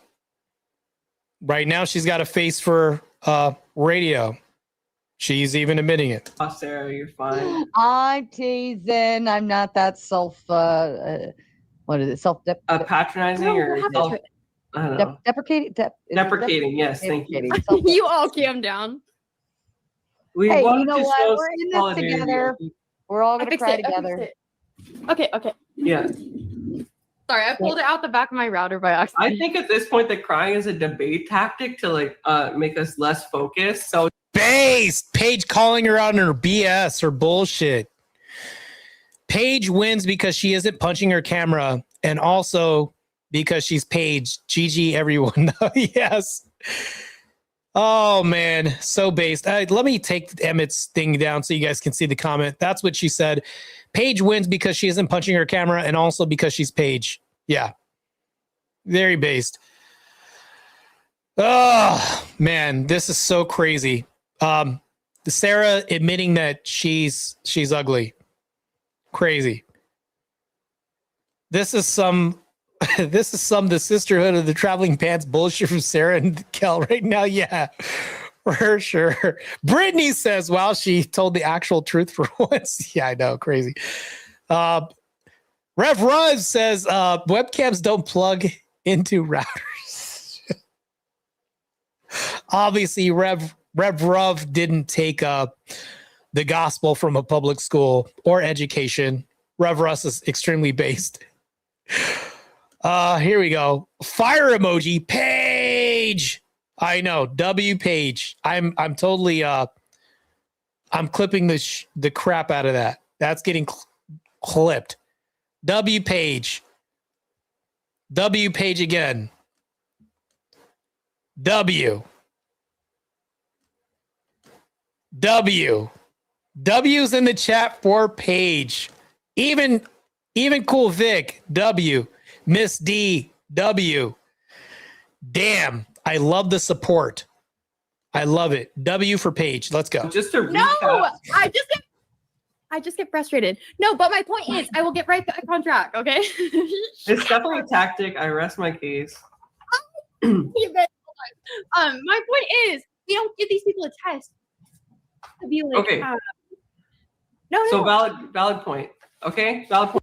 Yeah, called her out on her BS tactic. Not even a good Oscar Academy winning performance of crying. She had a better performance on grids. Still try to do this. And then when she did this, it did look kind of not as serious. And then Paige called her out on her bullshit. And now she's laughing again, not crying. Man, Paige is savage. Paige is an absolute savage for this one. Like, do you love your kids, or is your kid famous on Dr. Phil? And like, we need to give them a chance. Okay, you don't like put that stipulation in. Here's why it's not a widespread issue, Cal, because most people do not become famous. Even extremely talented people will not become famous. So the How fact many you're examples did I like, name versus you? Just a second, your statement assumed that like basically any parent that could is going to take their kid out of school, try to make a child star out of them, and then rake in the proceeds to like the end of Kingdom Come conservatorship style, like Britney Spears, right? That's not the reality. In fact, very few people become famous. So even if there was like, let's just assume for a second that there was a huge population of parents that wanted to do this, right? Very few of them would be successful. So it would be there would be no motivation. So we would be right back to square one, right? Which is that most parents homeschool because they want better outcomes for their kid, not because they want them to become the next JoJo Siwa. Okay? Most people, but I'm like, how many examples did I name versus you? And my problem is thank you. So just to recap, no, but you said most people. No, you said most people, and I would disagree. I would say it's 50-50 with homeschoolers because homeschooling is such a small percentage of the population. That I would just make a blanket statement like no, but who knows? And my problem is that we don't have any accountability or regulations for what stipulations we put on people pulling their kids out for homeschooling. And all I know is that like with all these like child stars, murder cases. Child stars are an extreme anomaly, by the way. I don't know why she's bringing this up. I haven't really seen any good debates from Kells. Like I've glimpsed at the Admiral Gibbs thing. It looked like he was carrying her the whole time. And in this one, she's like flailing arms the whole time, theatrics, doing everything else, but providing a good, solid argument. That's just my commentary. I don't know. I tend to want to live in objective reality and then comment on things I actually see and not wonder in like what if land and maybe Centralia. To me, this is just crazy. How Paige is just debating two people right now when there's not even an argument on their side yet still. It's a weirdly high percentage of people who end up being homeschooled. So I don't like the odds in those numbers where it's like, okay, almost like all these people where it's like, okay, I've named so many cases of people exploiting their kids because they were able to just like smooth by like homeschooling. But sorry. Right. But Kel, most of your argumentation so far during the course of this debate has depending on anecdotals. And yes, you do have, I think, 1 or 2 studies that you reference, but that's all you have. I cited like 4 to 5 studies, and I guess 1 we can toss in the can because like nobody wants to accept it. That's fine. You keep swinging back and forth between like, oh, what are your studies? And then like we can't. You're supposed to be demonstrating on a basis of like stats and like credible things that like homeschooling does not result in better outcomes for kids. The majority of your argument has been entirely anecdotal, and you've conceded on major points, which I did not expect. Like for instance, that love translates into more care and more investment in the kid. Albert Einstein, Barack Obama, Jeff Bezos. The public school system is notoriously underfunded, or the fact that we have no predictability with public school teachers. No, I don't know why. It's crazy. Marte, do you know why so many of the chats on your channel get flagged? I get it. My channel's under a massive attack right now, believe it or not. I banned Dusty. I don't know if he's like absolutely banned. I did push the ban button on Dusty because I don't know. I'm not accusing him of bringing people to my channel. I'm just saying I just don't trust him. So that's definitely not Dusty's mischaracterized that by saying that I'm accusing him of sending people. I've never once said that. I said that I just don't trust him. But the reason why I'm saying that is because I don't know. So, Miss D says, I can fix it, Marte. It's on our side, not YouTube. Oh, yeah, that'll be cool. Miss D, you and Vic are managers when it comes to moderators. I only have 4. Paige, who is indicated here in the video, is a manager on this channel. You, Miss D, and Vic are the only people besides Relentless that are managers. I'm only going to have 4, the 4 horsemen of the Christopolis. So how do I imbue Christ here in the apocalypse? You guys are the only 4, man. That's it. Everybody else, sorry, man. You guys don't make the cut. There's only 4 VIP All-Stars. That's Miss D, Cool Vic, Paige, extremely based, by the way, and Relentless. Those are the only main mods. That's it. But Dave says, who's also a mod too, says, I don't know. I'm on a Vic's channel. I rarely had to do that. I was just curious. I'm all reading this without putting it on there. Yeah, I don't understand why. I have a lot of but understand though, Vic. All right, let me be more concise about this. So, Dave, one of the things though I'll say too is that I'm not saying there's a distinction between me and Vic. What I will say, well, yeah, I am going to say that there is a distinction. When I do these debates, I do go after people specifically. I will go to their channel specifically and like attack these people's arguments and do all that. Vic does a lot of reviews and he tries to like cover things from a neutral basis. I'm not neutral like that. I'm not as neutral as Vic is, most likely, because he tries to be fair, firm, and consistent. I'm not that fair. I'm more like right-leaning, more conservative. Not saying that Vic isn't more like right-leaning and conservative. What I'm saying is I may have a different agenda than Vic, because I like with Dusty there, like I'm failing to kind of like interpret this or explain this, but let me make it more concise. When it comes down to Dusty, I will directly go for the gut and I'm going to go for the throat when it comes to taking the enemy out and follow him into his own territory, start a debate and be like, hey, modern day, let's do this or whatever. Vic, he has a lot going on. He does like commentary channel and all this other stuff. I think I'm going to have a lot of enemies because of that. And I'm going to create like a lot of vitriol by attacking Muhammad, all this. That's why I probably had the unalive threats on Monday. And then I just got recently attacked in my chat, which is why I'm like literally modding a lot of people up too. But also like Miss D was saying, with the whole settings, maybe that's also it too. Maybe my settings are correct too. Maybe I'm like Kells and grasping for straws on why I'm being attacked. Maybe that could be it too.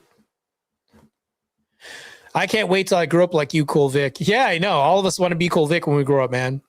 One day I'll have a channel maybe as big as his. He's got like a massive following, man. All this stuff. Miss D says it's a settings option. I will explain to Marte, but also, but Vic can also do this should he choose to. Yeah, you guys are Miss D, you, Vic, and Relentless and Paige. You guys have management authority to do with this as you please. Like, who am I to question you guys? You guys know way more about this stuff than I do. I can't go into the chat and be like, hey, that's not how I want you to do this.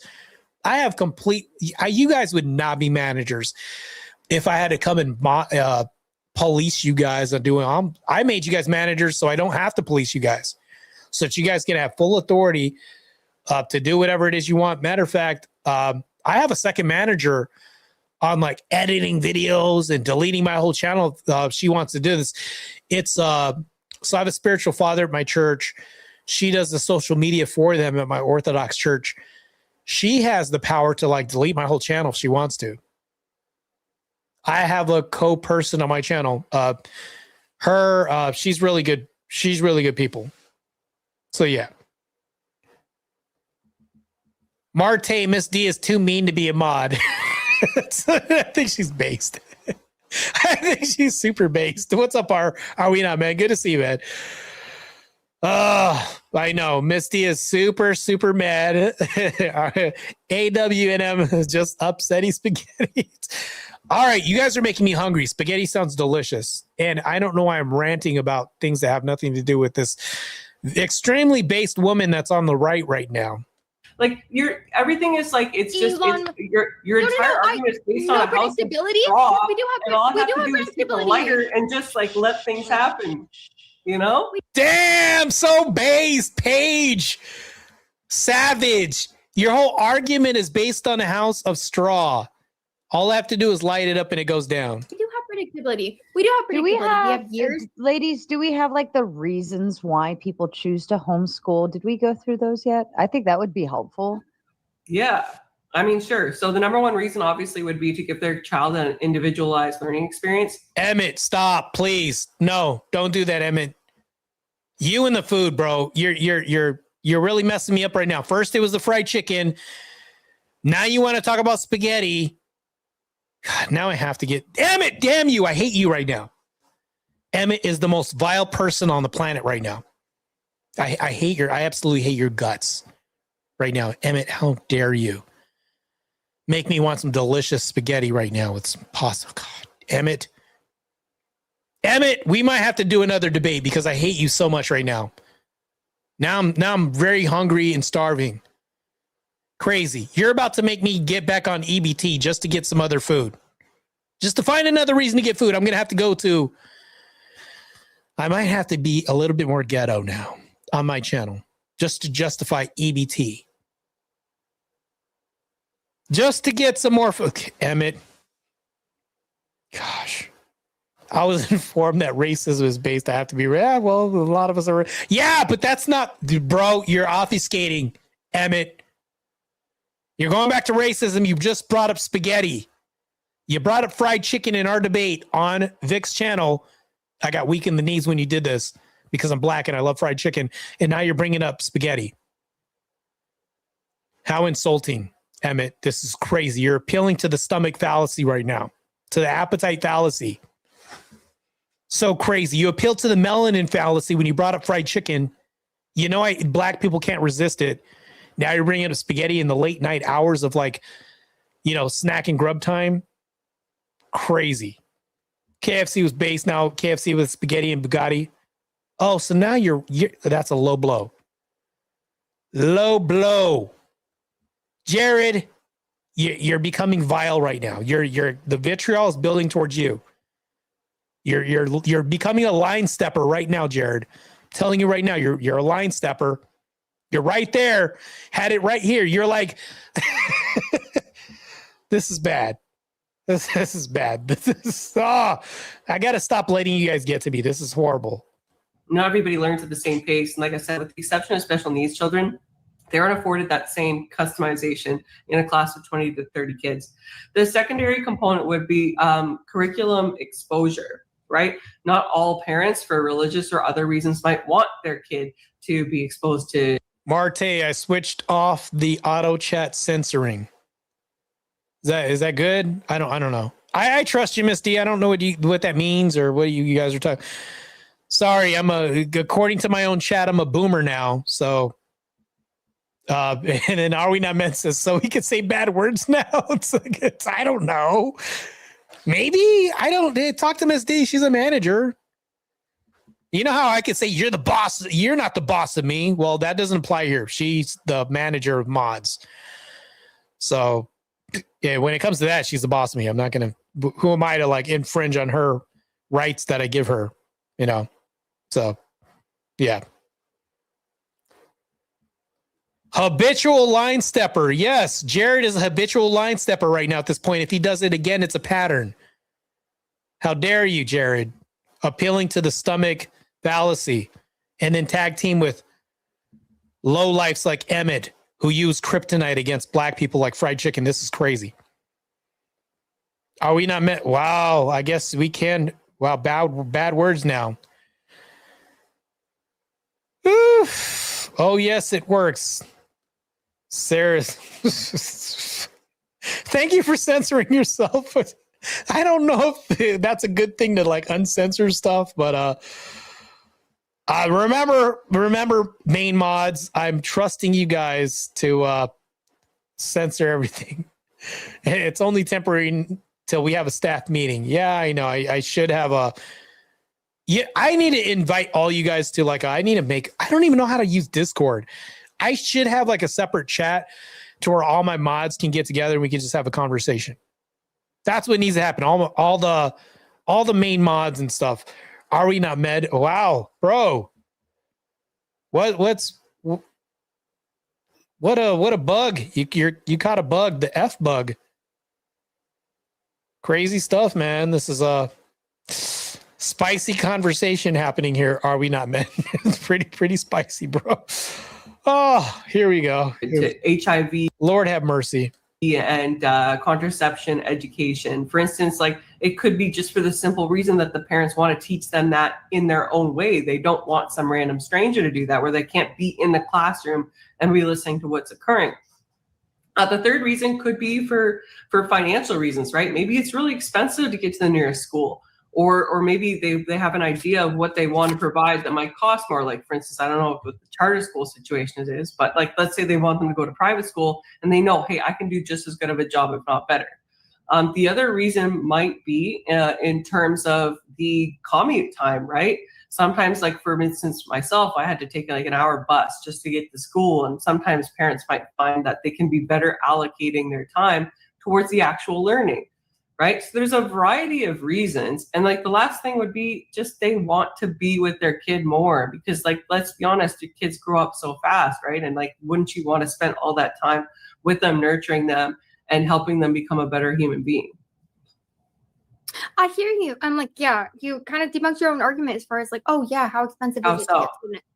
How is it so expensive to get to the next school? I used to have to take a bus ride over an hour away. It sounds like the public schools have a pretty good way of adequately transporting children from a wide district. I had the same way. I literally had like an hour and 20 minutes to ride my bus to school when I was growing up in Idaho. Okay. It's gas money. How does that debunk my argument? Like that part of the public school budget is for gas money? Like, oh, I thought you were saying like how expensive is it to get back to the public school? So that was my bad. But you said, oh, well, yeah, they don't pay anymore. Like it comes out of your you made a list of okay arguments. You made a list of okay arguments, but then you ended with like, and the last thing, what if? Okay, I'm sorry. Taking your mouth a little too far. But you said, okay, what if like you just want more time with your kids? Blah blah blah blah.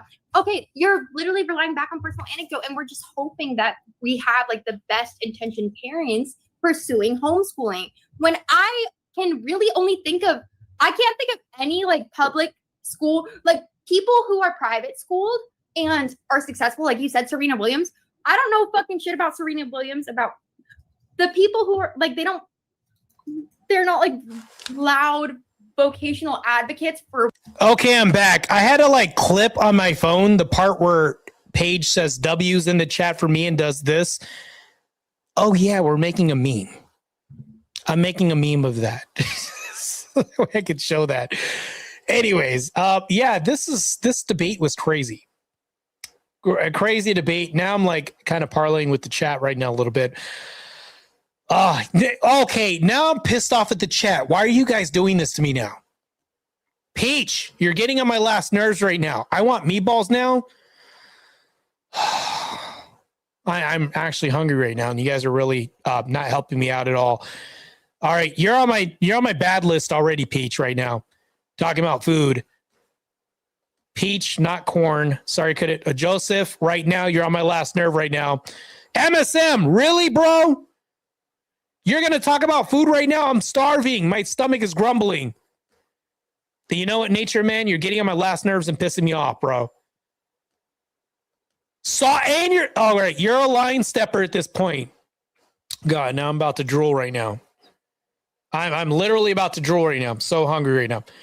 Please stop, man. I might delete my whole chat right now. You guys are going to get deleted. I'm just going to delete you guys and ban all of you guys right now. Stop this right now. This is insane, bro. I'm so hungry. I'm starving. Appeal to stomach fallacy is happening right now. You guys are all creating a fallacy right now. How much better of an opportunity that homeschooling ended up being for them. Serena Williams happened to be an exception to the rule.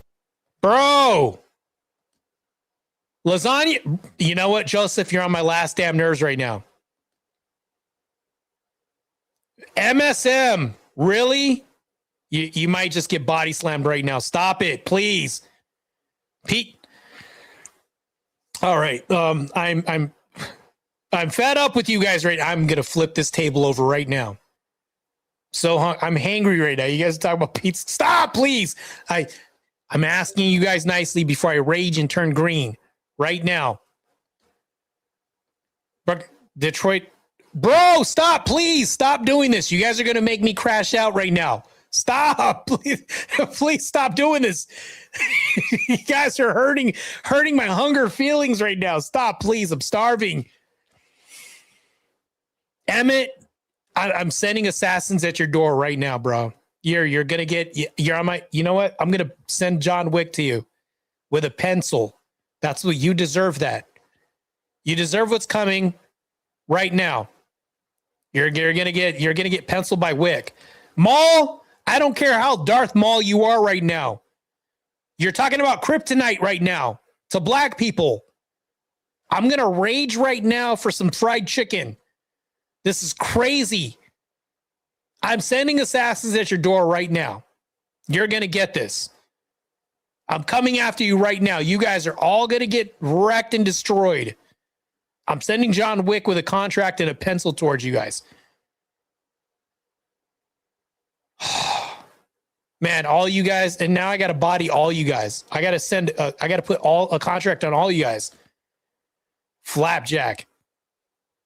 All right. Yeah, you too. You're on the hit list too, John. You're on the hit list, bro.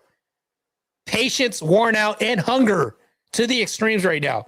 Pumpkin, fried chicken, tater tot side of corn. Pumpkin, I might have to ban you from my chat from now on indefinitely. Pumpkin's probably going to get banned. That's probably what's going to happen. Emmett, where's the ban button? I need to find it. Can you guys time out Emmett for like 5 minutes for that or 2 minutes for that? It's bullshit. Complete bullshit. Mods, time Emmett out for 2 minutes. I'm not going to tolerate these infidels on my chat. Completely going against my hunger agenda right now. This is BS. Time Emmett out for 2 minutes. He's violated every single humanitarian aid contract to get my food in my belly by teasing with black. He's using the black fallacy for fried chicken right now. Insane. Cross the line. 2 minutes for Emmett. Time him out. This is insane. Yes, get Emmett in the corner. Time him out. Emmett's time out for 2 minutes, please. Thank you. I appreciate it. Salute to my mods. Yes, we will not tolerate this appeal to black fallacy with fried chicken. Damn it. I can't time you out, Cole Vic. You're a mean manager. But if you weren't, I would have timed. Damn it. I can't do it. I want my mods to time you out, but they can't time you out because you have manager authority. Damn you and your freaking immunity, Vic. Main mods, time Dave Alyssa out for 2 minutes too for the fried chicken. Time him out. It's a wrap for you. Right. And the watermelon mods, make that 3 minutes because watermelon's extra delicious. He just had a insult to injury. You're really on my last nerve with the kryptonite over here. Not tolerating it. 3 minutes timeout for Dave Alyssa. This is ridiculous. I'm not going to tolerate this. You guys know this is kryptonite to us. Fried chicken and watermelon. Not going to tolerate this anymore. 3 damn minutes. Unfair. You guys are doing it with the low blows tonight. I'm not going to have it. And I still got it on my screen. Let me take this out of the screen. That's insane that I had that up. Now my stomach is sucking on my ribs right now. Thanks a lot, Dave Alyssa. Yeah, thanks a lot. I'm in a bad mood because of you. That's great. 3 minutes, mods. Crazy. MSM timeout for 1 minute because he's based. So I have to deduct 2 minutes because he coaches people and he has a really based program. 1 minute for MSM, by the way. Time him out. Crazy. Darth Maul, full 3 minutes. He's appealing to my black imagination right now. Now I have to imagine extra crispy chicken. 3 minute timeout for Darth Maul. This is insane. If you guys can time him out for 3 minutes, that'll be good. Crazy. I won't tolerate such infidels. 1 minute for Rev Ruv. Time him out. Time him out. He's bringing up Church's chicken when they have that jalapeno and that fried crisp. You know what you got? You almost got me to say it. Stop that right now. Time Rev Ruv out. This insult to injury over here. This is ridiculous. Can't believe you guys are doing this. This is ridiculous. Yes, AB. You feel me? This is what I'm saying. My chat is there's can't believe this is happening right now. You guys are turncoats. That's what's happening right now. Dave! Not the bananas are delicious. And water. Okay, mods, I need you to do your job in timeout for 3 minutes. Bananas and watermelon? You guys are going to make me chimp out right now. This is crazy. I will go full chimp mode right now. Stop it. Time him out for like 3 minutes. He gets the full 3. That's ridiculous. Can't believe he was allowed to put watermelon and bananas in fried chicken. The ultra combo of deliciousness for blacks. Insulting. Why would you hit me with such a lower blow than that? You know what? Fried chicken was the line. Watermelon overstepping. Bananas. Now it's like an apocalypse. 3 minutes for you. Ridiculous. This is insulting that you guys are coming at me with and attacking my passions and weaknesses right now. Insane. You guys never tempt black people with chicken, watermelon, and bananas. He just went full throttle. Insane. Dave Alyssa pushed the envelope tonight. That's ridiculous. I thought Emmett was worse. I honestly thought Emmett was worse till this happened. Crazy. This is insane. Cool, which you swear you don't love to argue about, right? But it's like she's an exception to the rule whose parents probably pushed her exceptionally I can't believe you guys are actually making me crash out. It takes a lot for me to crash out. How dare you guys?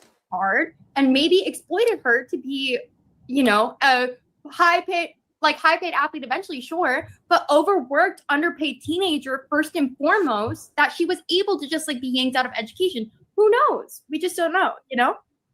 Well, and that's my problem with homeschooling is that it's like you have all these like you say I'm relying on personal anecdotes when it's like, okay, yeah, well, you would hope that people are blah blah blah blah blah.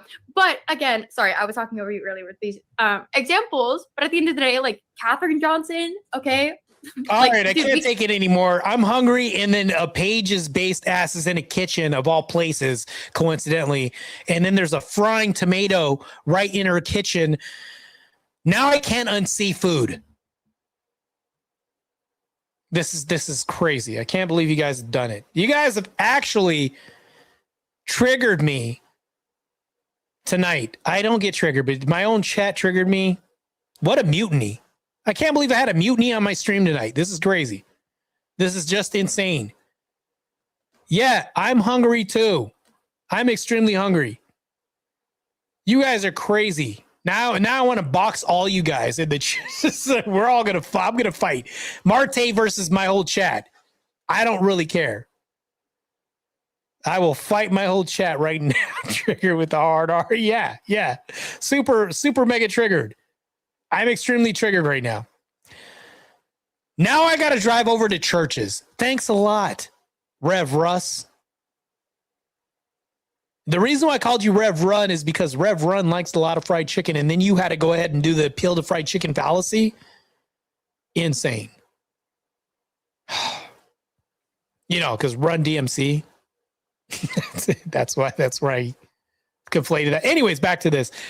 All right, I'm going to end my stream because I have to go to Churches now. You guys did this. It's your fault. Look what you guys did to me. Now I'm in shambles. Thanks a lot. Thanks a lot. You guys are just scoundrels. The mutiny tonight is unaccepted, uncalled for. I should time my whole chat out and ban my whole chat for like a whole week. You guys really deserve this. But I can't do that. I have to leave for my mods to do this. Damn it. I'm training right now, but I'm going to Churches. Thanks a lot, guys. See what you guys did?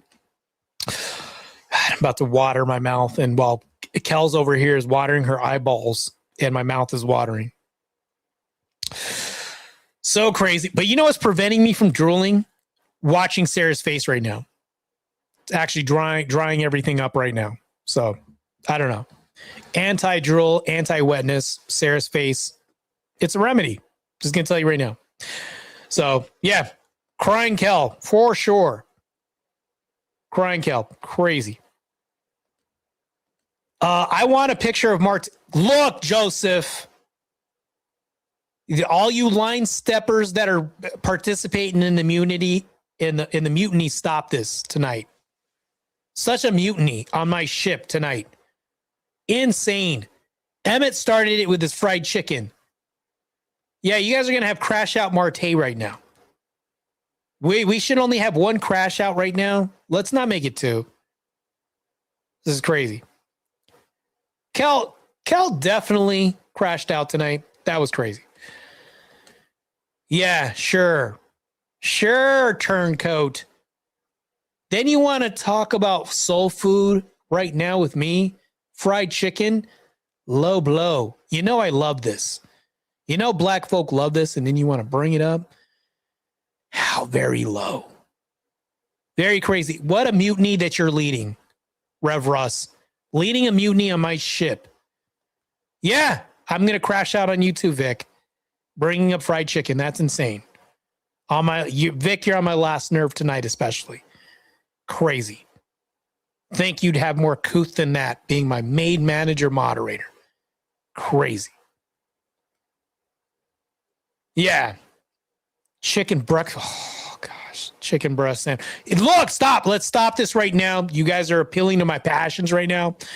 I'm trying to resist the flesh, but you guys are driving me towards it. Rev Russ, I thought you were a holy man. Thought you were a holy man, but driving me towards the flesh, fried chicken goodness. I don't know. Sounds kind of materialistic to me. Sounds kind of contradictory over here a little bit. I don't know, man. It's getting me hungry now. Dave's hot shit. Stop. Okay, you know what? I'm out of here. Screw all you guys. You guys are dumb tonight. Stupid chat. Dumb, unapologetic chat right now. You guys are in your mutiny. I'm out of here. I quit. I don't want to play anymore. You guys are totally having a mutiny right now.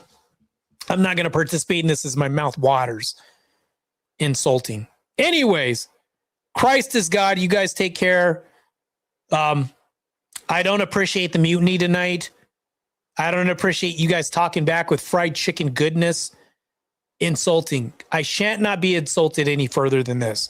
I'm not going to tolerate it. I'm off to KFC and I'm not going to show any pictures of me eating fried chicken. Just use your imaginations. You guys suck. I'm out.